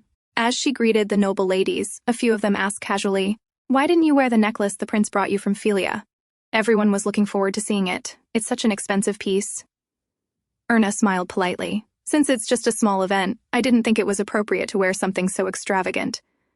At a side table, Princess Louise, Bjorn's younger sister, sat quietly, sipping her tea. But both she and Erna knew the truth. The women weren't truly interested in the necklace. There was sarcasm behind their words. To them, Erna was merely a decorative archduchess, enjoying luxury funded by her husband. There was no point trying to explain herself. She simply had to be more careful. As the event ended and the guests began to leave, Erna turned to Princess Louise. "Thank you for helping me today. I really appreciated it," she said earnestly. But Louise's reply was cold. "I was only here because of my brother. Please don't misunderstand this as friendship. I'm a close friend of Gladys, after all." She paused, then added bluntly, "And was it really necessary to cause such an uproar by purchasing that necklace abroad? Also, please stop sending those letters asking for friendship. They're unnecessary." Erna, slightly flustered, tried to explain. "I just wanted to ask how you were doing. Isn't that normal between family or friends?" Louise responded sharply, "We're not in that kind of relationship, Your Highness." With that, she left. Erna stood still for a moment. Bjorn had warned her. He was right. Princess Louise would never truly accept her. Meanwhile, in another part of the palace, Bjorn was reading a report he had ordered long ago. It was regarding Walter Hardy, Erna's father. Ever since their wedding, even during their honeymoon, Bjorn had been quietly receiving updates. At first, Walter had kept a low profile, dabbling in minor investments. But, as time passed, he was growing bolder. Today's report confirmed it. Walter Hardy had begun using his son-in-law's name to attract investment funds. It was still in the early stages, but he had already lured in several people under the guise of having Bjorn's backing. His wife's extravagant public lifestyle only added to the credibility of his reports. Bjorn had predicted this when he decided to marry Erna, considering Walter Hardy's past. For now, he had no plans to interfere. But if Walter crossed the line, he'd be ready. The day had finally arrived for the portrait to be painted. Bjorn sat in the living area waiting for Erna, his gaze drifting to the trophy displayed on the shelf. It was the one he had drunkenly handed to her before their wedding. A pink ribbon was tied to it now. He chuckled to himself. Just a few days ago, it had a blue ribbon. He remembered asking her why she kept changing it. Her answer had been simple. There were too many identical trophies in the house, all won by him, so she'd marked hers to tell it apart. The reason had been so silly he'd laughed until his cheeks went numb. Now, seeing the pink ribbon, he had a feeling she was changing it to match the seasons. As he was lost in thought, the Archduchess Erna Dniester appeared, looking like an angel. Bjorn turned to take her in, but his eyes landed on her neck where a simple pearl necklace rested. "What about the necklace I gave you?" "Just thought, this one might suit today better," she answered hesitantly. "Is that so?" "I don't think so," Bjorn replied bluntly, glancing toward the maid in silent command. Erna had wanted to wear that necklace. It was precious to her, being the first gift from him. But she'd avoided it today, afraid it might make her appear flashy and extravagant. She didn't want to be seen as a shallow archduchess. Soon, Lisa returned with the necklace. Bjorn took it from her and, without another word, fastened it around Erna's neck himself. "Now it's perfect," he said quietly. Downstairs, Pavel Lor arrived at the palace, taking in the grandeur of the royal residence. He hadn't wanted to come. But his master had insisted. Refusing a royal request was not an option. Of course, part of him had wanted to see Erna, to know how she was doing. But he knew seeing her again would only complicate things. While he stood deep in thought, the Archduke and Archduchess entered hand in hand. Without delay, Pavel began his work. As they posed for the portrait, he noticed Erna fidgeting nervously. "You can look up a little, Your Highness," Pavel guided gently. She tried, but remained awkward, just as he remembered. When they were younger, he had always known she'd make a beautiful model, but she would become rigid the moment she realized someone was painting her. That was why he'd always tried to capture her in nature, without her noticing. Bjorn adjusted her posture slightly, tilting her face just so, and helped position her hands. "Now we're ready, Mr. Lor," he said, looking straight at Pavel. "Ah, right," Pavel replied, slightly thrown off. It was rather bold of the prince to do things his own way, but he had to admit, Erna now looked like the ideal subject, just as he had imagined. And the prince, too, was a flawless model. He continued painting in silence for a long time. Eventually, he suggested a short break, noticing Erna growing tired from holding her posture for so long. Bjorn agreed, and Erna left the room to rest. While Pavel adjusted his materials, Bjorn lounged on the sofa nearby, swirling a drink in hand. "Cigar? Drink?" he offered casually. Pavel declined politely and returned to his work. A short while later, Bjorn stood and approached the easel, watching silently. Pavel stiffened slightly at the prince's sudden closeness. "No need to stop. I'm just watching," Bjorn said, his voice calm but unreadable. Pavel continued painting, though the prince's presence weighed on him like a quiet pressure. Bjorn's eyes drifted to the side, toward the artist's supplies. There it was. The same paint box he had seen in the art store back in Philia. Before he could say anything, a maid entered. "Your Highness, the Archduchess has returned." When the portrait session ended, Pavel politely said his goodbye and took his leave. Erna stood there, frozen. There was so much she wanted to say, but not a single word came out. Later, Karen found her on the balcony, quietly nibbling on chocolate. "You shouldn't eat too many of those," Karen said gently. "It's not good for your health." "I didn't eat a lot," Erna replied, with a soft smile. Karen hesitated, then finally voiced what had been on her mind. "Your Highness, about the necklace. Please don't mind what people say." She knew the rumors. Everyone who'd been on their honeymoon trip knew that necklace was a gift from the prince, even if the Archduchess had begged her husband for it, which she hadn't. Why should she be criticized? If any other noble lady had received a jewel like that from her husband, it would have been celebrated. But because it belonged to Erna Dniester, people made a fuss. It bothered her, Karen admitted silently, because she remembered how troubled she was choosing that gift back then. Erna looked at her with innocent eyes. "Are you worried about me, Karen?" "Well," Karen faltered, not wanting to admit it outright.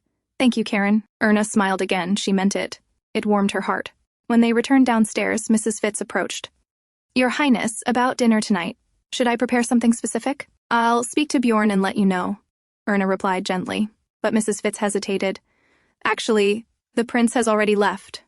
He said he might be late." The next day, when Bjorn opened his eyes, it was already afternoon. Whenever he came home late, he avoided going to Erna's room, not wanting to disturb her sleep. Still, she always nagged him about it later. Sometimes, she even looked like she was going to cry. As he got out of bed, sipping his tea, a maid informed him that the Archduchess had gone out. He didn't react. There was no reason to worry. He couldn't say for sure what that artist felt for his wife, but he was certain of one thing. Pavel was nothing more than a friend to Erna. And she had given him that art box purely out of friendship, nothing more, because Bjorn knew this woman loved him.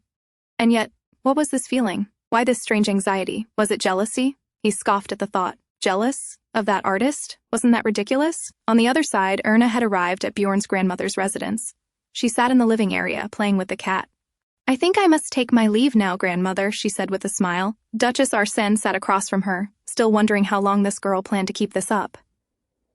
She had first come to visit just after the honeymoon, but the Duchess had refused to meet her. She still resented her grandson for becoming such a disgrace after divorcing Gladys, and his new wife was just a reminder of that, so she didn't want to see Erna. That day, Erna had sat in the waiting room for 2 hours, then left, leaving behind a gift in the hall. The Duchess had heard the rumors that the prince's new wife was a girl who enjoyed luxury, so naturally she assumed it would be something expensive, a bribe to win her favor.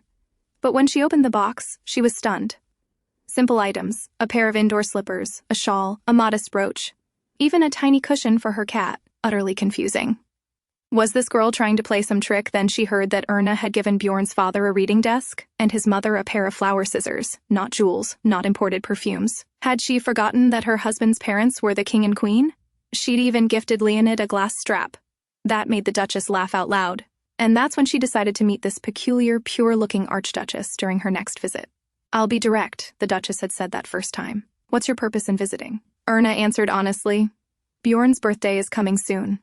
I came to invite you, grandmother." "You do know I haven't seen your husband in years?" the Duchess said coldly. "Yes," Erna replied, still calm. "That's why I want to give this to him. It will be my first gift to him." "Did your husband put you up to this?" she asked, her voice sharp. No, please keep this a secret from him," Erna said quickly. "It's supposed to be a surprise." The Duchess had meant to argue further, but Erna's bright smile somehow took all the fight out of her. And so, it had been 2 months now. Erna came every Wednesday. When the Duchess refused to see her, she would simply sit and play with the cat for a while, then quietly leave. And whenever she was allowed to sit with her, Erna would talk, mostly about useless things. But most of it was always about her husband. It seemed Bjorn had chosen an annoyingly persistent wife. Even after being told point-blank not to come again, she would just smile and say, "Then I'll see you next week, Grandma," and walk out as if nothing happened. When Erna arrived home, she wished she could have stayed out longer. After everything that happened, from last night to this morning, she didn't want to see Bjorn, not yet. As she stepped into the entrance, Mrs. Fitz informed her, "His Highness is waiting for you." Without a word, Erna followed the path to the dining room. She had been patient, endlessly so. Despite all the broken promises, the late nights he came home drunk, she endured it. And just when she thought it couldn't get worse, Bjorn always found a way to surprise her, just like he had that morning. He had come home late, clearly drunk. Erna was still waiting at the entrance and asked softly, "Can you be a little more reliable as a husband?" Bjorn leaned in close. Erna, what do you think you married? A saint? He scoffed. You married a sinner, so don't expect something I'm not. That's not what I meant, she tried to explain, but he cut her off. Since you married a man like me, shouldn't you love him anyway? Isn't that a wife's duty? He said as he walked past, running a hand through his hair. When he reached his bedroom door, Erna reminded him gently. Bjorn, we promised to sleep in the same bed. Bjorn paused. That's enough, Erna. I'll listen to my noble wife's nagging tomorrow, he muttered coldly before shutting the door behind him, leaving her standing there alone. Now at the dinner table, silence hung heavy between them. Why are you so quiet? Bjorn finally asked. I'm just tired, Erna replied, picking at her food. Tired from what? Where did you go today? He asked again. I don't want to tell you. I have my own life too, she said calmly. That irritated him. She used to tell him everything, without him even asking. Erna, stop wasting your time on meaningless things. Just focus on your duties, Bjorn said flatly. What kind of duties? Being a doll for you? She asked, her lips trembling. Well, that doesn't sound bad, Bjorn replied, uncaring. I don't want to, she said, rising to her feet. That feeling, this helplessness, it gnawed at her. She didn't want to be just a doll he could discard someday. I'll do my best in my own way, she added quietly. Bjorn had said those hurtful things on purpose. They gave him a twisted reassurance, proof that he still held her heart. It was a cruel, secret pleasure. Sit down and finish your meal, he said sternly. But this time, Erna didn't back down. She wiped her tears and said, No. I have those meaningless things you mentioned to attend to. With that, she turned and left the table. A maid stepped forward and placed the final dessert on the table. Take it away, Bjorn said coldly, his voice dark. After dinner, Bjorn sat in his study, going over his papers when Mrs. Fitz entered. Do you have something to say? He asked without looking up. No, I just came to check on you. Though I find it amusing to see that even your highness has marital quarrels, she said, bowing slightly. Bjorn let out a short laugh. That wasn't a fight, he replied, thinking one kiss would be enough to make Erna smile at him again. Your highness is a good person, Mrs. Fitz said sincerely. I know, Bjorn said casually, standing up and heading toward Erna's room. Mrs. Fitz watched him go. She had served him most of her life. His first marriage had appeared flawless from the outside. But was it really? Watching him now, she saw a different side of him, one she had never witnessed before. Perhaps this was the real Prince Bjorn, the version that didn't exist in his past marriage. But whatever the truth was, she knew better than to voice it. If the prince had made a decision, he would hide the truth behind it, no matter what. Bjorn now stood before his wife's room and knocked a few times, but the voice from inside made him pause. Please leave. Bjorn's eyes widened. He immediately reached for the doorknob, but it was locked. Open the door, Erna, he said firmly. No, came the reply, sharper than he expected. The price to get into my bed is expensive. Bjorn blinked. What? I'm telling you, Erna said, voice muffled but clear. My bed isn't a place you can just crawl into whenever you want, and then leave like nothing happened. Bjorn stood frozen. Did this little dear of his just throw a tantrum? He started banging on the door, irritated. Erna, open the door. You better open it right now. Servants nearby watched in stunned silence as the prince pounded on the door to the Archduchess's room. But no answer came. Bjorn's anger boiled over. Do you think I can't get in if you don't open the door? He roared like a wolf. All the servants froze in place, terrified. Was the prince really going to break the door down? They murmured nervously among themselves, holding their breath. And as expected, Bjorn stormed forward to do just that. But the staff rushed to hold him back. Your Highness, please calm down, they pleaded. Do you think I'll lose something from this? Bjorn snapped furiously. Well, I don't lose anything either, came Erna's voice from inside. So please, just go away. I don't want to see you. The servants gasped quietly, their eyes wide with fear, silently praying for Erna to stop provoking him. Erna didn't stop there. I've locked the door connecting our bedrooms too, so don't bother trying to come through there. Bjorn's fury flared. Has she gone mad, he thought? Did I raise a crazy deer? If you don't come out right now, you'll never see me again, he threatened. But the reply that came from behind the door left the staff struggling to suppress their laughter. Thank you for being considerate, Your Highness, Erna snapped back. But if you need a doll, ask your nanny to find you one. A pretty one, just the way you like it. Bjorn scoffed. Let's see who loses the most here, he muttered, and turned to leave, refusing to beg his wife to let him in. And so, the fight continued. As he turned away, the staff quickly scattered in all directions, afraid of the prince's simmering rage. Congratulations on your first marital quarrel, Your Highness, Mrs. Fitz said calmly, standing unbothered. And if you really do need a doll, do let me know. Bjorn's temple throbbed from frustration. His earlier smug confidence, when he told her, we don't fight, was now shattered. In a final burst of irritation, he slammed the nearby door and left the corridor. The remaining staff looked down the hallway where he disappeared, still stunned. Who could have imagined their ever-composed prince would one day lose his cool like this? A few days later, Erna sat making her artificial flowers when Lisa came over, concerned. "Your Highness, please rest. You just threw up," Lisa said gently. "I'm okay," Erna replied with a smile. "Besides, I don't want to just sit idle." Lisa sighed, still worried. "It's just a little sad we can't sell these flowers anymore, now that you're the prince's wife." Erna thought for a moment, then suggested, "What if we gift them to the maids and staff instead?"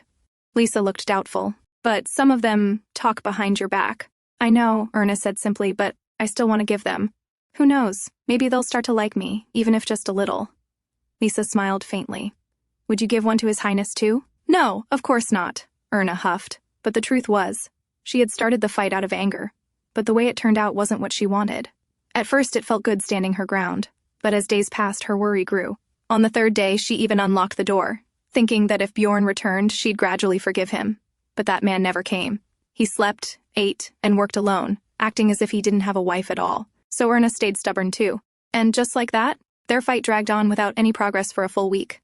That day Mrs. Fitz arrived with news. "Your Highness, the royal family will arrive at Castle Schubert on the day of the World Expo opening ceremony," she said.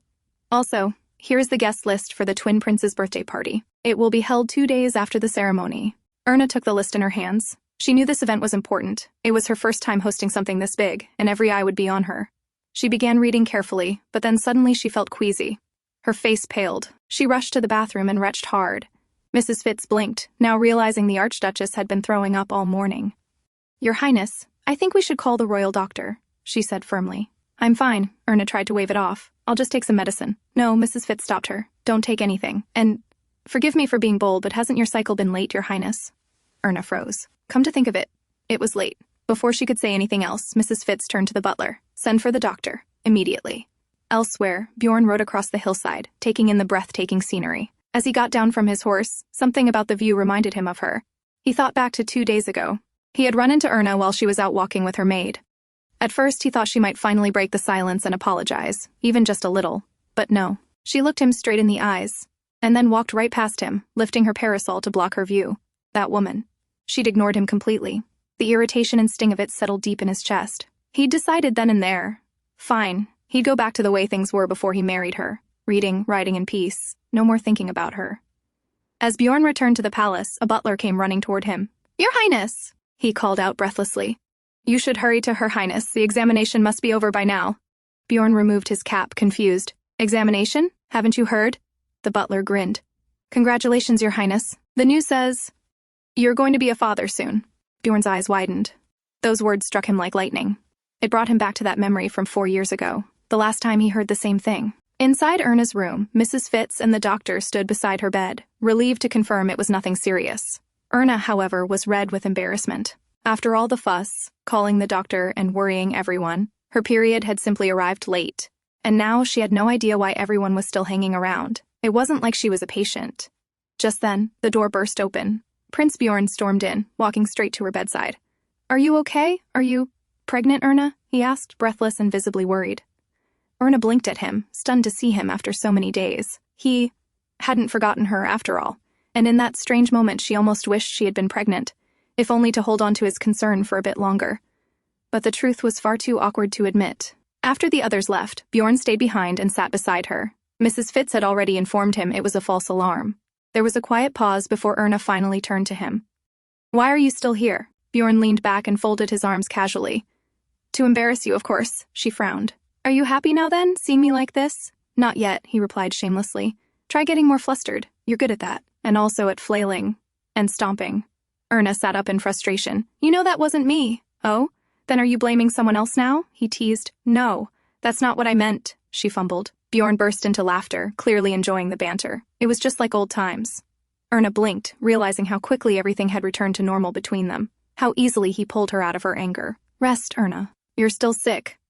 "Even if it's not pregnancy," Bjorn said, getting up. She lay back down with a small huff, puffing her cheeks and glaring at him. Just moments ago she'd been furious with this man. But when he came rushing in, genuinely worried, somehow she felt relieved that he had come. "I'm sorry I caused a scene that day," Erna said quietly, lying down. "It wasn't your fault, Erna," Bjorn replied, sitting beside her. "When you heard the news, what did you think?" she asked, curious to know. Before entering the room that day, Bjorn had stood outside for a long while. He knew it wouldn't be like that day 4 years ago, but still, Anxiety had filled him. Then finally he'd walked in and seen his fragile wife lying there, with Madame Fitz looking equally anxious. When he found out it was just a rumor, a false alarm, he had felt disappointed.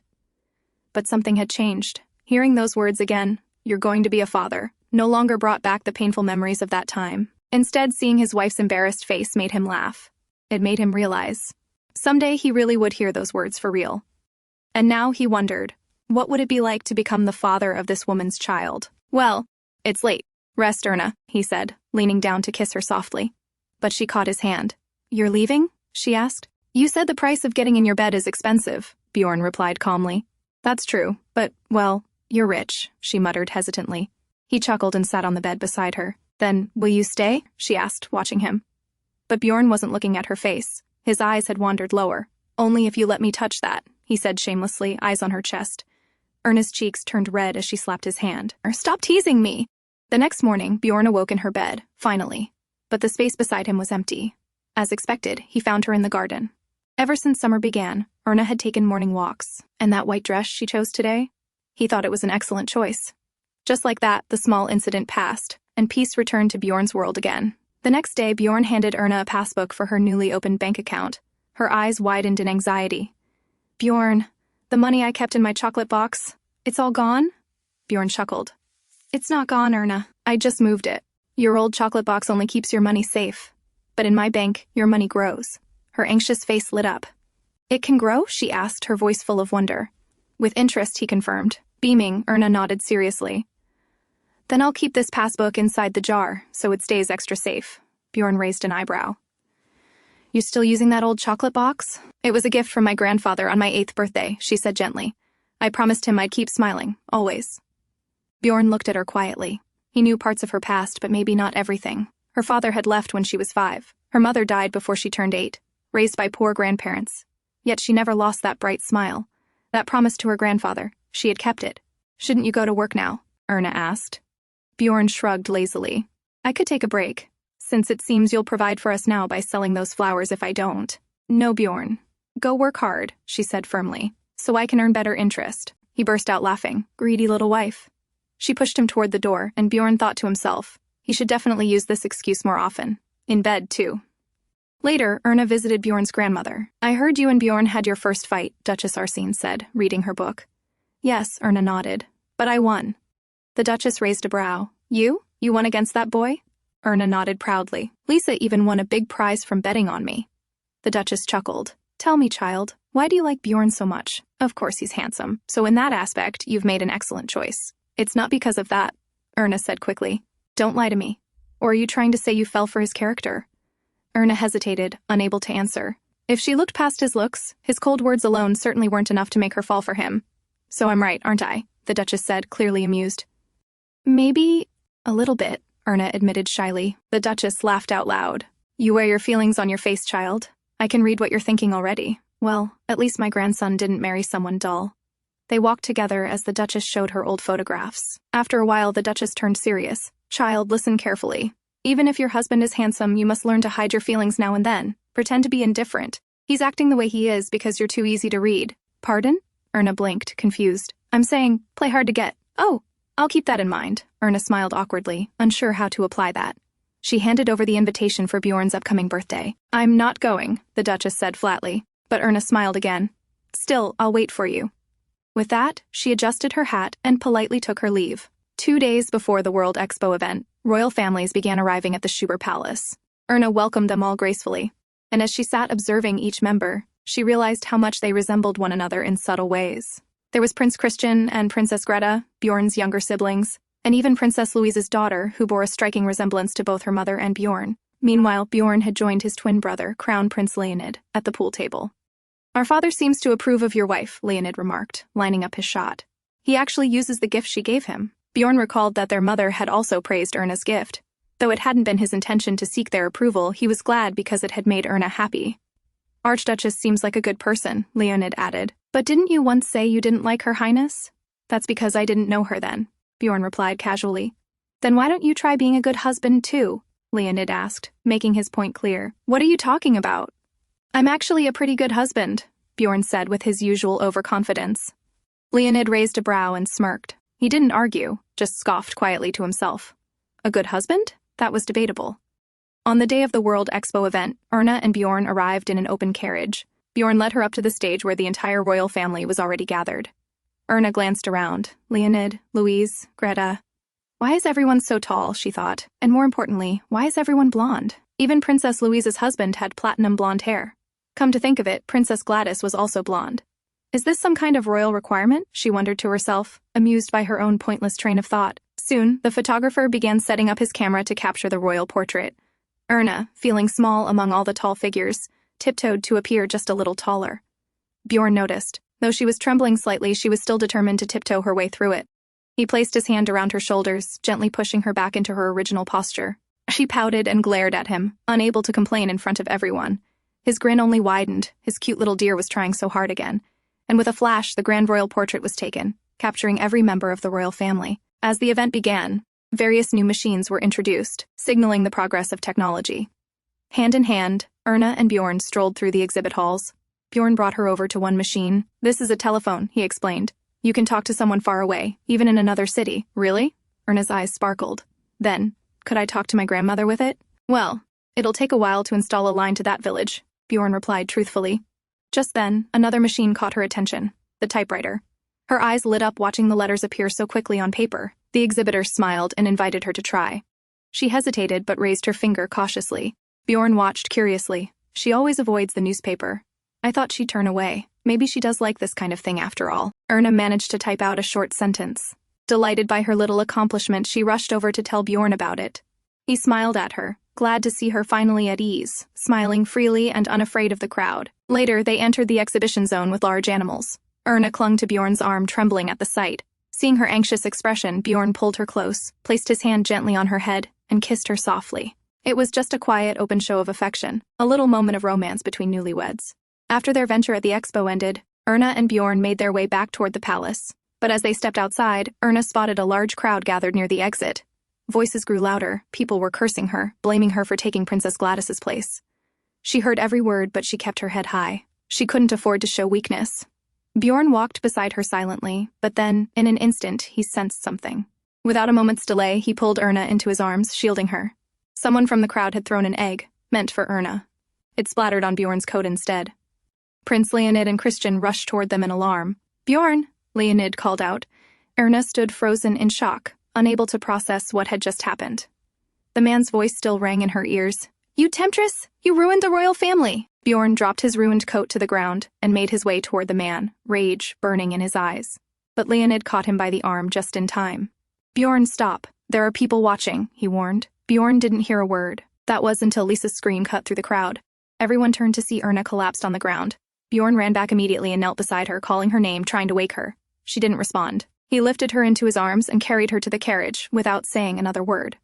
Meanwhile, in Lars, Catherine Owen stood outside a publisher's office. Disappointment etched across her face.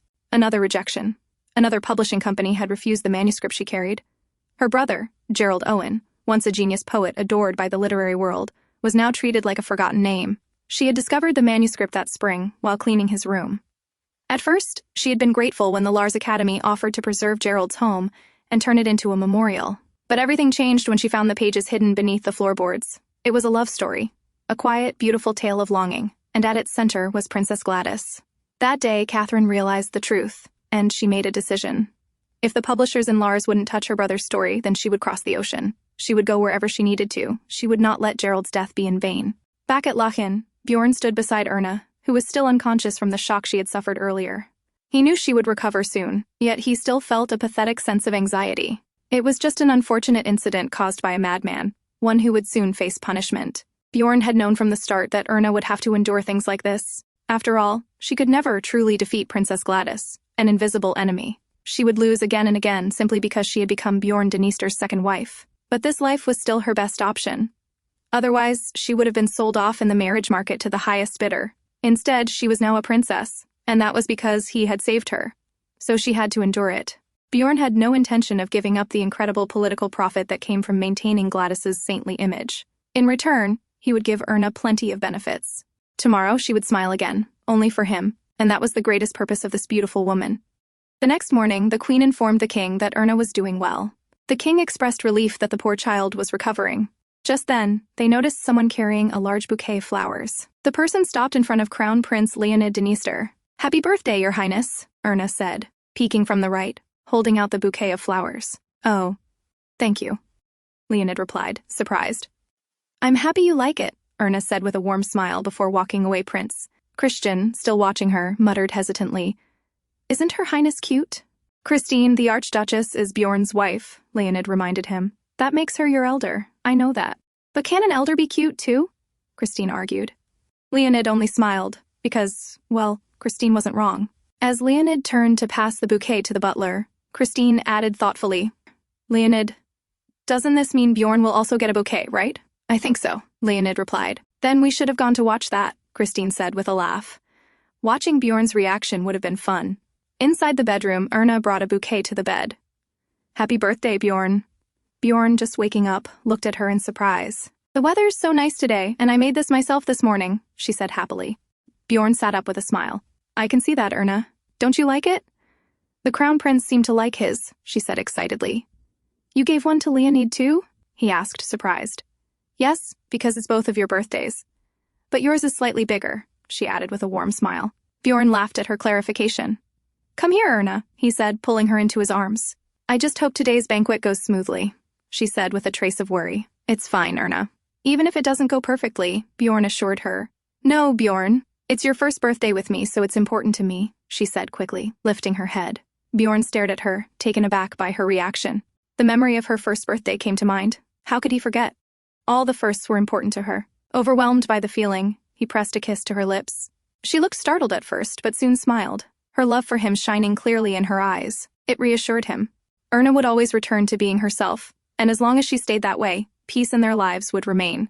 That evening, the banquet for the prince's birthday was prepared, guests filling the hall. Erna's eyes, however, stayed fixed on the door, waiting for one particular guest, the gift she had prepared for her husband.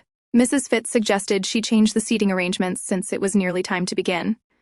But Erna insisted on waiting a little longer. Finally, the guest she awaited arrived. Duchess Arsène stepped into her grandson's birthday banquet for the first time in years. Shock rippled through the hall. Leonid, his sister, and especially Bjorn himself. Whispers spread, wondering if the Duchess had finally forgiven the prince. Erna walked up to greet her, but the Duchess's brows furrowed.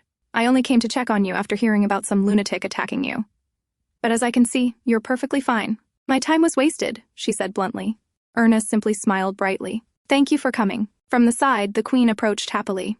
"I didn't know you were coming?" "I didn't come here for anyone," the Duchess made clear. "I'm just here as the Archduchess's guest, right?" she asked, turning to Erna. "Yes, welcome. I'm happy you came," Erna replied with gratitude. The day news spread of Prince Bjorn committing adultery and seeking divorce from Princess Gladys. Duchess Arsène had been so furious she slapped her grandson, a moment still talked about in town to this day. That same day, she announced she would never speak to Bjorn again. She had kept that promise. Until now. Bjorn glanced at his grandmother, who was now seated beside him. "This is how I am, grandmother. You have to accept it," he had told her back then. Duchess Arsène had been so hurt, tears streaming down her face in utter disappointment. Seeing those tears had been the hardest part for Bjorn to endure, but deep down, he knew. No matter how many times he went back in time, he would have made the same choice. "I can see you've gained quite a few more wrinkles," Bjorn remarked, attempting to start a conversation. "I'm impressed you have the nerve to say that, when this is the first time we've spoken in years," the Duchess shot back with matching sarcasm. And with that, the prince's birthday dinner came to a close. After the meal, the queen praised Erna's efforts and congratulated her on the party's success. Overwhelmed, she even said she felt indebted to the Archduchess. Erna quickly waved her hands, saying she had only done what she should, though. Meeting Duchess Arsène had almost felt like meeting her own grandmother. The queen noticed the warmth in Erna's voice and realized how much she must miss her real grandmother, whom she hadn't seen in 6 months. Knowing the Baroness would never visit, as this was her granddaughter's husband. His home. The queen suggested Erna visit the Varden residence with Bjorn. Erna's face lit up with a bright smile as she thanked the queen wholeheartedly. The queen, however, couldn't help but feel conflicted. She knew this naive child had suffered much in marriage because of Gladys, yet, as a mother, she selfishly hoped Erna would continue to endure and remain by Bjorn's side. Later, as Erna was about to leave, Viscount Hardy, her father, approached. Before he could make her uncomfortable, a voice called from behind. "Erna." It was Bjorn. Seeing him, Erna instinctively moved behind him, seeking cover. I'm just here to have a nice chat with my daughter, her father explained, holding a cigar. The smoke made Erna cough. Bjorn's eyes shifted to the Viscount. I see. But unfortunately, we'll have to postpone this conversation. As you can see, my wife isn't feeling well, he said firmly. The Viscount kept staring, but Bjorn turned and led Erna away. He knew exactly how cunning the man was. But for now, he let it go. After all, it was only because of this man's greed that Erna had become his wife. For that alone, Bjorn could forgive him. For now. Bjorn, the Queen said we can visit my grandmother. Would you come with me? Erna asked hopefully. Is that what you want? He asked. Yes. I won't take too much of your time, she promised. All right, he replied, pulling her into a kiss. That feeling, knowing she couldn't refuse him and that he was her king, was enough to satisfy him. Having this one woman was an unusual, but fulfilling joy. On their way to Buford, Erna's voice rang through the carriage. We're almost there. Bjorn just kept looking at her. She had said it more than once already, but she looked so cute in her excitement that he almost wanted to believe her. The road to Buford was long and rough, making it impossible for him to even take a nap, but at last, they arrived. Upon seeing her grandmother, Erna ran straight into her arms. You're acting so unladylike, Erna, her grandmother chided gently. The sight made Bjorn feel like the villain responsible for their long separation, which, in part, was true. Apologies for being rude earlier, and thank you so much, Your Highness, for coming all the way to see this old woman, Baroness Varden greeted warmly. Thank you for welcoming me, Bjorn replied respectfully, noting the resemblance between the two women. A maid led them to Erna's room, suggesting they switch to a larger one since the bed was small. It's fine, Bjorn said with a smirk. If anything, I'll have my wife sleep on top of me. Bjorn, don't joke like that, Erna shouted, and the maid hurried away in embarrassment. But I meant it, he added firmly. Later, as they stood by the window, Erna said she would take him to her secret spot in the valley. She also thanked him for coming and for saving the house, arranging everything so perfectly. Bjorn only smiled, knowing she shouldn't be thanking him.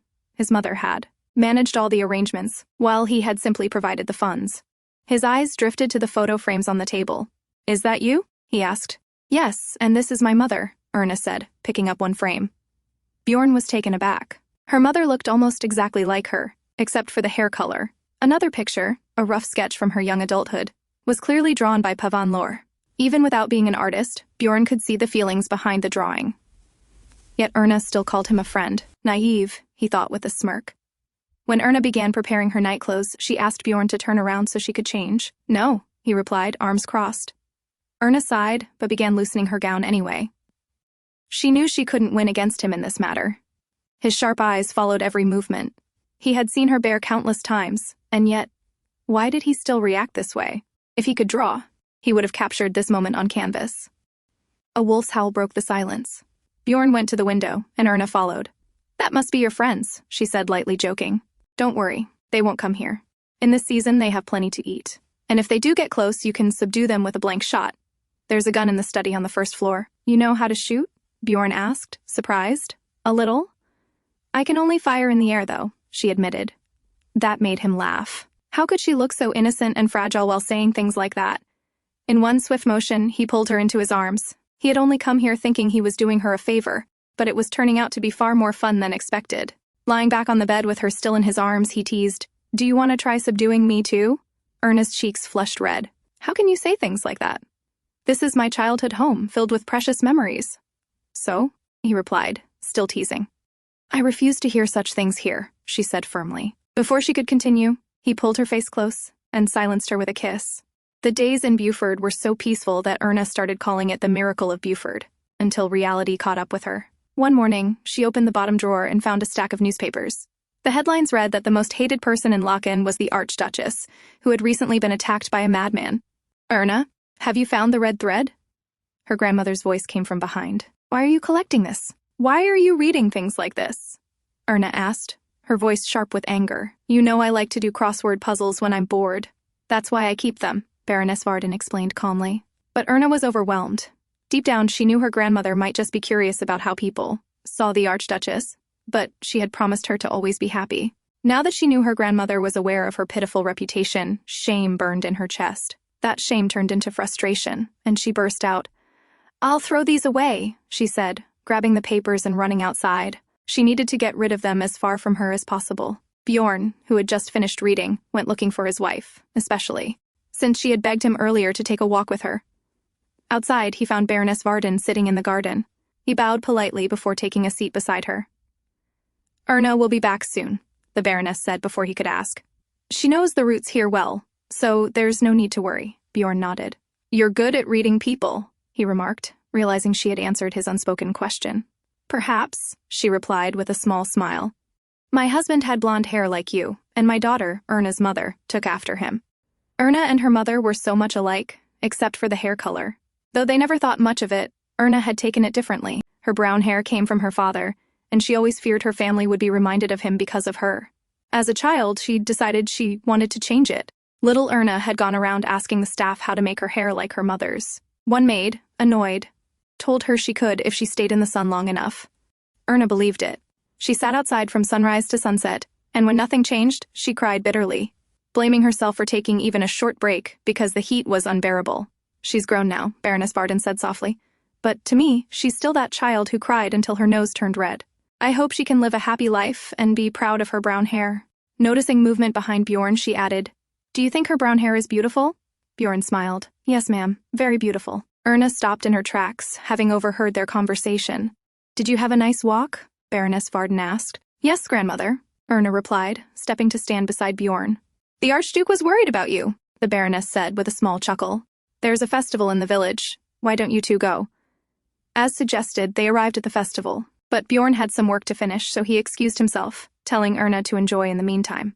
She sighed, nodding, thinking perhaps the miracle of Buford had come to an end. As usual, she enjoyed the festival with Lisa, while Bjorn wrapped up his work earlier than expected, 20 minutes ahead of time. Deciding to return to his wife, he scanned the crowd and soon spotted her, clapping happily at a show. He stood behind her quietly. Lisa noticed him first. When Bjorn signaled for her to leave, she hesitated, but one sharp, wolf-like look from him made her step away. "Lisa, you know," Erna began, turning, only to stop when she saw her husband standing there instead. "Isn't a miracle so fickle? Just when you think it's gone, it makes you believe again. Just like this man." Bjorn had returned to her like magic. He even brought her honey-coated almonds, her favorite, and together they wandered among the stalls. The festival itself was nothing extraordinary, but with him, it felt special. Erna had always been curious about this festival, though she pretended otherwise. Her grandparents disapproved of it. Years ago, the young Hardy lady had come here in secret and met the Viscount's son, who fell for her at first sight and courted her passionately. Her parents didn't approve of him, but they had no choice and allowed it because of the baby she was carrying. So, Erna understood why her grandparents disliked this festival. It had ruined their daughter's life. Bjorn, glancing sideways, asked a nearby man, "What's all this commotion?" The man grinned, explaining that a contest was about to begin to select the best man of Buford. A race where a man must carry his wife on his back, with a large prize for the winner. Bjorn's interest sparked. "Can I sign up?" "Yes." "If you have a wife," the man replied.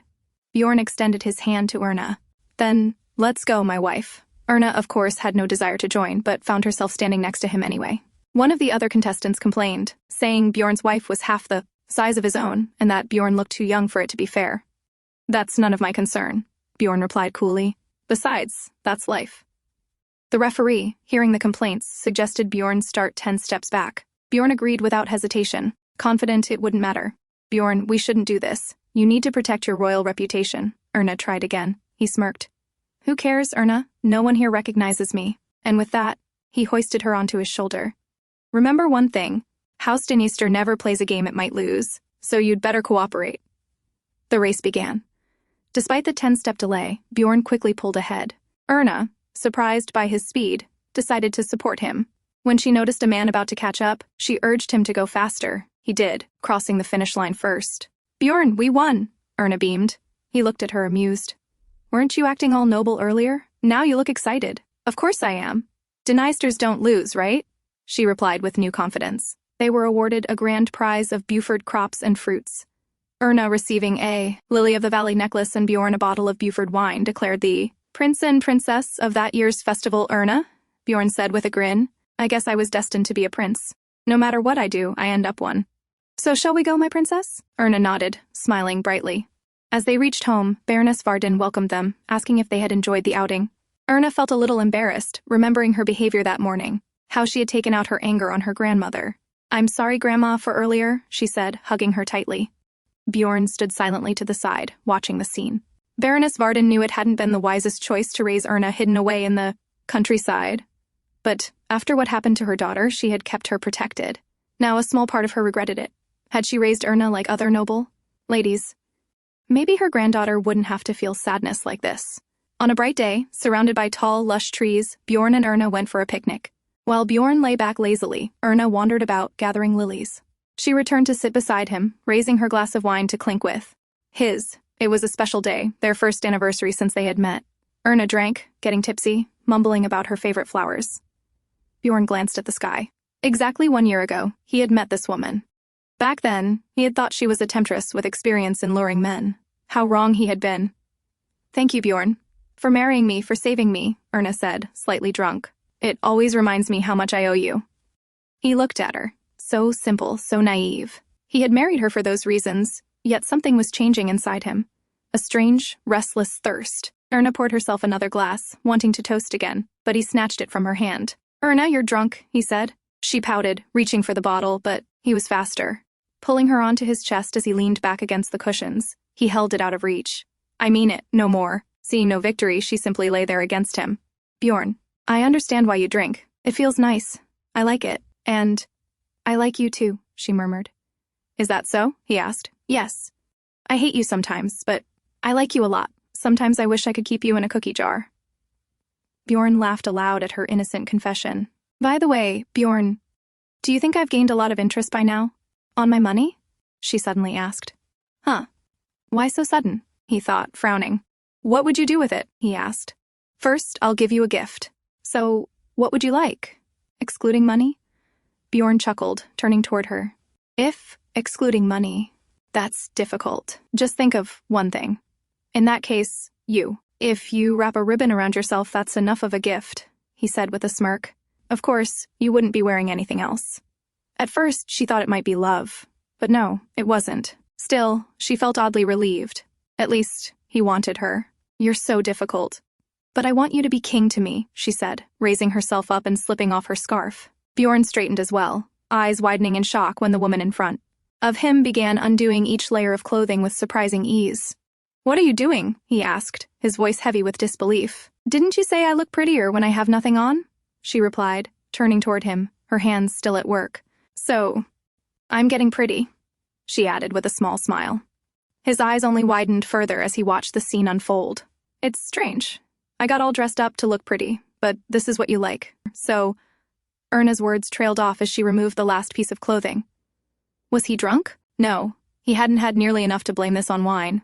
The servants weren't due for some time, but that wasn't the problem. Bjorn's brows knit in unease as Erna suddenly looked down, realizing she had forgotten to wrap herself with the ribbon as he'd teased earlier. She pulled loose the tight knot from her long braid, slipped the ribbon free, and tied it around her neck. Tilting her head toward him, she said softly, "Here. I'm pretty now, so please take me. I'm giving you this gift, so please be nicer to me." Bjorn moved over her, pushing her back against the cushions. And then, he finally understood the meaning behind the words she sometimes mumbled in bed. This woman, who usually trembled with embarrassment, was smiling now, smiling as if she loved his attention. She looked beautiful, the shadow of leaves above casting delicate necklace-like patterns over her skin. Bjorn pressed his lips to hers, tasting the wine lingering on her mouth. She kissed him back more ardently than usual, her hands brushing through his hair, and down his neck, her laughter light and innocent. So unlike her actions. Bjorn slid down with ease, a grin tugging at his lips. Erna, realizing where he was headed, called his name to stop him, but she was too late. His hands gripped her legs firmly, moving as he pleased. Restless from his earlier teasing, Erna huffed as he lifted her and settled her on his lap, holding her close. It felt strange, like flowers blooming inside her, and she liked it. Leaning forward, she kissed him. She didn't know what else to do, but his lips were so soft that she kept kissing, licking, and gently nibbling them. Bjorn's eyes widened at her boldness, and soon he pulled her down with him, lying back on the cushions. Erna smiled brightly before sliding down herself, this time shocking him with where she was headed. "Erna!" he called out, but she didn't listen, continuing her movements. Bjorn lay there in a mix of surprise and agony. Whatever they'd done to that wine?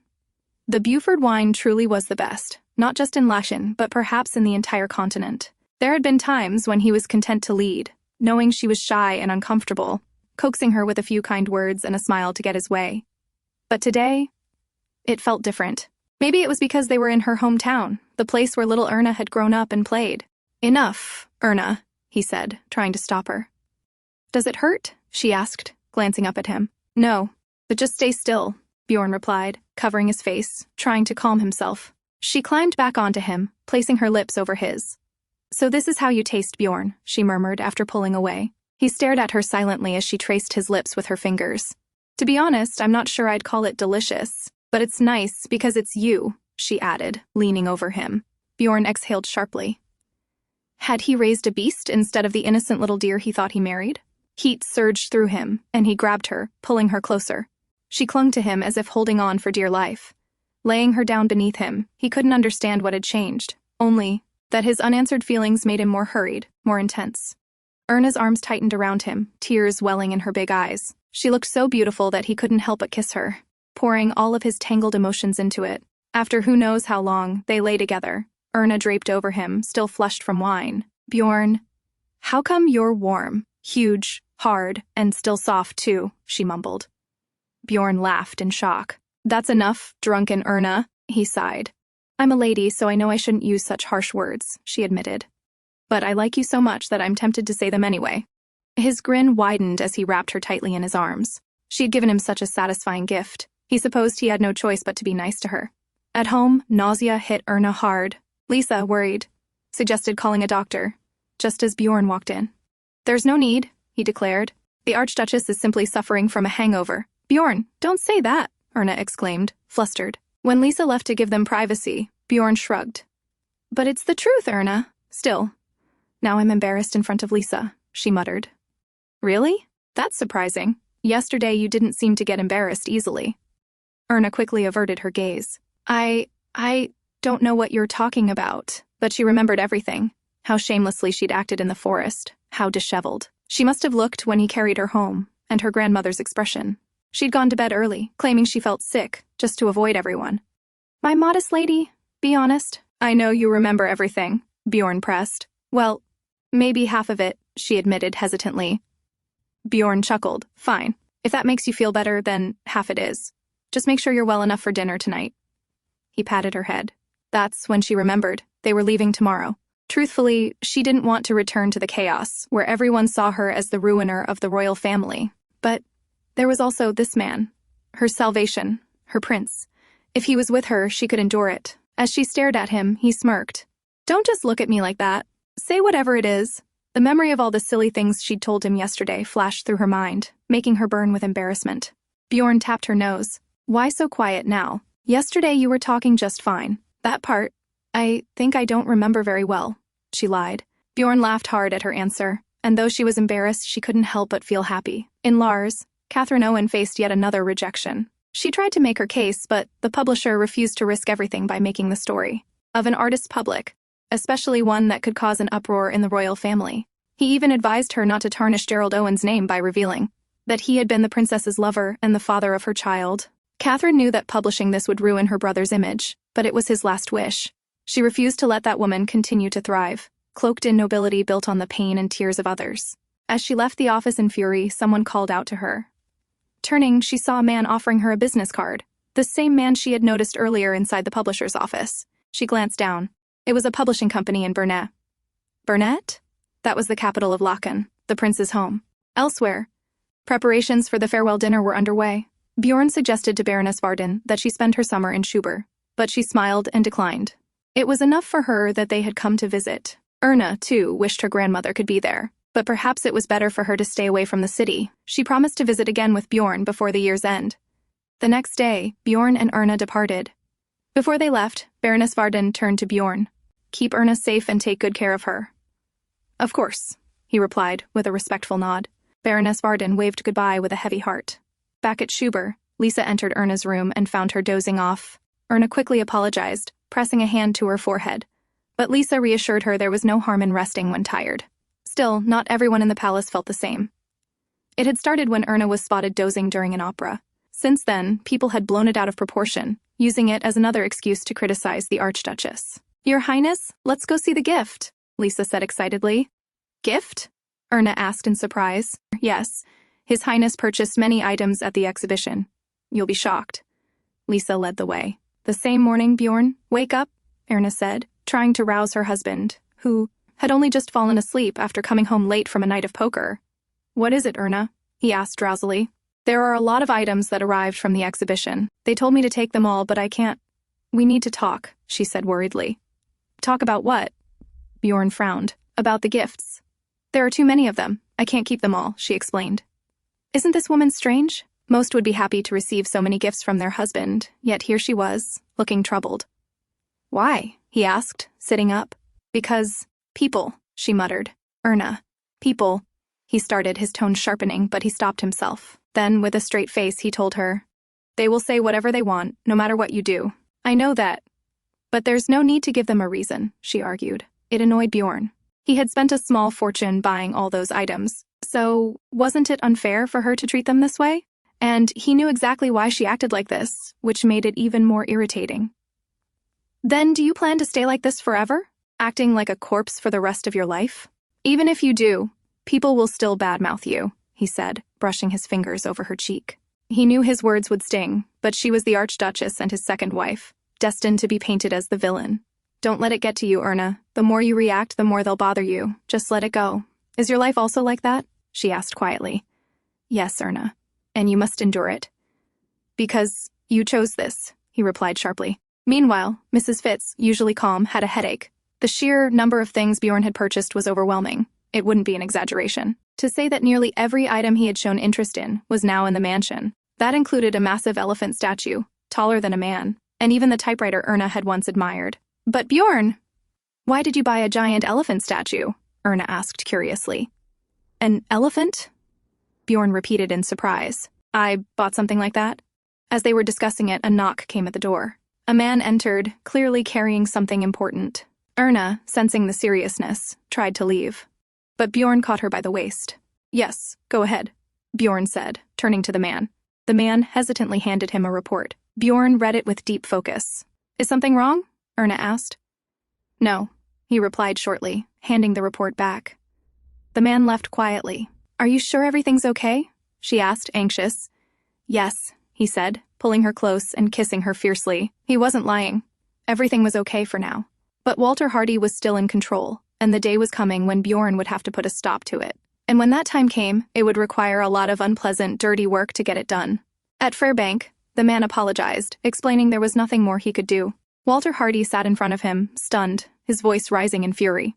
"Have you forgotten who I am? I'm Prince Bjorn's father-in-law. Who owns this bank?" The man nodded calmly. "I'm well aware, sir, but it was His Highness himself who decided on this matter." "You don't have solid collateral." The color drained from Walter Hardy's face. "How can he ask for collateral when he has my daughter?" he shouted.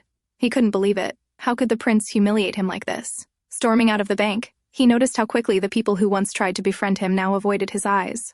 Everything had been going smoothly, until Bjorn Dniester ruined it. And, for such a small amount of money compared to the worth of the bank, then a thought struck him. Could it be that Bjorn was losing interest in his second wife? She wasn't even pregnant yet, so it was entirely possible. Bursting into his home, he called for his wife. "Didn't you give Erna the medicine?" he demanded. His wife explained she had tried to slip it to Erna during the prince's birthday banquet, stressing how important it was to get pregnant and keep the prince's attention. But Erna had furiously told her never to speak of her husband that way. "What else can I do?" His wife sighed, sipping her tea. Walter's anger grew. "She doesn't have much time before being thrown out. If happens, how will I get more money?" he snapped. His wife then offered another idea. She had received several expensive gifts from nobles eager to get close to the Archduchess. For all the hatred she faced, there were still many who wanted her favor. One man in particular was desperate to make their acquaintance, and his wealth rivaled that of the highest nobles. That was enough to tempt Walter Hardy. At the palace, Bjorn returned to his room after freshening up and found Erna already asleep. She had always been diligent, but lately she'd been sleeping more. Lying beside her, he wondered how a woman like her could be the daughter of a man like Walter Hardy. The same woman who once wanted to change her hair color to avoid being associated with him. It didn't matter to him. She was his Erna, and he liked her natural brown hair most of all. He kissed her, and her eyes slowly opened. "Bjorn," she murmured. Without answering, he moved on top of her, deepening his kisses. When his lips trailed to her neck, she moaned softly, more sensitive than usual. "Not there, Bjorn," she whispered. "Why?" he asked, still kissing her. "Because the dress I'm wearing for the picnic," she explained shyly. Amused at such a small worry, he respected it, trailing his kisses to places the dress would hide. Her soft moans filled the room. Maybe it was her slight fever making her feel warmer than usual, but he was going crazy, unable to move as freely as he wanted. Still, the look in her eyes and the sound of their heartbeat felt just as good as any pleasure. He loved everything about this woman. And maybe, he thought bitterly, God created a man like Walter Hardy just so she could end up in his arms. Pathetic as the thought was, it mingled with the pull of uncontrollable desire. Later, when Bjorn's eyes flew open, it was already the middle of the night. He blinked, slowly turning his head to the side, only to find the space beside him empty. In an instant, he sat up. Where could she have gone at this hour? The thought of her disappearing made him freeze for a moment. He knew she was somewhere in the palace. His worry was illogical, but a strange wave of anxiety spread through him. Throwing on his bathrobe, he stepped out and noticed light spilling from the reception hall. Pushing the door open, he found exactly what he expected. Erna sitting at the typewriter, surrounded by the gifts he'd given her. For a moment, he simply took in the sight. But then his brow furrowed. Was that ridiculous giant elephant behind her? It was obvious now the seller had slipped it in, but he let it go. After all, everything here was for her. He remembered Mrs. Fitz trying to remove it, but Erna had insisted on keeping it. Since they were all gifts from Bjorn, she was determined to use them all in the best way she could. Still, what was she working on so intently that she hadn't even noticed him? "Aren't you tired?" he asked, knocking lightly on the table. She looked up. "I couldn't get back to sleep, so I thought I'd practice on the typewriter." "Planning to become a typist or something?" he teased. "No," she said. "I'm just trying to make use of your gifts. And it's faster than writing by hand, but I can't use it for letters, because it would look like a receipt and hurt a lady's reputation."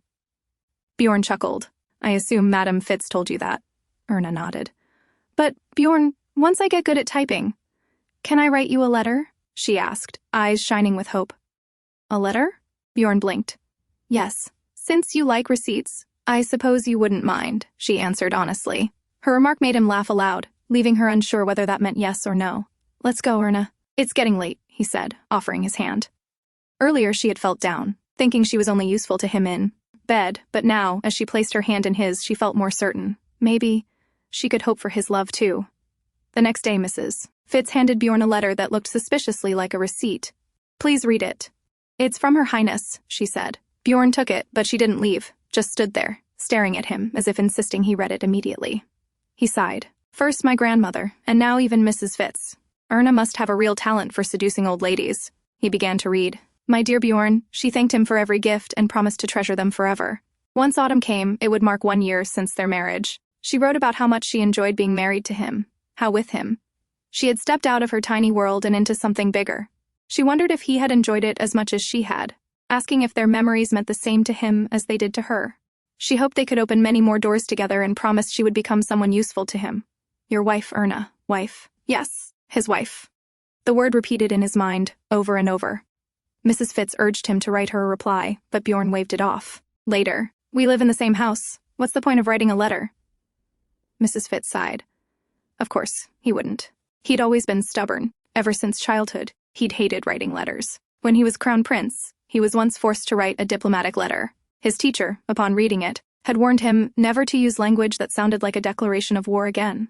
Of course, Bjorn could write a good letter if he wanted to, but convincing him was near impossible.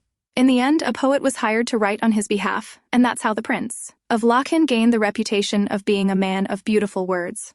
Those who didn't know the truth always believed the beautiful letters were from him. The next day, Bjorn and Erna attended a picnic hosted by Princess Louise's husband's family.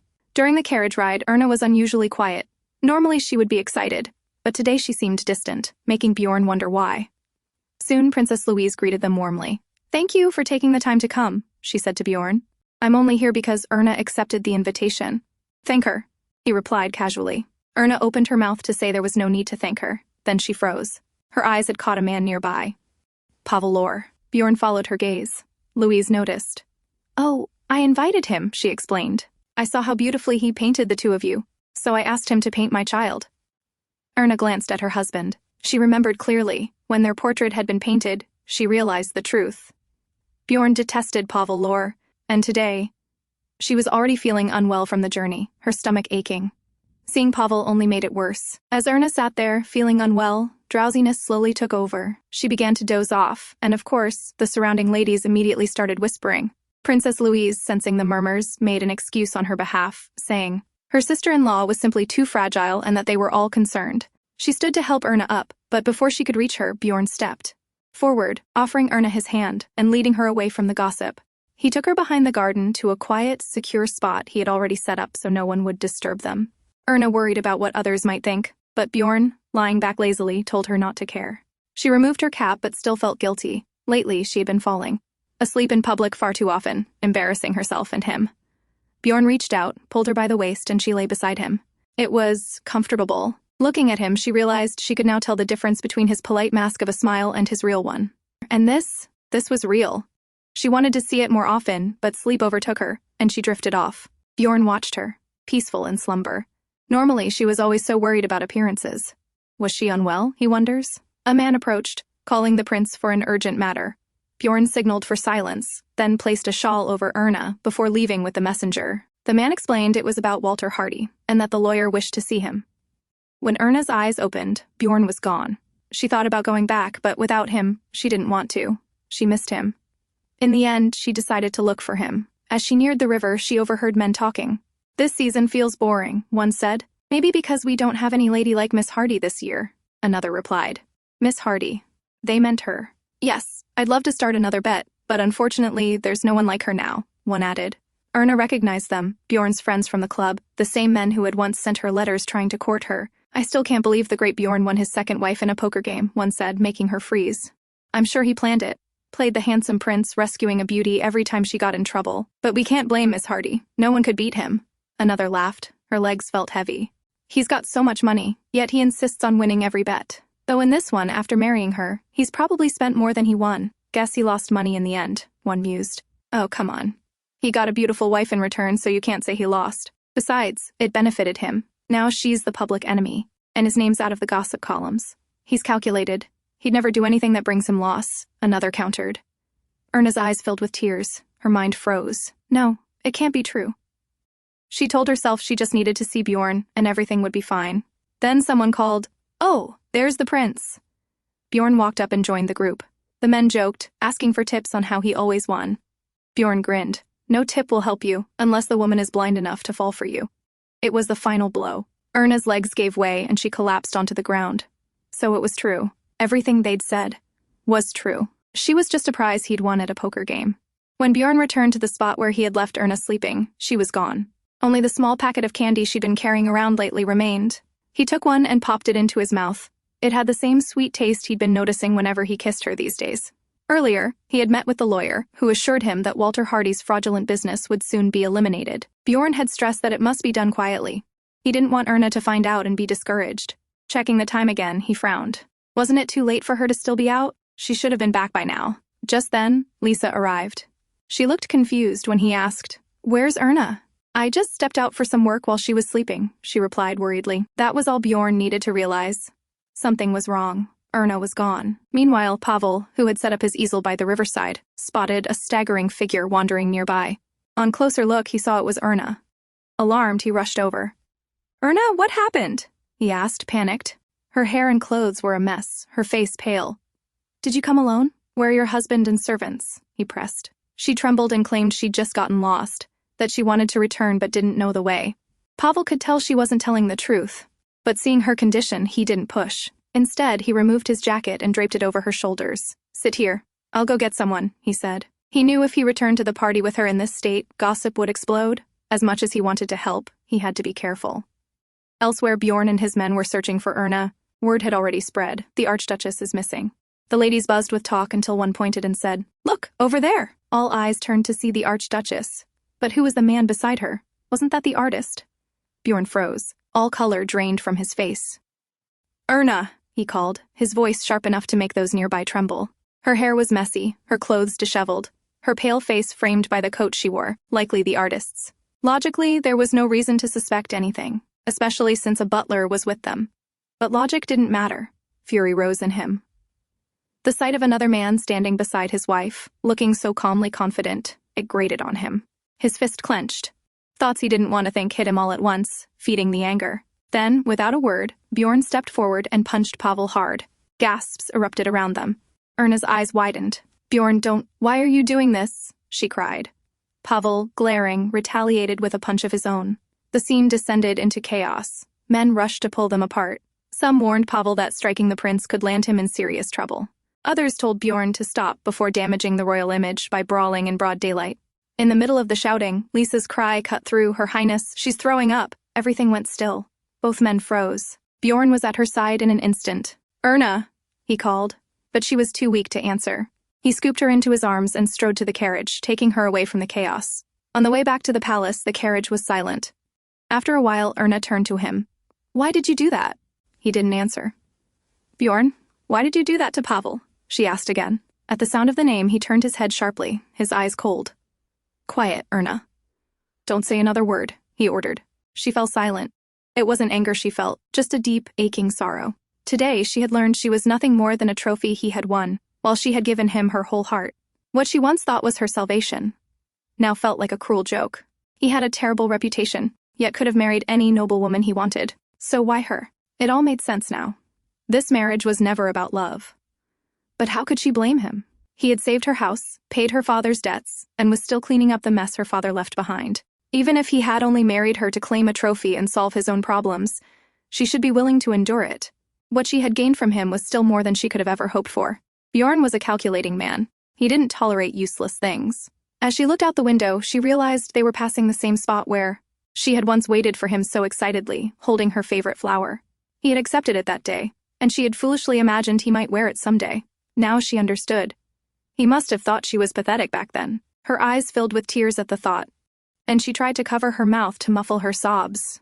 "Don't cry, Erna," Bjorn said, glancing at her. "Why are you crying, when I'm the one who looks like a fool?" He sighed. He knew she had done nothing wrong. It was him. He had ruined everything, making a scene over nothing. And the worst part? Even knowing that, he couldn't stop himself. Back then or now, he couldn't control his emotions, and that made him even more irritated. When they returned to the palace, Mrs. Fitz took Erna with her and informed Bjorn that she would call the doctor and that he was being summoned by the king.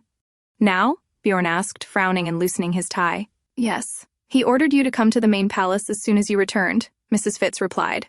Bjorn, still in his disheveled state from the fight, arrived as ordered. Lechen instructed the man sitting before them to explain everything to Bjorn. The man trembled under the gaze of all three men of Dniester and began to speak. He reported that earlier today, a man named Hans Weber, owner of a trading company, had gone to the police to report someone who lured him into helping gain power in exchange for a bribe. The case had already made the front page of the evening newspaper. "He's suing the Archduchess. The investigation will begin soon," the man said. "I see," Bjorn replied with a nod, his face showing complete indifference to the fact that the Archduchess, his wife, was being named. Leonid's temper flared. "Bjorn, do you even understand the seriousness of this situation?" he shouted in frustration. "Once the matter is investigated, the real culprit will be caught," Bjorn answered calmly, already making his way out. "Bjorn?" Leonid called, trying to stop him. "Leo," Bjorn said, removing his brother's hand from his shoulder, "I've had a terrible day. Unless you want to fight me too, please, leave me alone." That made Leonid pause, wondering what could have happened to make Bjorn like this. When Bjorn returned to the palace, his first question was about Erna. Mrs. Fitz informed him she was still with the doctor, which confused him. Why was the doctor still here? "Congratulations, Your Highness," Mrs. Fitz said with a bright smile. "You're going to be a father soon." Bjorn froze in place, shocked by the unexpected good news. After the longest day of his life, it was the last thing he expected to hear. The news about the Archduchess's name being tied to the scam spread quickly throughout the mansion. The maids whispered in corners, ashamed to admit they served an Archduchess accused of fraud. Some murmured she was lucky, pregnant on the very day the article was released, while others pitied the prince, saying he couldn't abandon a pregnant wife. Yet there were also those who doubted him, pointing out he had once abandoned his previous wife, even after she bore his son. In the Archduchess's chambers, Mrs. Fitz gently reminded Erna to take care of her health as the doctor ordered. Erna obeyed silently, finishing every meal on time. In the past days, her pregnancy and her father's scandal had shaken the kingdom. Her own name had even been included in the lawsuit. That night, when she first learned she was pregnant, Bjorn came to her room. "I heard you're pregnant," he said, so indifferently that Erna didn't know how to respond at first. She only nodded. It was not the reaction she had expected. Bjorn looked at her quietly for a while, then gave her a customary smile.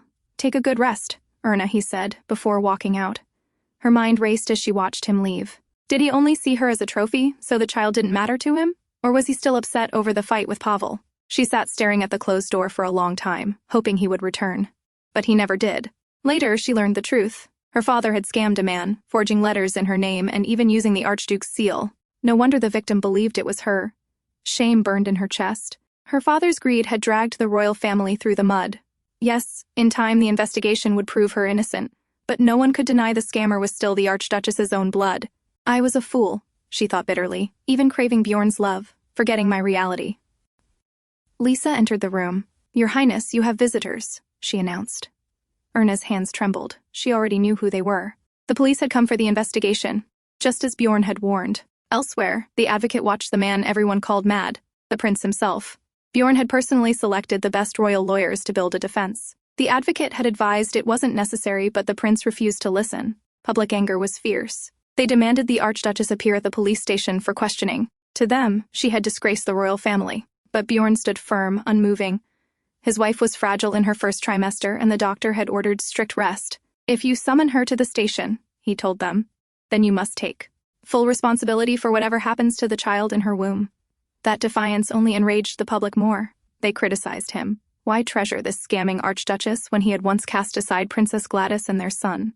But Bjorn ignored it all, pressing his legal team harder. In the end, the madman won. The Archduchess might be under fire, but the child she carried was the Archduke's child, the king's grandchild. Bjorn had forced the matter his way despite the storm of criticism. The advocate still remembered the order that left them all stunned. Follow the law. Do not spare Walter Hardy, just because he's my father-in-law. And most importantly, protect my wife. Make sure she never has to leave this mansion. That is my only demand. The man was left utterly confused. The prince was fighting so fiercely to prove his wife's innocence. It didn't seem like he planned to divorce her, yet he was ready to abandon her family completely. What were his true intentions? No one could understand. Walter Hardy sat in the police station, still utterly confused. He could not believe it. The man sitting across from him, upright and composed, had truly sent his wife's father to prison. You don't look as bad as I expected, Bjorn said with a smirk. 4 days ago, the police had come to Hardy's house with an arrest order. He had tried to resist, to make a scene, but it was useless. The Archduchess was declared another victim, and Walter Hardy found himself behind bars. He had known he couldn't hide behind his daughter forever, but how could the prince treat his father-in-law this way? How can you do this to me? Walter Hardy demanded. Bjorn's smirk deepened, his lips curving in mockery. You framed your own daughter, and yet you have the nerve to ask me that? Walter Hardy flinched. Realizing his position, he hurriedly apologized. Just this once, let it go. At least for my daughter, and the grandchild she carries. Bjorn's smirk hardened, his tone cold. My wife no longer has a father, Viscount Hardy. Walter froze in shock. So calling yourself the grandfather of my child? Ridiculous. Don't you think? Bjorn's eyes were icy as he tossed a set of papers across the table. An agreement. Relinquish your rights as Erna's father. Disappear and never show yourself again. Walter's face twisted with fury. Who are you to decide that? You may be her husband, but you have no right to enforce this. Bjorn's voice turned sharp. You abandoned her once yourself, so why hesitate now? If you agree, I'll do my best to keep you out of prison, but you'll leave the city and you'll never return. I refuse, Walter shouted. I will never agree to that. Bjorn leaned back calmly. Very well. Then I'll leave your daughter. Once I do, you'll no longer be the royal in-laws. Walter's eyes widened. Are you really going to leave her? Why? You thought I couldn't? Bjorn asked, amused. Raising a brow, he stood with confidence. Viscount Hardy, you overestimate yourself and your daughter. Don't forget, I once left the Princess of Lars, even after she bore me a son. Do you really think I wouldn't abandon your daughter, too? He adjusted his hat, his voice smooth and dangerous. So think carefully about what's best for you. And remember, I'm not a patient man. With that, he slammed the door, leaving Walter Hardy speechless. Elsewhere, Catherine Owen sat with a publisher, still in shock. Her late brother's final book was finally ready to be published, uncensored. The Lars version will release first, the publisher explained. And, once it gains popularity there, we'll release the Lechen version. But for maximum attention, we should wait until the Archduchess's matter calms down. Catherine nodded with quiet satisfaction. Yes, I understand. At the mansion, Bjorn slid the covers from the window, letting in the pale light of morning. Erna spent most of her time resting now, just as the doctor advised. Watching her so weak pained him. It was already too much for her to endure. And now this child seemed to be pressing her further into the corner. But he couldn't blame it. In the end, the baby had also saved its mother. Even without the child, he would never have let the world prey on his woman. But the truth was, Erna's pregnancy had given them the leverage to endure. Bjorn chuckled softly to himself. The child in her womb was already proving its worth. No doubt. It was a true Dniester. Bjorn, Erna whispered as she woke, her eyes blinking open. You're back? I thought you were busy. She pushed herself up slowly. I met Walter Hardy today, Bjorn announced, adjusting his tie. Erna froze, her heart pounding. Was this it? Was he going to abandon her? But then his words came, calm, deliberate. Erna, you no longer have a father. The name Hardy will be erased from your life completely. She stared at him, stunned. What? What do you mean? Bjorn explained how he had made a deal with Walter Hardy, that it was the only way to secure her position. Erna lowered her eyes, hesitant. After a long silence, she finally spoke. Bjorn, before I give you my answer, I need to ask you something. The truth is, I already knew. Knew what? Bjorn asked flatly. The reason why you married me, she whispered. That bet? I know everything. Bjorn didn't answer. He only looked at her, calm as ever. I was the trophy you won with your friends, she continued, her voice trembling but steady. That's why you began seeing me. Why you married me. You didn't want to be tied to Princess Gladys, didn't want the public talking. And then you found me, a woman who could be your shield. I was lacking in every way, so that was my only use for you. She bit her lip hard to stop her tears. If he got angry now, she couldn't let the conversation end here, not after finally saying it. Bjorn was silent for a while, then finally asked, So? Erna blinked in shock. That was it? So indifferent. As if it wasn't even worth hiding from her. Would he have made the same decision if she wasn't pregnant? The thought made her stomach twist, but she couldn't falter now. What I mean, she said carefully, is that right now, I have no use for you. And your life has only become more complicated because of me. So if you feel that way, then I will stop being greedy, stop coveting this position, or yearning for your love. Bjorn frowned. What? If you wish, Erna whispered, then I'll accept your decision to divorce me. So please, Bjorn, tell me how you feel. Then I will give you my answer. Bjorn let out a sharp laugh, crossing his arms. Sometimes she really does sneaky things like this, yet with that innocent face of hers. He smirked. So what is it you want? Do you want me to apologize to you, or confess my love? That's not what I mean, Erna said quickly, shaking her head. A divorce? Bjorn's grin vanished, disbelief flashing across his face. Here he was, running himself ragged trying to fix the mess her father had created, and all this time, she was thinking about divorce?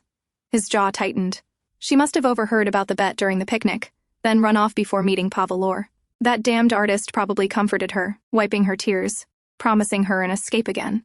Bjorn knew nothing like that happened, but the thought burned him anyway. If I hadn't won that bet, you'd have been sold off to some old man, Bjorn spat. So shouldn't you consider yourself lucky I did? Oh, but then, there was Pavel. Is that it? Are you disappointed you lost the chance to elope with him because you became my trophy? That's not true.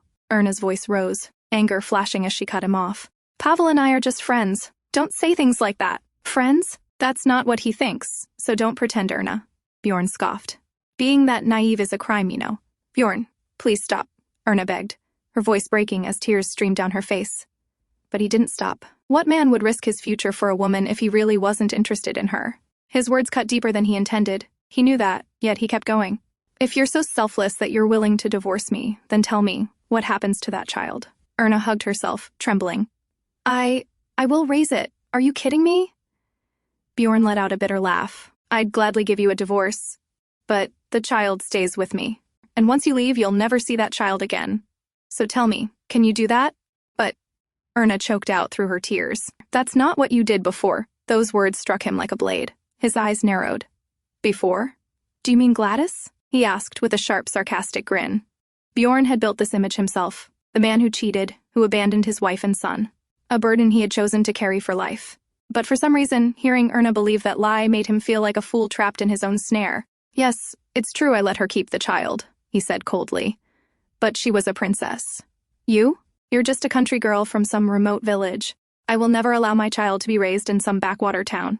So unless you're confident you can live without ever seeing that child again, you'd better not demand divorce from me. Got it? He straightened, his tone firm and merciless. And since you wanted the truth, here it is. I married you because you were a harmless, beautiful woman who could entertain me without disturbing my life.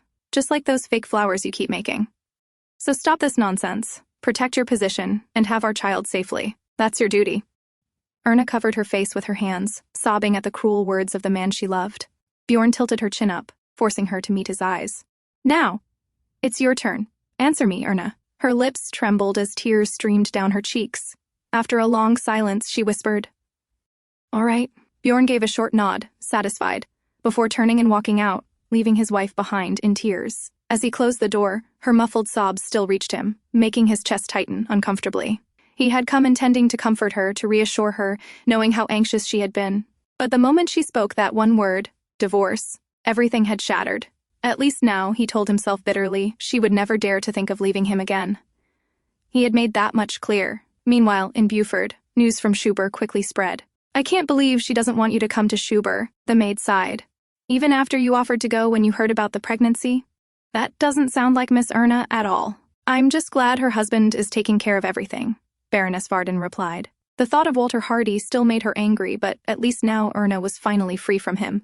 After all, Prince Bjorn himself had announced that the Archduchess had severed ties with her father. For that, Baroness Varden was deeply grateful.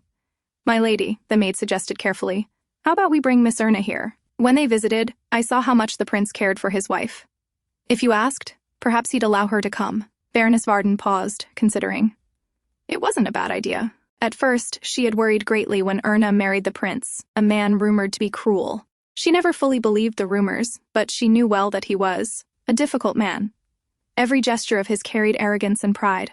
And yet when he was with Erna, he seemed different, almost ordinary, just a man enjoying his honeymoon with his wife. Her worries had faded after seeing them together that summer. Mrs. Grabe, Baroness Varden finally said with a small smile, bring me a pen. I need to write a letter to the prince. In Schuber, Erna sat quietly in front of her guest, Duchess Arsene. It's Wednesday, so I'm dropping by. Don't mind me, the Duchess said lightly, before turning to another guest, Leonid. Her sharp eyes landed on the large flower arrangement he had brought. And what are you doing here? And what is that ugly thing? She asked bluntly, pointing at the bouquet. Leonid answered calmly. I had some spare time, so I came to visit the Archduchess and my niece or nephew. You do know the baby won't be born until next year, right? Duchess Arsene raised a brow. Oh yes, I know, Leonid replied, unbothered. But I can already see it with my mind's eyes. That made the Duchess laugh. All right then, tell me, what is your nephew or niece like? She asked, amused. I think they'll be a good child, just like their mother, Leonid said with a warm smile. Erna glanced at him. That smile. It resembled Bjorn's so much, yet Bjorn hadn't shown her that smile once since their argument. Thank you for coming by. And the flowers? They're beautiful, Erna said with gratitude. Duchess Arsene scoffed. Terrible choice in flowers she dismissed before presenting a stack of gifts she had brought. All these are for me? Erna asked, surprised. Not exactly. For the child, the Duchess replied with a smile. But in truth, there were more things for Erna. Her favorite cookies and tea, soft slippers, a larger gown, a fun puzzle, and a pretty cushion. Though far from her grandmother, Erna felt the Duchess cared for her just as much as Baroness Varden did. Open the rest with your husband, the Duchess advised. Just then, the announcement rang through the hall, the prince has arrived. Erna's eyes widened. She flinched, dropping her spoon into her tea. The Duchess, sharp as ever, instantly noticed her granddaughter-in-law's change. Bjorn entered, strikingly handsome as always. Erna, you look tired. Why don't you go rest? The Duchess suggested, watching her reaction. Yes, grandmother, Erna whispered. She stood, quickly passing by Bjorn without meeting his eyes, and left the room. Bjorn, why don't you let her stay with me for a while? The Duchess asked. There's no need. This is where Erna belongs, Bjorn replied, taking a seat. The question clearly unsettled him. Had Erna asked to leave? Bjorn Dniester, Duchess Arsene's voice turned cold. You're treating your wife like Charlotte on your lap. Bjorn frowned. Charlotte? He repeated blankly. The cat, Leonid reminded. Oh. Bjorn only nodded in understanding. The Duchess's mind, however, was far from amused. She remembered when Erna once spoke about her husband, glowing with affection. But today she had seen Erna avoid him, her eyes empty, her spark gone. The Duchess sighed. Her grandson was handsome, yes, but God had denied him a balance of inner and outer grace. For now, he had only his looks. The child certainly would be a looker too, but the Duchess could not hide her heavy disappointment. After the Duchess and Leonid left, Bjorn went searching for his wife. Where is Erna? He asked sharply. Karen trembled under his gaze. Her Highness is in her room. I believe she is taking a bath. Bjorn said nothing, only strode off. Karen's head spun. Nowadays, the prince's expression was so dangerous. She hurried to warn the other maids not to make a single mistake. As Bjorn walked through the mansion, his thoughts churned. His grandmother had asked about taking Erna to her estate. And earlier that day, a letter had arrived from Buford, Baroness Varden suggesting Erna stay there for a while. Deep down, Bjorn knew the old woman only worried for her granddaughter. But those words Erna had once spoken, "If you wish, I will accept your decision to divorce me," still stung like poison. Twisting in his mind, they made his thoughts dark. Was Erna using them just to get away from me? He knew it was a ridiculous suspicion, but he couldn't stop the anger rising in him. Fueled by that fury, he reached the bath. Just as he moved to enter, Lisa stepped in front of him. "Her Highness hasn't finished her bath yet. Please wait outside." And, the doctor advised, not to do it until next month. "He was very strict about it," she said nervously. Bjorn frowned. Did this maid take him for some beast in heat? His eyes turned cold. Perhaps he should dismiss her right now. But then, a soft voice came from inside. "It's all right, Lisa," Erna said gently. "But, Your Highness," Lisa tried again. "I'm fine. Please, give us a moment," Erna assured her. Lisa hesitated, then obeyed, leaving reluctantly. Bjorn's cold gaze followed her out. Loyalty was admirable, but standing in his way was not. Finally, he stepped inside. Erna was still soaking in the hot water, staring at him with wide, innocent eyes, her arms covering herself. Bjorn stopped. His anger evaporated in an instant. He only looked at her, everything else forgotten. After a while, he asked suddenly, "When will your stomach get bigger?" The question was so out of place. Erna just blinked at him before answering softly, "It's already a little bigger. But the doctor said it'll be more noticeable in a week or two." He crossed his arms. "Is that so? I can't really tell the difference. But your bosom definitely looks fuller." He said it like a casual observation, almost analytical. Erna didn't know how to respond to that. Embarrassed, she sank lower into the water, trying to cover more. "Do you have something to say?" she asked. Only then did he remember why he had come. But now that the anger was gone, his earlier suspicions seemed absurd. His grandmother and Baroness Varden had spoken out of concern. Erna had nothing to do with it. How ridiculous I was, he thought. Let's have dinner together. I'll order the servants," he muttered, rubbing his temple. Then, without another word, he left. But the image of her soaking in the water lingered in his mind, making his grin widen despite himself. Crazy, he thought. I'm completely crazy. That evening, when Erna entered the garden, Bjorn was waiting with a warm smile. For a fleeting moment, it felt like the old days filled with sweet lies. But to her, it felt empty. Still, she forced herself to smile back. To become the pretty flower this man wanted her to be. There was a time she desperately wished not to be ignored, but now, she no longer cared. If this was what Bjorn wanted, then this was what she would give. That was all that mattered. As dinner started, Bjorn informed Erna about her grandmother's letter and how she wanted Erna to stay in Buford for a while. Erna had earlier stopped her grandmother from coming to Schubert because she knew it would only hurt her more. But if she herself went there, then... "Did you write her back?" Erna asked. "Yes," Bjorn replied. "I told her it would be better if you stay here. The doctors here will be close, so it'll be good for our child too. But I'll bring Baroness Varden here." "No," Erna said softly. "There's no need. I like the way things are now." She smiled as she spoke, but the words had no meaning. And, as she sat there, she thought maybe this was how Bjorn had felt all along, going through the motions. Maybe she finally understood him. Earlier, she had been so foolish, finding meaning in every gaze, clinging to hope for his love. But in the end, being a good wife turned out to be simple. Just like this. "Erna," Bjorn called out. "I'm really fine, so don't worry," she said with that same smile. Bjorn looked at her. He knew that awkward smile of hers wasn't genuine, and that it would be hard to go back to how things were before. Still, he believed she just needed more time, and everything would be okay. He had taken care of everything. He had made Walter Hardy disappear from her life. Getting him out of jail, handling his needs afterward, it had cost him a large sum of money. But all the while, he had only thought of Erna. He knew he could not erase Gladys's shadow, but he could wipe away the stain left by Erna's father, and that was exactly what he had done. He had willingly paid for her dreamy gaze, for her smiles meant only for him. So why? How could she? These questions lingered in his mind as he looked at the woman sitting across. From him, a woman who now seemed hollow, as if her soul had slipped away. "Erna," he called again. She turned her head at his voice. "Smile," he said, looking straight into her eyes. And she did. The smile wasn't real, and Bjorn knew it. But even so, it was enough for now. Everything would be fine once their child was born. For now, he had the right to enjoy her smile, even if it was made of glass. As Erna's condition improved, she decided to visit her in-laws who were staying at the summer mansion. After her father's scandal, the guilt of not apologizing weighed heavily on her. She needed to do it right away. Earlier, she removed all the flowers from her hat, leaving only one. Lisa looked at her. "My lady, what about these flowers?" she asked. "I don't think I need them anymore," Erna replied.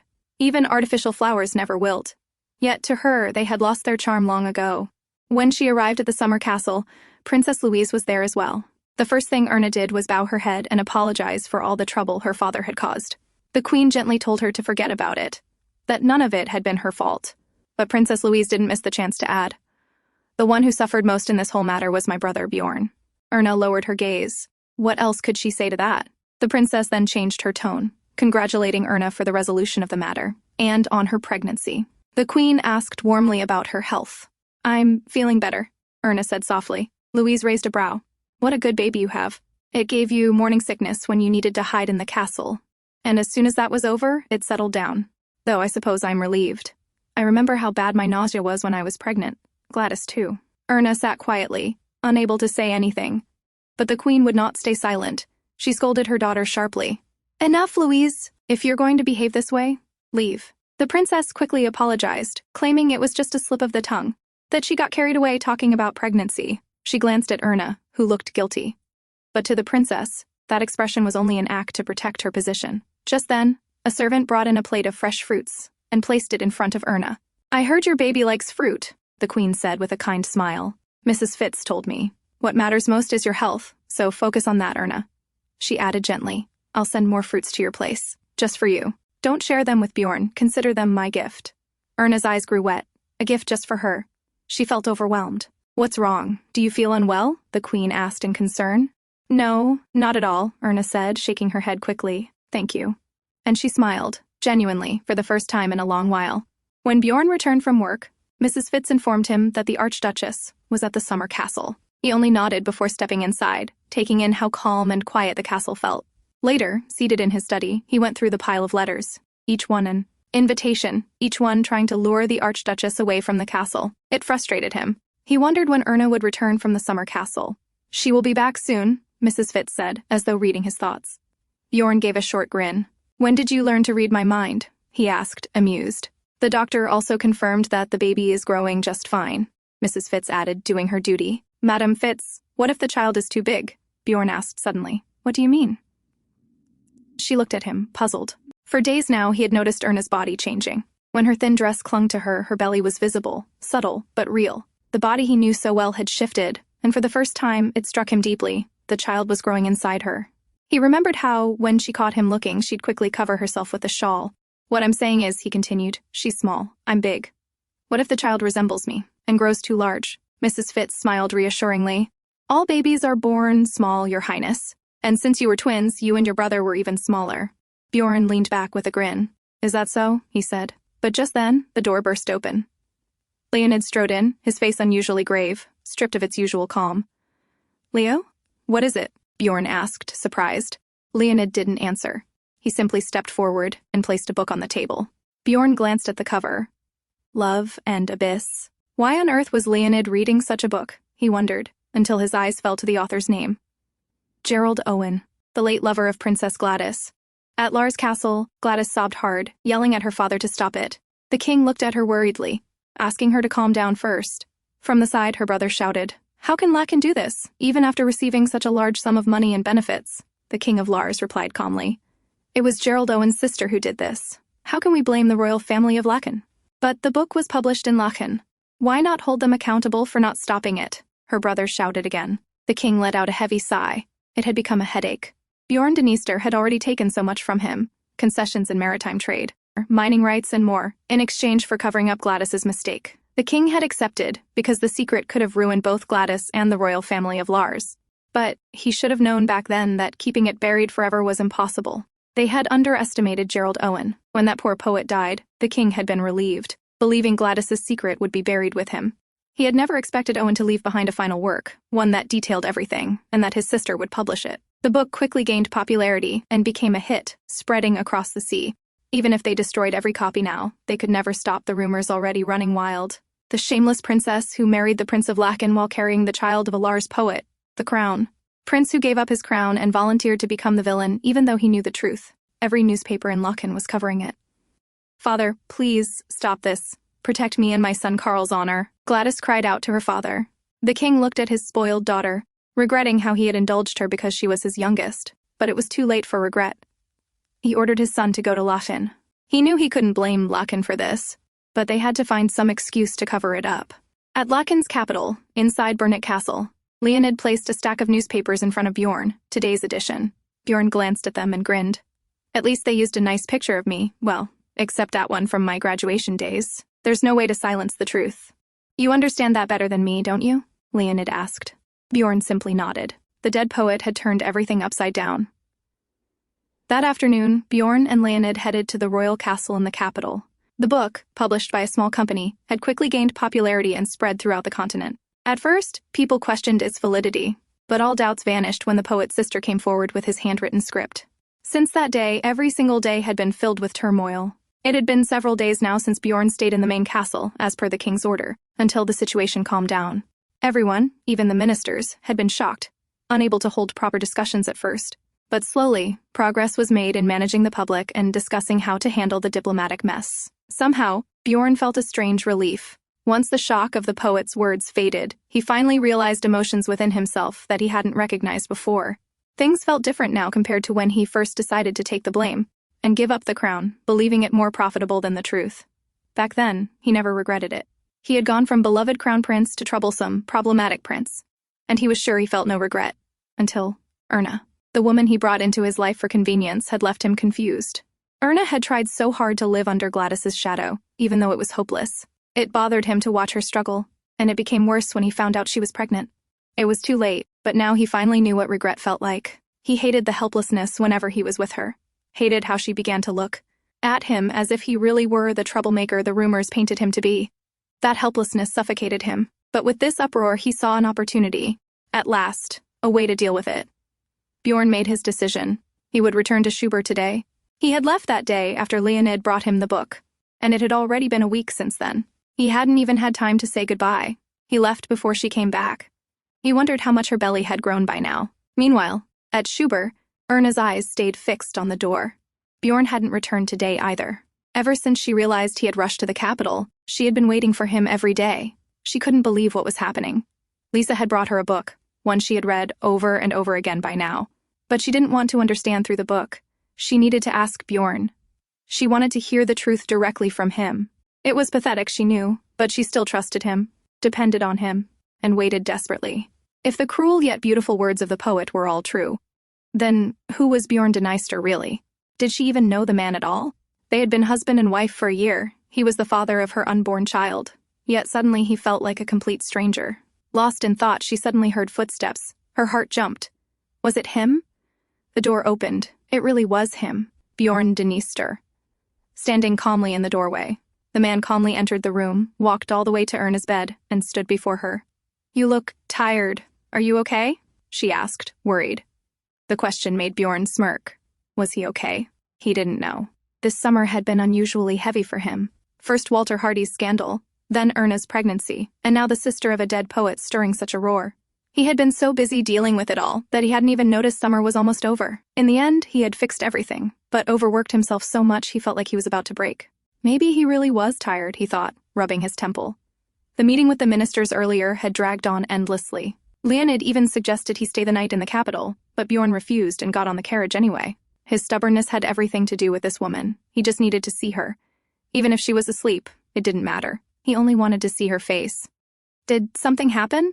Is that book causing you trouble?" Erna asked with concern. She hesitated, then added softly, I also read it. I wanted to wait for you to tell me about it, but I couldn't be patient. I'm sorry. Sorry." She apologized, even though she was the one most wronged in all this, Bjorn thought bitterly. "But I wasn't planning to accept the truth from a book," Erna continued carefully. "So, Bjorn, if you want to tell me about it?" Bjorn raised his hand, untying the ribbon of her gown. Erna gasped in shock as he leaned down to kiss her. "Bjorn," she whispered, startled. "Later, Erna." "Just a little later," he said in a low voice, kissing her furiously. As his lips trailed down her neck, Erna tried to remind him, her voice trembling. "Bjorn, the baby." He looked up at her. "It will be next month soon, Erna," he murmured. He remembered the doctor's advice, but hadn't that been long enough? He knew how cautious she was, and he felt the same. She was fragile, and he couldn't be too greedy. "It's okay. I'll be careful," he assured. He knew how pathetic he sounded, but he couldn't stop. He kissed her again, pouring out all the emotion pulling at his chest. He was desperate for her warmth. And those blue eyes, shining with tears, looked so beautiful they pushed him further over the edge. "Bjorn, You have something to tell me, Erna whispered again, cupping his face. I will, Bjorn murmured between his kisses. I will tell you, Erna. He knew he needed to explain his past. He had been explaining himself to everyone else these past days, but just for this moment, he wanted a break. Just for now, he wanted to hold her, to be in her arms, as much as he needed her in his. The kisses on her neck and shoulder burned hot against Erna's skin. She had read that book over and over again while waiting for Bjorn these past few days.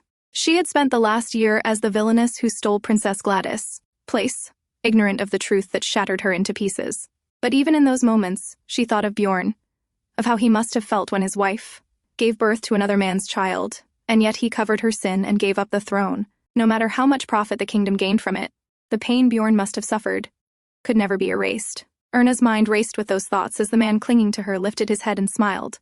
It was a rare smile, the devil's smile of the man she loved. Suddenly, Bjorn lay against her, lingering at her neck, breathing in her very essence. It had been so long since he'd felt such peace. The warmth was so comforting that he soon drifted to sleep. Bjorn, Erna whispered, turning to him. But his breath was already even. He had fallen asleep. Tightening her clothes, she sat up. Somehow she was reminded of her place, to smile, to be obedient, just like those artificial flowers, existing only for Björn Dniester.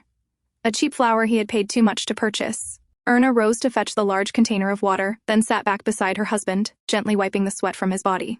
It had been so long since she'd looked at his face this closely. Earlier, when he walked into the room, she had wondered what kind of expression he would wear, what words he would say. She could never imagine this arrogant man apologizing. But this she never expected. She only wished he had told her. She would have accepted being the villain in the public's eyes, if only he had told her. She had endured so much, yet even though this man witnessed his wife's pain and shame up close, he still chose to keep it a secret. If the poet's story had never been published, he would have let her live. Her entire life as a fool, lying to her, and to their child as well. That very thought broke Erna. Tears fell uncontrollably, landing on the man's face. She hurriedly wiped them away, afraid he might wake. Usually, he was such a light sleeper that she always had to be careful around him, but today he slept as if unconscious. He must have been exhausted. She lay beside him, overwhelmed by the terrible sense of betrayal, and yet, still, she could not hate this man. She remembered their first night, how she stayed awake just to watch him sleep. Those small things had once made her feel as though they were truly husband and wife, but now, could that really be called love? She covered her mouth to stifle her sobs. She felt hopeless, bound to Bjorn for the rest of her life. Just like when she once wondered how many fake flowers she would need to make to repay the debt she owed him. And because she could not repay him with flowers, she herself became one. A flower meant to exist the way he wanted her to be worth the price he had paid. But there was the problem. She no longer believed she could be a flower that never withers. As she gazed at the man beside her, his eyes suddenly fluttered open. Erna froze. What should she do? Was he awake? So many questions spun in her head. But he only raised his hand, pulled her into his arms, and fell back asleep, holding her tightly. His embrace was still as comforting as ever. So, for now, she chose to feign ignorance. She told herself that tomorrow morning, Bjorn would explain everything, and she would once again become a pretty flower for him. One day, their baby would arrive, and everything would be okay. They would become the perfect family, living happily ever after like in the fairy tales. And, with those thoughts, woven from both hope and lies, Erna found peace in his arms. Inside the main city, Bjorn's friends witnessed the scene of people burning portraits of Bjorn and Gladys in rage. One of them sighed, unable to believe these were the same people who just last week had hoped for their reunion. Will Bjorn be okay? One asked. Well, he kept it a secret this long. There's no need to worry about him, another replied. But I'm not sure about the Archduchess, but surely she already knew about it, someone else suggested. Of course. What husband would keep something like that from his wife? And she volunteered to be the villain. Must be true love, the man said. Just then, another man came running with breaking news. The opera singer, who was rumored to be Bjorn's lover after his divorce from Gladys, had admitted it was all a lie. Meanwhile, in the castle, Bjorn sat at the breakfast table, reading that same news. Mrs. Fitz entered, urging him to pause his activities for a while before he made himself sick. He only laughed. If I get sick, you can sing me a lullaby, he teased. He had paid a lot to keep that singer's mouth shut, but in the end, she broke their contract. It didn't matter now. In fact, it wasn't a bad thing for Erna to know. After waking up in Erna's room last night, he had realized just how pathetic he had been. As his mind cleared, the feeling of self-hatred only grew heavier. He hadn't wanted to wake her, so he left silently. She already knew everything from that book. What was the point of saying it again? But if she wanted to hear it from him, he could certainly do it for her. He decided he would tell her everything at dinner time tonight. Don't you have something to tell me, Your Highness? Mrs. Fitz asked gently. Bjorn looked at her, his gaze warm. His mother had once suggested he should confide in Madame Fitz, but his love for his old nanny was different. It wasn't that he didn't trust her, he trusted her completely. But spoken words never stayed secret. The best way to keep something hidden was to remain silent, and to minimize how many people knew. He had only told his father, mother, and brother, because they were the ones who stood to lose the most. "You're pretty, even as an old woman, Madame Fitz," Bjorn said suddenly, smiling. Startled, she blinked. "Your Highness?" "I'm fine, Madame Fitz. No need to worry, and I mean it." He gave her his carefree smile, looking straight into her eyes. She nodded at last, her heart heavy yet proud. Bowing deeply, she whispered, "You've been through so much, Your Highness." Later, after dressing, Bjorn left for work, determined to return as soon as possible. Inside the mansion, one of the maids cried out, "How could Princess Gladys do this?" Lisa stayed quiet, just listening. She still couldn't believe how quickly people's words had turned upside down in only a week. The prince, once mocked as the poisonous mushroom, was now praised as a hero who sacrificed himself for the country. And the Archduchess, once ridiculed, was now seen as a saint, a woman who had knowingly volunteered to be the villain. The other maids began blaming Gladys for all their rude and improper behavior toward Erna. Some even murmured that the prince should regain the crown. Lisa's anger boiled over. "This is ridiculous," she shouted. "You were all responsible for your own actions. Don't just blame Princess Gladys, you were just as bad as her." But the maids only persisted. "It was because the princess fooled us." Lisa clenched her fists, ready to argue more. But before she could, the bell from the Archduchess's room rang out sharply. The urgent sound made her heart race. Without another word, she ran toward Erna's chambers. At Friar Bank, Bjorn's meeting with the ministers dragged on endlessly, reviewing investments across various departments, until finally everything was settled. As the session ended and the ministers began leaving, they murmured among themselves, amused that the prince had shown up at the bank even after the recent uproar. Truly, they said, the prince's love for money was legendary. Looking at him, who would believe he had been the victim of a marriage scam? And more than that, would he return as crown prince? The question lingered in their whispers. Bjorn also rose to leave, but before stepping out, he suddenly turned to one of the men, his assistant at the bank. "Don't you have a child?" he asked, startling the man with a sudden change of subject. "Yes, I have 2 sons and a daughter," the man replied, bewildered. "Good," Bjorn smiled faintly, slipping on his gloves. "Then may I ask you for a favor?" At Schuber Mansion, Mrs. Fitz hurried into the Archduchess's room, and the sight before her froze her in place. The Archduchess lay in pain, while Lisa was already there, crying loudly as she clung to her mistress. Snapping herself back together, Mrs. Fitz rushed to Erna's side, calling her name. The night before, Erna had felt intermittent pain, but with Bjorn beside her, she endured it. His presence had always been her greatest comfort. But the next morning when she awoke, he was gone, nowhere to be seen. At least, she told herself, she still had her baby with her. She ate her breakfast as usual, but soon the pain began to return. Deciding to lie down, she thought it would pass. After all, her baby was strong like its father, able to endure anything. Surely it would be fine. But the moment she stood to open the curtains, she felt something warm trickle down her legs. At first, shock froze her. She blinked several times, unable to understand what was happening. And then she realized. It was blood. Her heart stopped. Panic surged. "Bjorn!" she cried, her voice trembling with fear, tears welling up as she staggered toward the bell and rang it desperately. She kept calling his name, as if his presence alone could protect their baby, even though she knew he wasn't in the mansion. "The doctor will be here soon, Your Highness. We've also sent word to the prince. He will come quickly," Mrs. Fitz assured her, wiping the sweat from her pale face. "You must endure it a little longer. Do you understand?" Erna nodded faintly, but her mind raced. Would everything truly be all right? Was her baby leaving her because she was too weak? The pain deepened, and with a piercing scream, she clutched the pillow tightly, tears running down her cheeks. At the department store, people were startled to see him, Prince Bjorn himself. It was a rare sight to witness the prince shopping in person. "It is very crowded, Your Highness. Are you sure?" the attendant asked cautiously. Bjorn simply nodded and stepped further inside. The store staff hurried to greet him with utmost respect. "Will you be picking out a toy for your baby?" one of them asked. Earlier, when Bjorn had asked his assistant what gift would be best for a pregnant wife, the man had looked surprised but answered carefully. "Flowers, baby toys." The suggestions had been so ordinary that Bjorn felt disappointed. Yet, he also knew Erna. No matter how extravagant the gift, she would only feel troubled. Perhaps something simple really was best. "What do you think would be the right choice?" Bjorn asked, his gaze drifting toward the display. "Do you think it will be a son or a daughter, Your Highness?" the lady asked politely as she began showing him options. Before Bjorn could reply, several women from the crowd nearby called out excitedly, "A son! A daughter! Twins!" Twins. Bjorn couldn't help but grin at their guesses. Twins, especially, seemed impossible to imagine. 2 children growing inside Erna's small body. Truthfully, it didn't matter to him whether it was a son, a daughter, or both. Still, now that the question was raised, he found himself wondering, what did Erna think? What did she hope for? And, most of all, whose features would their child resemble more? Unaware, as he pondered these thoughts, the very woman he thought of was enduring everything alone. I am sorry, Your Majesty. The Archduchess was too frail to begin with, and she bled too much, the doctor explained hesitantly. The Queen, already there, panicked. There isn't any other way? She asked, then turned to Mrs. Fitz. What about Bjorn? Isn't he here yet? Mrs. Fitz answered with guilt in her voice. I sent someone to inform him, but apparently by the time the messenger reached the bank, His Highness had already left. The Queen's head spun. Of all times, why now? Mrs. Fitz, stricken with guilt, could only add, I should have stopped him from leaving this morning, even though it would not change the outcome. At least his presence would have comforted the Archduchess, who kept calling for her husband. The doctor's voice pressed the urgency. Your Majesty, if you need to decide, it must be now. At this point, we are only prolonging the Archduchess's suffering. From inside, Erna's cries calling out Bjorn's name reached them, breaking the Queen's heart. It was a decision she never wished to face.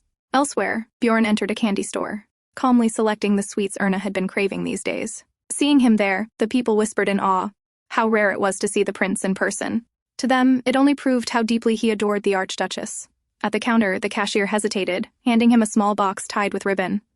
Your Highness, I cannot take your money. Please, accept this instead.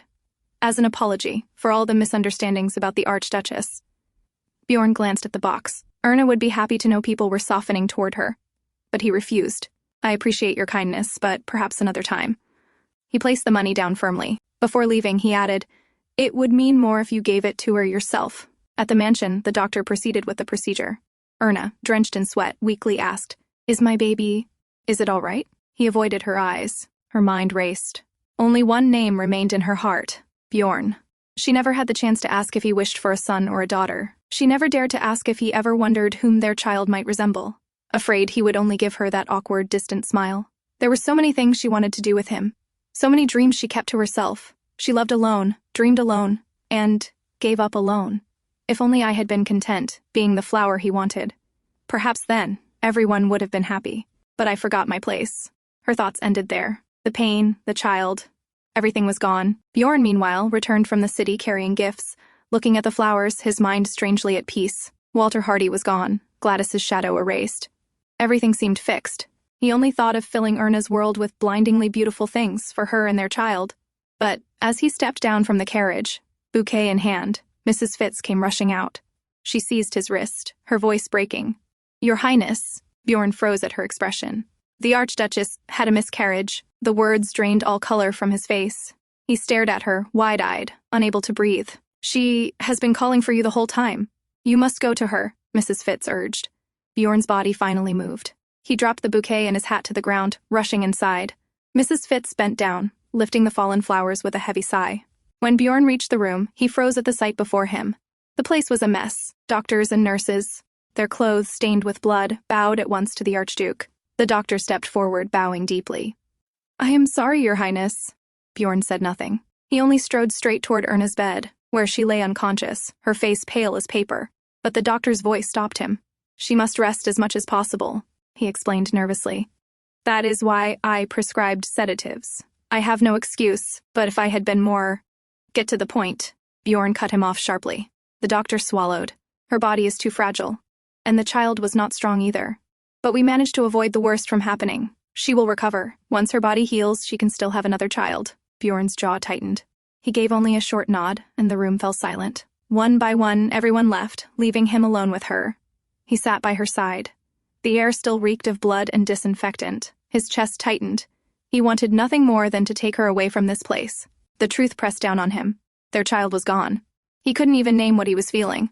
Only that none of it mattered as long as Erna was alive. That was enough. Her hands were cold in his. He sat there until, at last, they warmed slightly in his grasp. Only then did he stand. His eyes landed on the baby stroller gifted by Duchess Arsène, surrounded by toys and little clothes. His throat went dry, suffocated by the sight. Without a word, he turned and shut the door behind him. Outside, the Queen and others waited, tense and silent. Bjorn stopped before his mother. The rest bowed, offering apologies. He gave a brief nod of acknowledgement. As long as Erna is safe, nothing else matters, he told himself. Miscarriages happen. With time, her body would heal.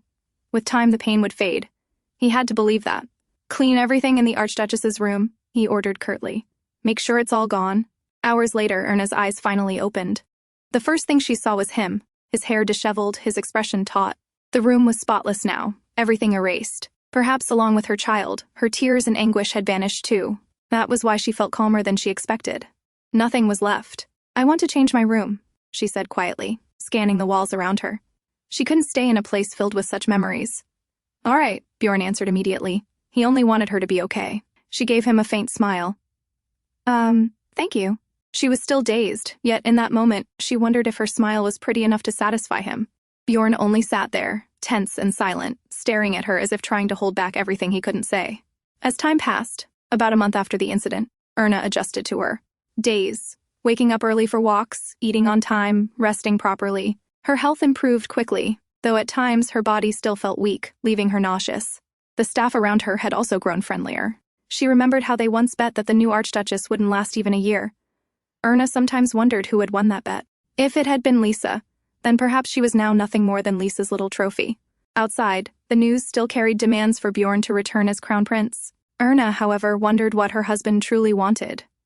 It had been a long time since they had a proper conversation. They shared one meal together every day, sat across from each other, exchanged a few words. But when she tried to recall those conversations, there was nothing.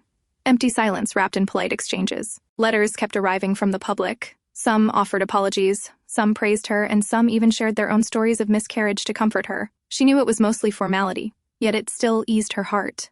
They assured her that one day she would give birth to a healthy child. And she knew, as long as she remained married, she was expected to give Bjorn an heir. But the memory of those painful days still suffocated her. Even now she trembled at the thought. A knock broke her thoughts. Mrs. Fitz stepped inside. The prince would like to have lunch with you, she said. Erna's hands tensed. She looked at her for a moment before finally replying quietly, all right. Outside, Bjorn sat waiting for his wife. He knew nothing was truly okay, the tension between them heavy. And he had decided today he must end it. He had been sleeping alone for a long time now. Erna no longer woke him in the mornings, an early riser herself, but strangely he found himself rising early too. The bed felt too large without her, the silence pressing on his chest until it was hard to breathe. He was confused, annoyed, and yet came to one conclusion. It was time to return everything to normal. I'm sorry I'm late, Erna said as she arrived. Bjorn looked at her. She still seemed pale and too thin to him. They sat for lunch, and silence quickly settled again. Bjorn glanced at her, realizing he needed to speak, though Erna seemed not to mind the quiet anymore. She had been like this all autumn. At first he thought it was relief, but now he wasn't sure. Did you take a long walk? He asked, breaking the silence. Calmly, she replied that she had gone to the riverside, though not far. Why don't you learn to ride instead? I can buy you a decent horse, Bjorn suggested. The silence stretched again. Bjorn waited. He had all the time in the world for her answer. At last, Erna gave a small smile. I appreciate your suggestion, Bjorn, but I like the way things are now, so don't mind me. Her words unsettled him. He could see her smile was not genuine, not pretty enough, and she knew it. She could not fake it any longer, and he hated those made-up smiles. For the past month, their meals had always been like this. Bjorn kept trying, offering her things like today's suggestion of a horse, expensive gifts, solutions. But Erna didn't need them. She suggested visiting Duchess Arsène instead. Bjorn countered, saying they could invite the Duchess here. It would be better. But Erna insisted on going, since the Duchess had come so often these past weeks. Now that she had recovered, it was only right she pay the visit. Inside, she also longed to leave the castle, even just for a little while. From summer through autumn, she had not stepped out, and now the walls suffocated her. The strength of her own urge to leave even startled her. Bjorn studied her for a moment, then said, All right, go ahead. Thank you, Erna replied, smiling with that same doll-like smile. I am fine. I am sorry. I'm tired of you parroting such empty lines, Bjorn said suddenly, frustration slipping through. Erna lowered her gaze. She knew he was trying. She knew what he wanted wasn't grand, only for her to be by his side as a faithful wife. And yet, she couldn't do it. Everyone in the mansion treated her kindly, her needs were met, life was peaceful and cozy. But she didn't know how to be that wife anymore. The new bed will arrive tomorrow, Bjorn said, raising his glass. Tell Madame Fitz if you need anything changed in the decoration. Erna looked down. In truth, she wasn't ready. Bjorn, she began. Do you still need more time? How much longer? He asked, reading her expression. She knew if she asked, Bjorn would give her more time. But how long? A week? A month? She didn't know anymore.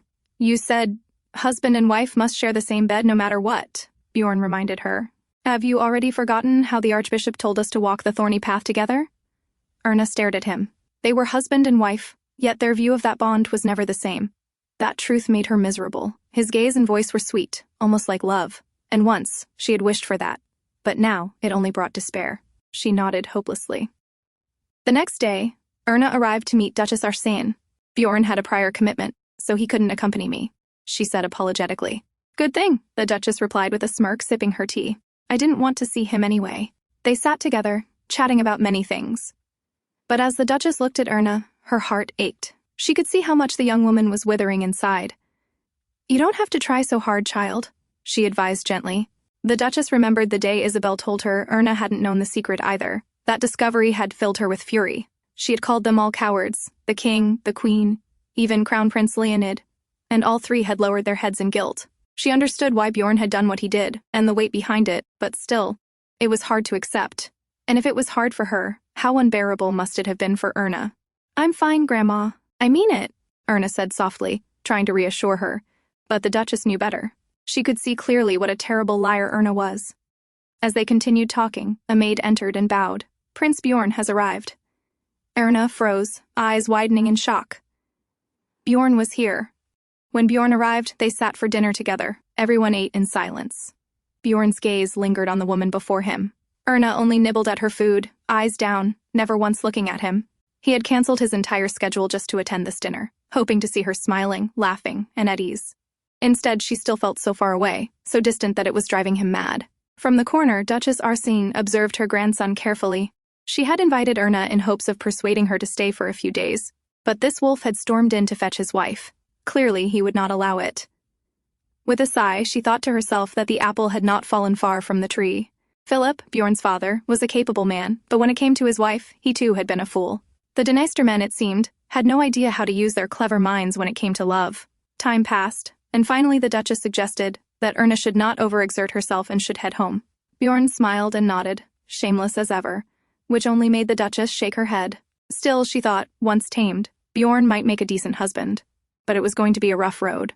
As they said their goodbyes, Bjorn helped Erna into the carriage. Before he followed, the Duchess leaned in and whispered, "Why don't you try romancing her? You can be quite charming when you want to be, can't you?" Bjorn frowned. "Are you drunk?" he asked, confused. "Even drunk, I'd be better at romance than any Dniester man," she quipped.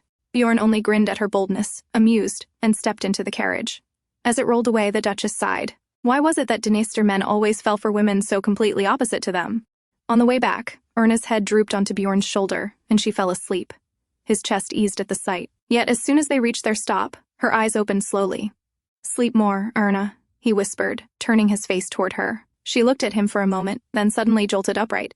"It's okay, I'm fine. I'm sorry," she said quickly. Her words struck him like a blow. Earlier, when her head had rested on his shoulder, he had been certain things were improving. That when she woke, she would look up at him with a smile, and slowly they could return to the sweetness of before. Maybe he had been impatient, but once again, here they were, back to the beginning. Nothing had changed. "Erna," he called, desperation in his voice. She turned toward him. Her eyes were clear, yet empty. The sight suffocated him. He wanted his smiling Erna back. The irritation, the helplessness. It was enough to make him reckless. About what happened to Erna, Bjorn finally started. "You wanted to hear how I came to divorce Gladys, right?" Erna said nothing, only nodded silently, lowering her gaze. "That was classified information between the two nations," Bjorn explained. The day he decided to tell her that incident happened, he had decided not to speak of it, thinking it would only hurt her more. Looking back now, maybe he had simply been a coward. "Did you worry that I would not be able to keep it a secret?" Erna asked quietly. "It wasn't a matter of trust," he replied. "It was an agreement between Lars and Lechen. I had to honor it. It would have been the same even if I had married someone else." Erna understood. He was a prince of a nation first, before being her husband. His duty always came before her. But, Bjorn, you saw how much I suffered, she said, her voice trembling. You were there witnessing everything. If that poet's story had never been published, it would have remained a secret. Even after our baby was born, our child too would have lived under the shadow of Princess Gladys and her son, just like I have. Yes, you're right. Bjorn admitted. He had always intended it to be that way. But still, Erna, I would have compensated you and our child in some other way. Compensate? The word pierced her. She didn't want compensation. Bjorn reached out, caressing her cheek. Erna, everything is okay now. In his eyes, Gladys's shadow was now gone completely. The public now saw Erna as a loyal, true wife, the character in a fairy tale who always endures hardship and is rewarded in the end. But Erna could not bring herself to tell him the truth. That every time she thought of her child, she feared it would suffer the way she had. That she loathed herself for not being like Princess Gladys. That she had prayed their child would resemble its father, so it would have only the best in life. That had been her only wish. She couldn't say it. Instead, tears formed in her eyes. Bjorn looked at her silently. Then he leaned forward, lowering himself until his lips met hers. Erna's tears spilled over as he kissed her, and he swallowed them as if desperate to erase them. After a week, Erna went on a tour with Mrs. Fitz, as the interior designer showed her the new room. The bed stood in the center, flowers placed everywhere, arranged according to her supposed liking. Is there anything else you'd like changed, Your Highness? The man asked politely. It's beautiful. Thank you, Erna replied with her practiced smile. When everyone left, she stood there quietly, taking in the view of the room. Bjorn had given her time, but that time ended this week. By tonight she was expected to move into this room, with him. Her eyes fell on the large bed, his words echoing in her mind. But was she truly ready to take her place as his wife here? She didn't know.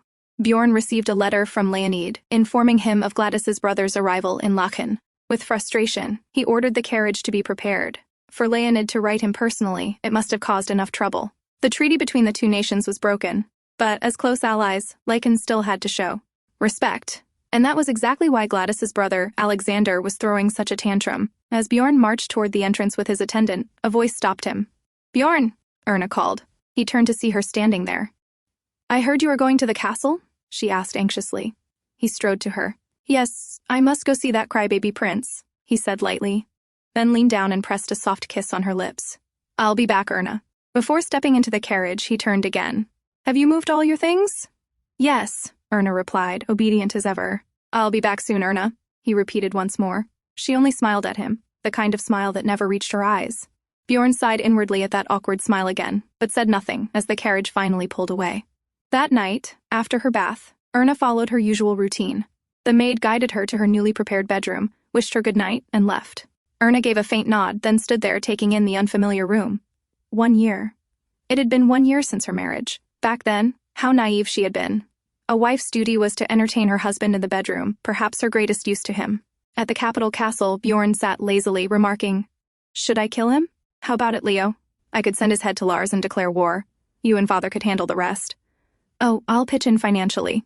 Leonid sighed. Violation of treaty, domestic isolation, war reparations. If you can handle all of that too, then I'll consider it. Bjorn grinned. The session with Gladys's brother was dragging longer than he expected. Alexander kept sobbing, blabbering about his sister's pain, her suffering, over and over again.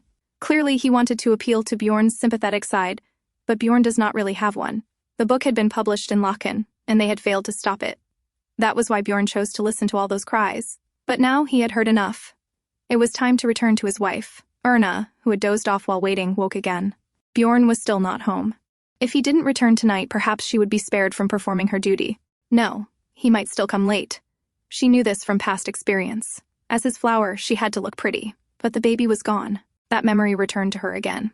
When she woke after the miscarriage, everything had already been cleared away on Bjorn's orders. He hadn't said much when they first learned of her pregnancy and after. The loss. He never spoke of the baby again, as if it had never existed.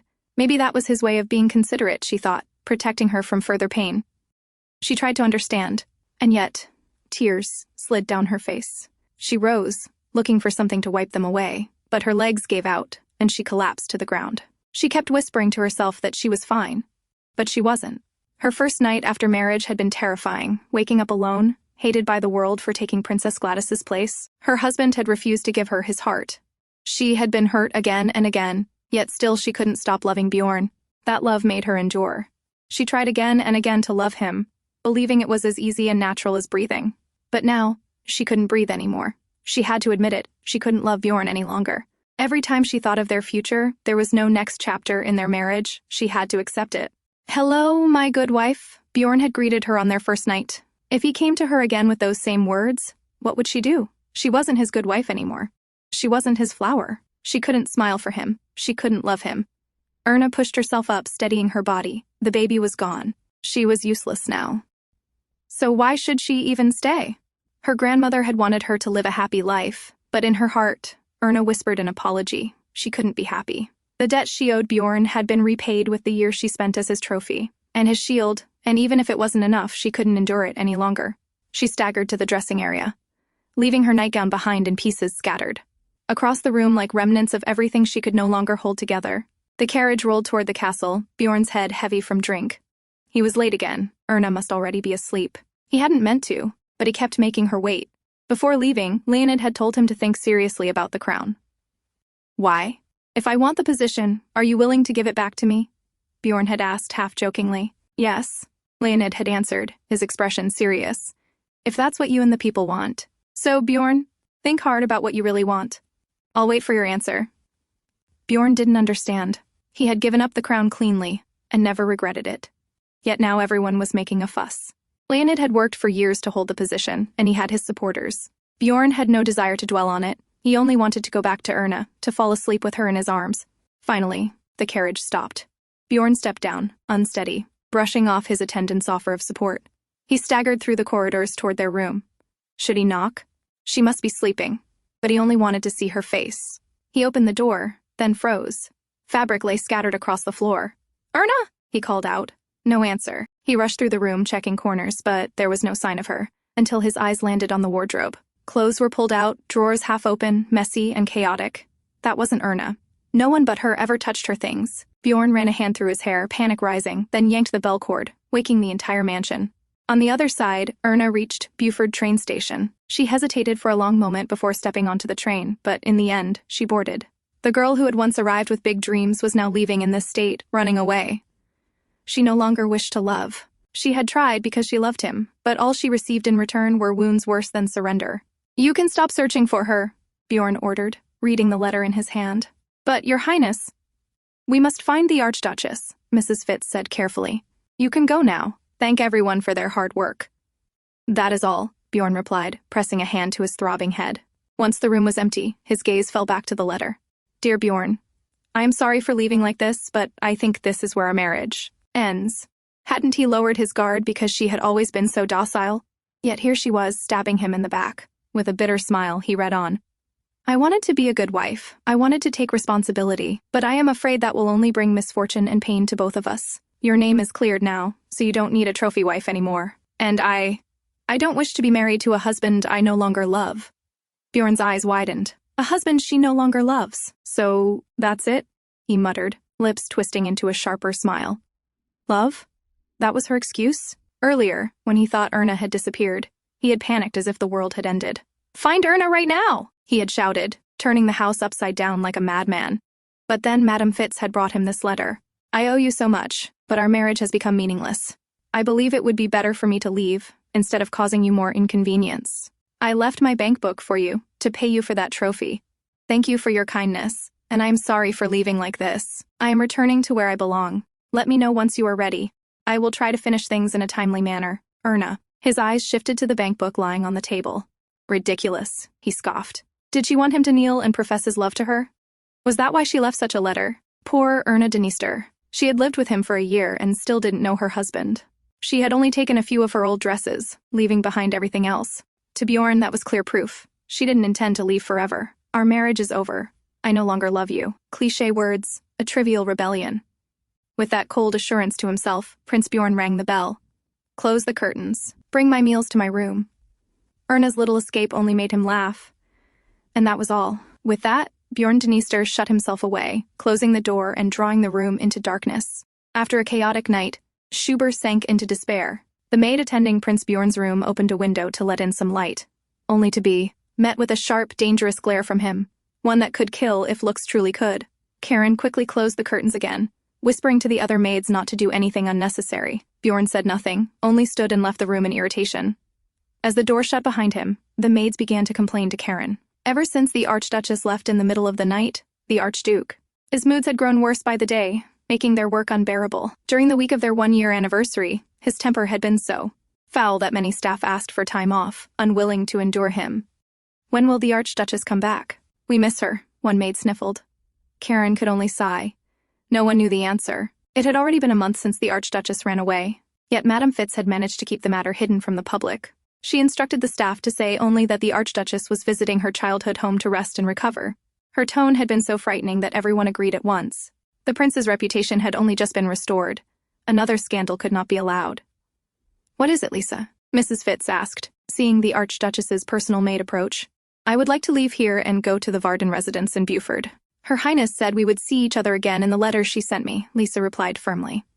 Mrs. Fitz sighed. She knew Erna had written those words only out of formality. In the letter she sent, Erna thanked her for caring for her during the year and apologized for leaving so suddenly, but not once did she mention this place, or even the prince. Her calm tone carried both elegance and resolve.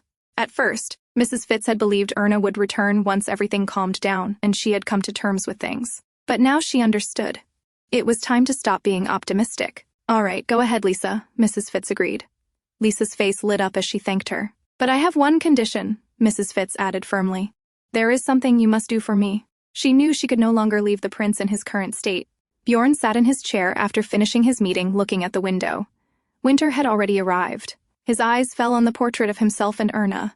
He had ordered it hung here, not out of pride, but because he couldn't bear for Erna to keep seeing Pavel Lor's work. Childish, perhaps, but better to keep it in the study, where it could be shown off to outsiders. He stared at Erna's painted face.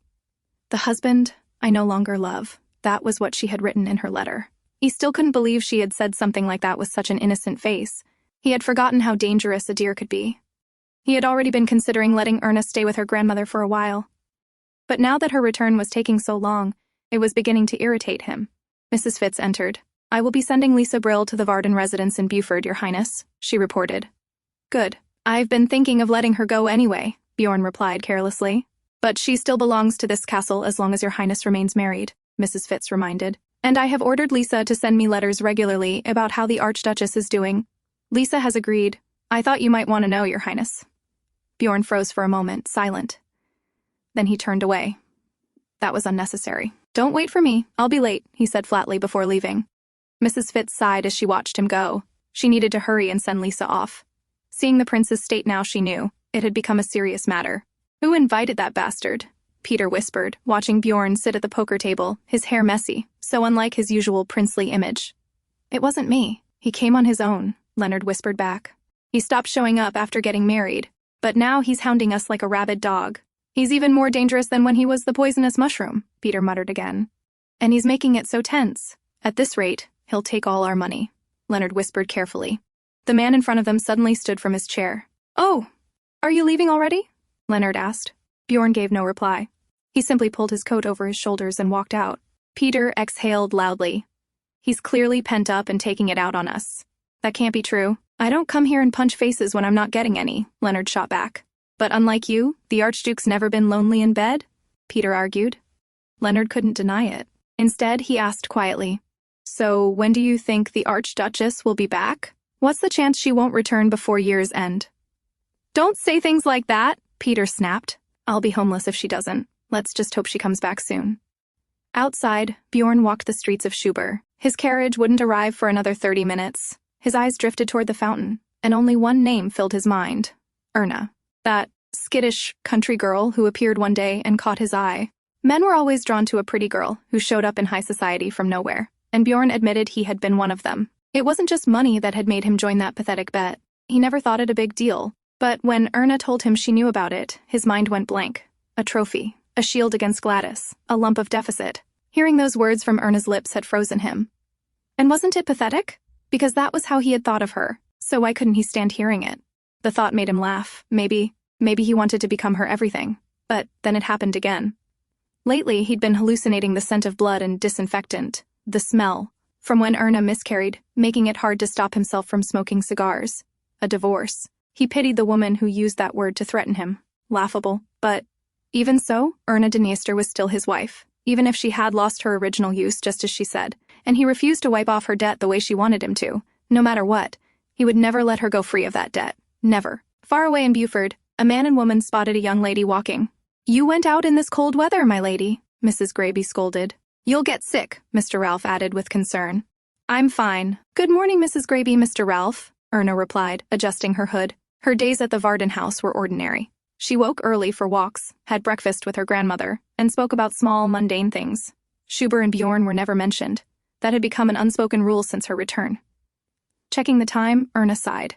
It was already noon and still no divorce papers. It had been a month since she came back home. She had apologized to her grandmother for failing to keep her promise of being happy in marriage. The Baroness only looked at her for a long moment, before pulling her into a tight hug. "You did your best, my child," she had said. After that, Erna hardly remembered anything. She spent her days sleeping, meeting with the doctor when needed, and slowly recovering. By the time she finally woke from that long slumber, her world had grown simpler, clearer. She glanced at the clock again. Perhaps the papers wouldn't arrive today either. With a quiet sigh, she turned back toward the house, hoping at least they would come before the year ended. "Your Highness!" a voice suddenly called out. Startled, Erna turned around. "Your Highness!" the young girl shouted, running down the road with her belongings in hand. "Lisa?" Erna gasped, recognizing her. "Your Highness!" Lisa sobbed, rushing closer. "Lisa?" Erna whispered, finally realizing it was truly her. The two embraced, holding each other tight, as if finding solace in the reunion. At Harver Mansion, Bjorn's aunt greeted him warmly. "I'm so happy you came, Bjorn. Is the Archduchess faring well?" "I hope she recovers soon," she said with concern. "Yes, my wife will be back soon," Bjorn replied with a polite smile. "Goodness, it has been so long. The Archduke must be so lonely without the Archduchess," one lady murmured. "Oh, come to think of it, Your Highness danced with Her Highness at the last Harver party," another added. Bjorn smirked. What a wretched place, he thought. He had come here thinking it would be better than pacing before Erna's portrait with a cigar.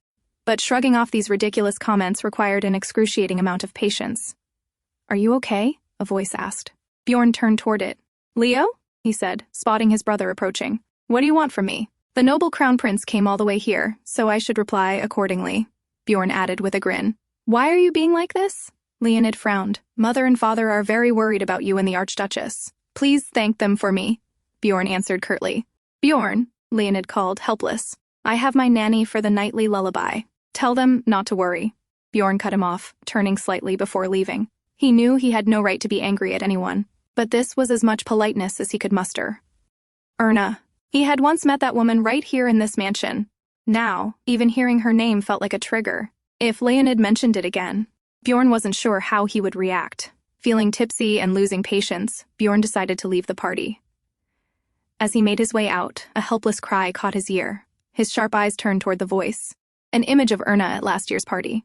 In this very house flashed in his mind, her struggling to break free.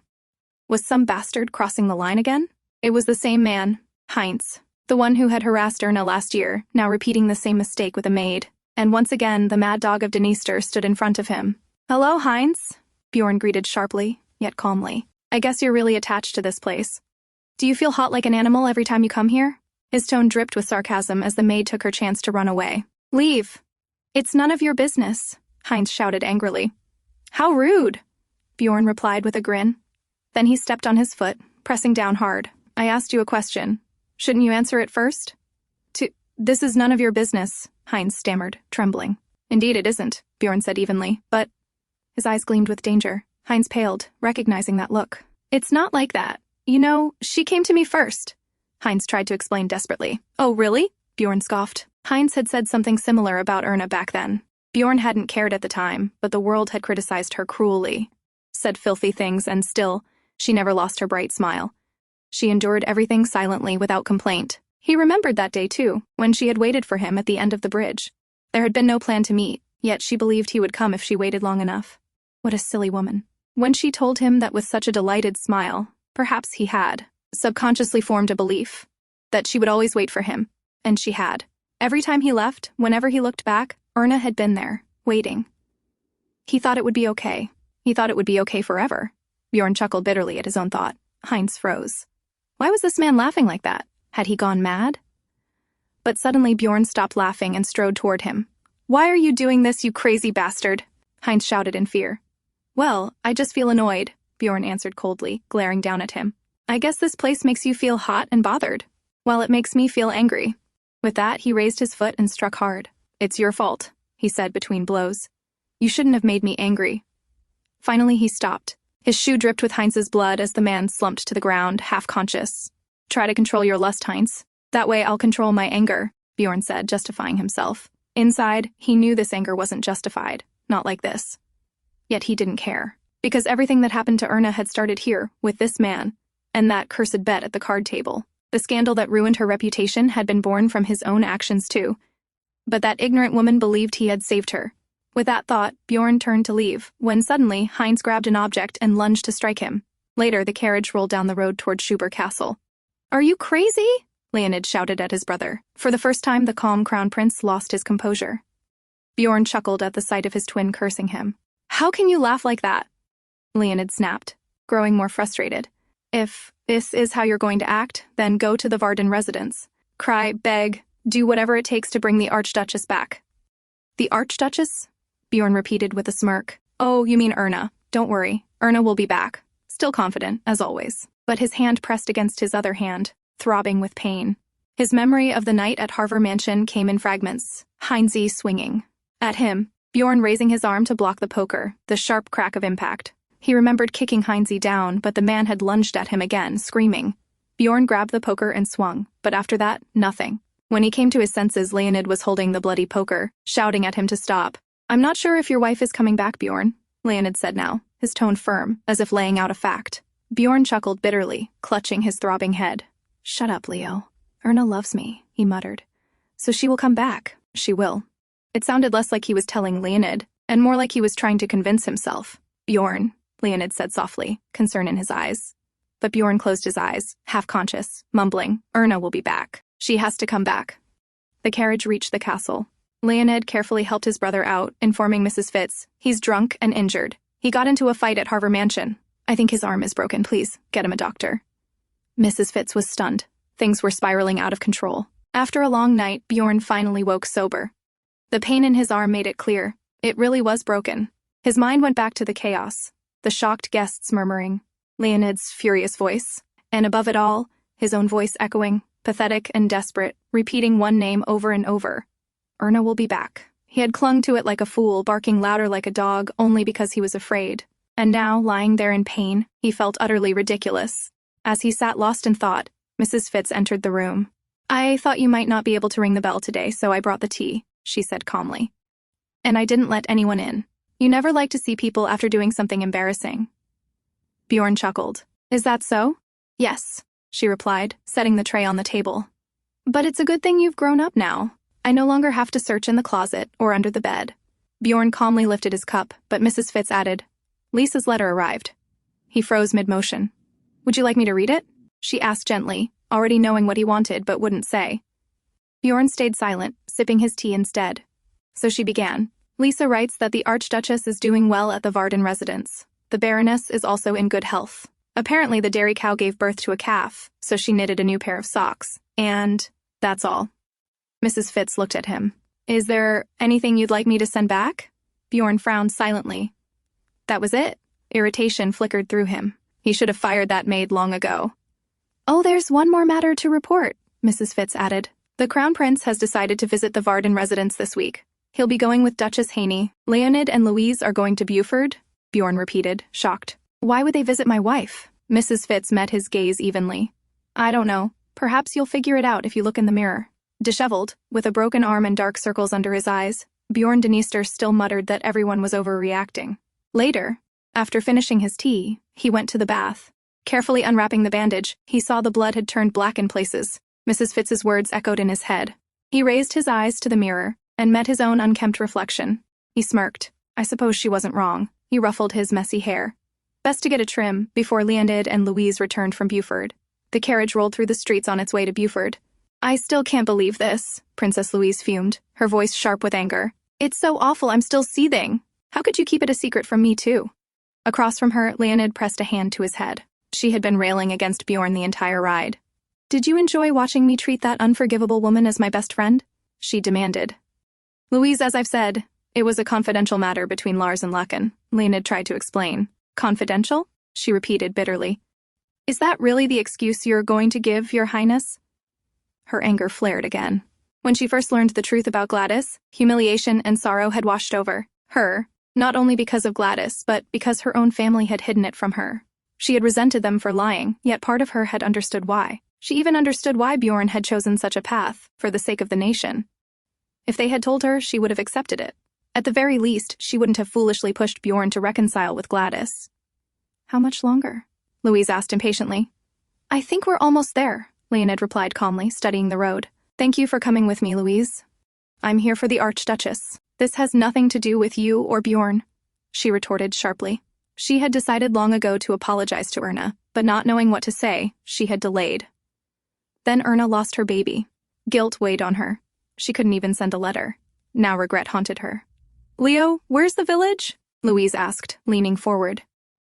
Soon, the Varden residence came into view, nestled quietly among tall trees. At that very moment, Lisa burst into Erna's room, breathless. Your Highness, you must come out. What's wrong, Lisa? Erna asked, startled. The royal family is here.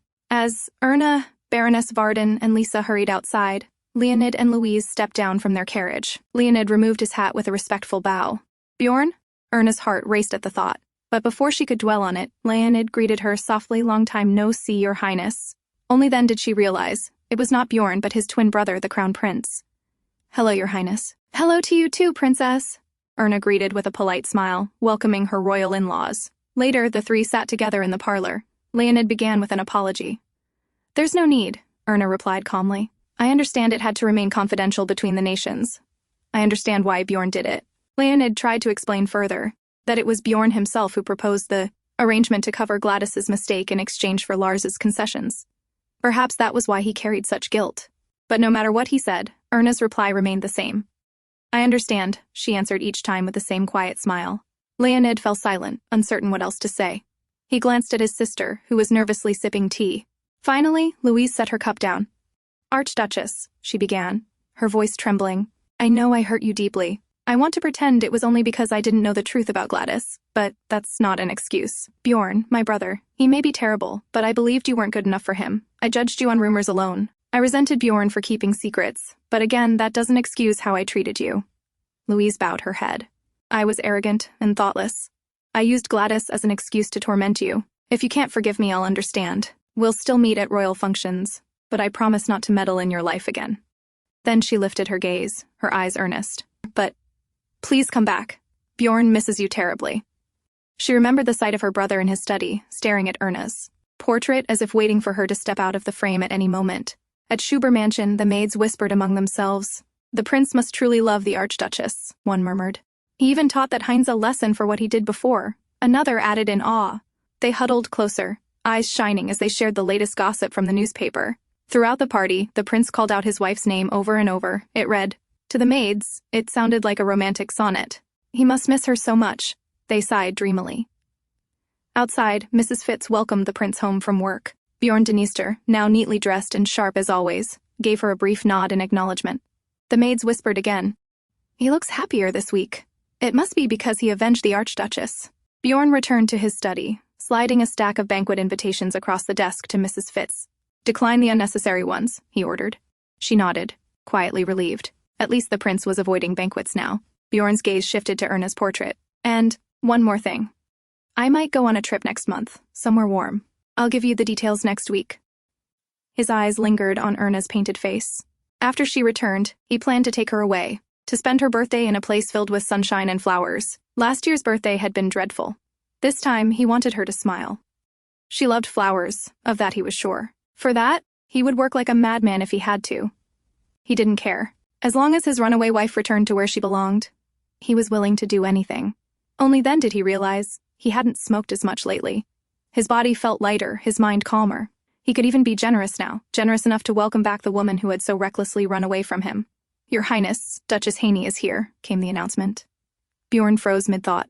Then relief flickered across his face. Finally, the news he had been waiting for. And with Princess Louise's arrival, he was sure of it. You need to give up. Those were the first words Princess Louise spoke after taking her seat. Your wife isn't coming back. Her words were the exact opposite of what Bjorn had been hoping to hear. After a pause, a smirk tugged at his lips. Why not? Is she still pouting? He asked. I wouldn't be saying this if that was the case, Louise shot back, her voice sharp with fury. In fact, I gave her an apology, and she accepted it with understanding. You've been her husband for a year, and yet you have no idea what she's like. Bjorn's hand clenched on the armrest. He knew she was right, but he wasn't ready to accept it. It would have been easier if she was angry, Louise continued. Then you could have tried to apologize to her again and again. Her concern showed in her voice. But when I met the Archduchess, she just smiled and accepted my apology sincerely. I couldn't understand it. How can anyone forgive like that so easily? Leonid had been confused too. They had tried to convince her how everyone missed her in Schubert, his father, his mother, but Erna only smiled politely in reply. She only faltered once when they mentioned, and Bjorn hurt his arm a little at the recent Harvard party. I will pray for his recovery, she said calmly, as though they were speaking of someone else, not her husband. Louise and Leonid were both shocked at her composure. I think your tea is getting cold. I'll bring you some fresh cups, Erna had said with a gentle smile. They looked at each other. There was nothing more they could do. Taking it as a sign, the royal family left the Varden residence respectfully. She looked so relieved. I think she's decided to get a divorce, Louise said, her voice heavy with concern. Bjorn stared down, disbelief clouding his face. Divorce? Who? Erna? You don't know anything about her, Louise. His words came out half confused, half confident. I think I know more than you, at least, Louise snapped back, her irritation rising at her brother's overconfidence. You need to accept your reality now. And what did you expect anyway, Bjorn? She pressed on. I understand you kept this secret from me and grandmother. But how could you lie to your own wife while she was being hated and criticized by everyone because of Gladys? That's enough, Louise, Bjorn cut her off, rubbing his forehead. His hope was already shattered, and he pushed himself up from his seat. There was nothing left to discuss. Are you running away from the situation again? Louise shouted after him, anger shaking her voice. She rose too, her words cutting sharp. I wouldn't be able to live with a husband like you either. Bjorn Dniester, you may be a good prince, but you are the worst husband. Bjorn stopped at the door. He turned slightly, his eyes sharp, and smirked. Well, you think so? With that, he shut the door behind him, leaving his furious sister standing alone. At Buford post office, Lisa arrived to deliver a thick letter written by her master, the Archduchess. Her brows furrowed when she saw the receiver. It was addressed to the prince. Why was it so thick? Maybe her master had written a lot. Ever since the crown prince and princess visited, Erna had been taking longer strolls, walking until her cheeks turned red, and in the end, she even caught a cold. She hadn't budged when the prince and princess came to persuade her so. Lisa thought her master was determined not to return as Archduchess. Then why had she suddenly written a letter to her husband? Lisa didn't know, but whatever the reason, she didn't care. She would stay by her master's side, whether in Schubert or in Buford. With that resolve, she handed the letter over at the post office, asking for it to be delivered in the fastest way possible. Later, at Schubert, Mrs. Fitz placed the letter on the table. The sender's name was clear at the top, Erna. Bjorn stared at it, his eyes widening for a moment. It was the first letter from her in 2 months, ever since she had run away in the middle of the night. And now, after all this time, all she sent was one letter? That crazy dear of his. Had she gone mad? My wife is my business. You can leave, Madam Fitz, Bjorn said coldly. Mrs. Fitz sighed. The annoyed wolf was back again. There was nothing more she could do, so she left him alone with the letter. Bjorn's fingers brushed over the name written on the envelope. Erna. Her smiling face flashed in his mind, the way she once told him she would come back. He let out a bitter laugh at himself, for still hoping. Tearing the letter open, he froze at the sight of its contents. Then his lips curled into a sharp, dangerous smile. It was divorce papers. So this was her answer after all this time, his crazy dear's declaration of war. That night at the club, Peter and Leonard sat frozen in shock at the scene before them. The man across the table had swept up all the poker chips. Madness. He won everything, even with his broken arm, Peter whispered. When is the Archduchess coming back? Leonard muttered with a sob, then stood to leave. I should be going. Before he could finish, Bjorn's voice cut in, low and dangerous. Shall we begin the next game? It didn't sound like a question. It was an order. Both men sank back into their seats. What is going on? He's been living here for days now. Gambling, drinking, passing out from being too drunk, Leonard whispered. Then go ask him if you're that curious, Peter hissed back. And end up like Heinze. But, as Peter glanced at Bjorn, concern flickered in his eyes. Bjorn had never been like this. He was never a model prince, but he was colder, calculated, not this reckless. Not even when the whole nation had criticized him for divorcing Princess Gladys had he sunk this low. His name had finally been cleared, so why was he in this state? Bjorn picked up his new hand of cards. At the sight of them, a grin spread across his face, as if he had just seen something hilarious. Without a word, he tossed the cards onto the table, then stood, pulling on his coat. Bjorn? Peter called out, confused. You giving up? Leonard asked. What about the money? Peter added. You two can have it, Bjorn said flatly, shrugging into his coat before walking out of the club. The two men stared after him, baffled. What kind of hand could make Bjorn Dniester leave like that? They leaned in to check, and froze. A straight flush. They exchanged wide-eyed looks. What made the great Bjorn Dniester walk away from this? Leonard whispered. He's not, dying or something, is he? Peter muttered, unsettled. Outside, Bjorn stood still, snow falling over him. The first snow of the year. He still couldn't believe it. Out of all cards, he had drawn that hand, a straight flush, the same hand that once made him enter that pathetic bet. And with those cards he had won, or at least, he thought he had. But in the end, those very cards had left him in this miserable state. Your Highness? The attendant called softly, worry clear in his voice. Bjorn didn't answer, he just stood there. He had once believed Erna's love for him would last forever. So why had it disappeared? Why? Was it because of the truth about Gladys? Because of the miscarriage? Or because of the way he had treated her all this time? He was certain it was all of it combined, a mixture of everything that had driven him into this pathetic failure. But still, he couldn't accept it. She endured alone, fell apart alone, disappeared alone, and ended it all on her own. But wasn't that against the rules? Her eyes, her smile, her every gesture, they had always shown how much she loved him. That was why it was so hard to believe her love had ended just like this. How could she give him everything and then take it all away in a single moment? No words. No chance. Let's go to the station, Bjorn ordered suddenly, striding toward the carriage. The station? The attendant asked, startled. You mean the train station? He repeated a moment later, finally understanding. Bjorn gave no reply, and the attendant quickly followed after him. Bjorn was determined. He would get an answer from that woman. Now, it was time to face reality. At Varden House, Erna woke in the middle of the night to the sound of a wolf's howl. She turned on the light and sat up in bed. Looking around the room, regret washed over her. She should have chosen the guest room instead of her own childhood room. Then perhaps she wouldn't be tossing and turning, recalling last spring when Bjorn had been here with her. She loved him. So much that she hated herself for it. She had given that man all of her heart. With a sigh, she lay down again. Her eyes shifted to the side and memories flooded back. Last spring, when Bjorn had slept in this very bed with her. She had been surprised and happy, so much so that she hadn't slept a wink. She had touched his hair, his face, felt the softness of him, her heart full just from that. She leaned close, listening to his heartbeat as he slept so calmly. In his arms, she had felt safe. Suddenly, Bjorn had chuckled, startling her. Her face flushed red and she had pulled away in embarrassment. But he caught her, his arm sliding around her waist, pulling her back on top of him. You should get some sleep, Erna, he told her quietly. Her face burned hotter. I'm too heavy, Bjorn. Let me down, she whispered. It's okay, he replied calmly. We'll switch places tomorrow night. His bold words only left her more flustered. But she stayed, lying on his chest as his hand gently patted her back. And for the first time in her life, she had found someone she could lean on freely. It was strange, but it was wonderful. That was Bjorn, the man she loved.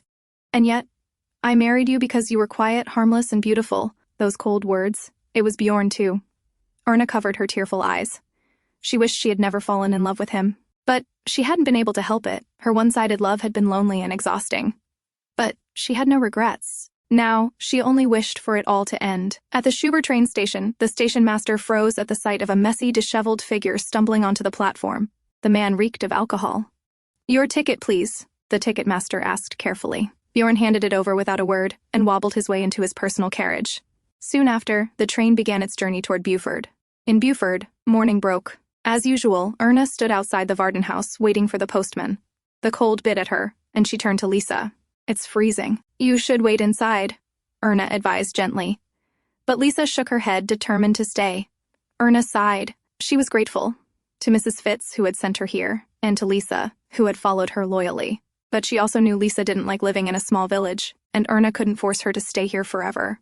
There was still time before the divorce was finalized, so she decided to discuss Lisa's future later. The mail coach is coming, Lisa cried excitedly.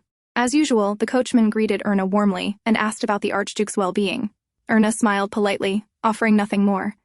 She hadn't told anyone in Buford about the divorce yet. She sorted through the couriers one by one, but the papers she longed for weren't there. Still no response. It had been days. Is something wrong, Your Highness? Lisa asked cautiously. Let's go back inside, Lisa, Erna said calmly. But inside, her heart ached. She wanted to escape this title as soon as possible. She prayed that Bjorn would send his reply soon. Together, the two returned into the house.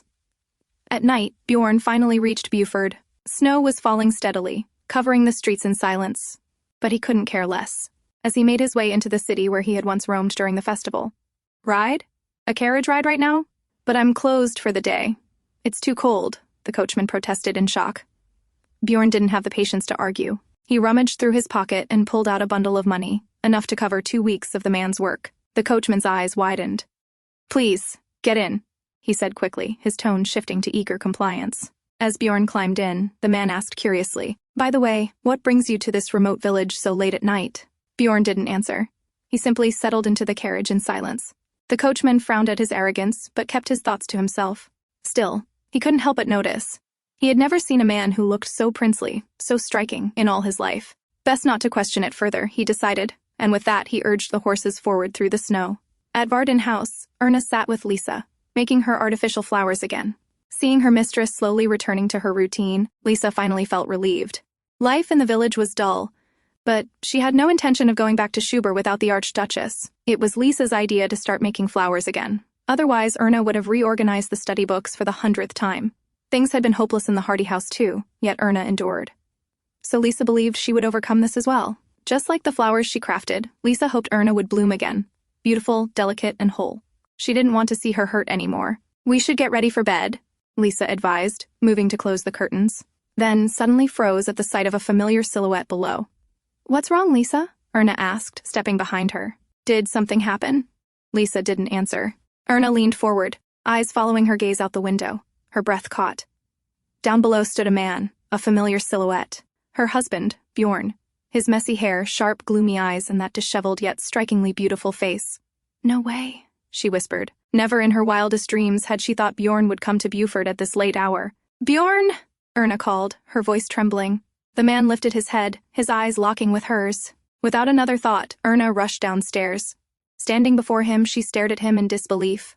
It was really him, not a dream. Her heart raced wildly. Wordlessly, she reached for his hand. Bjorn lowered his eyes, staring at their joined hands, the hand of the woman who was his wife, his Erna. She pulled him with her, and he let her, as though he had no strength left to walk on his own. Step by step, Erna dragged him through the snow, all the way to the horse stable. Inside, she shut the doors tightly so no one would know. Bjorn stood there watching her, his wife, his Erna, yet she wouldn't even meet his eyes. She stood there against the door for a moment, steadying her breath, trying to calm herself. Then, finally, she turned to him. Her eyes sharp, her expression clear as if asking, "Why are you here?" She walked closer, facing him head-on. Bjorn didn't look away either. He stood his ground, his dark eyes locked on hers. After all, this was why he had come. He needed answers. Answers from the woman who had declared she no longer loved him, who had abandoned him. In the cold night, in the silence of the stable, husband and wife now, stood face to face, ready at last to confront what had been left unsaid. And that's a wrap. Thanks for watching. Don't forget to like and share your thoughts in the comments. If you enjoyed this and want to be part of our growing community, hit join to support the channel. Take care and see you soon.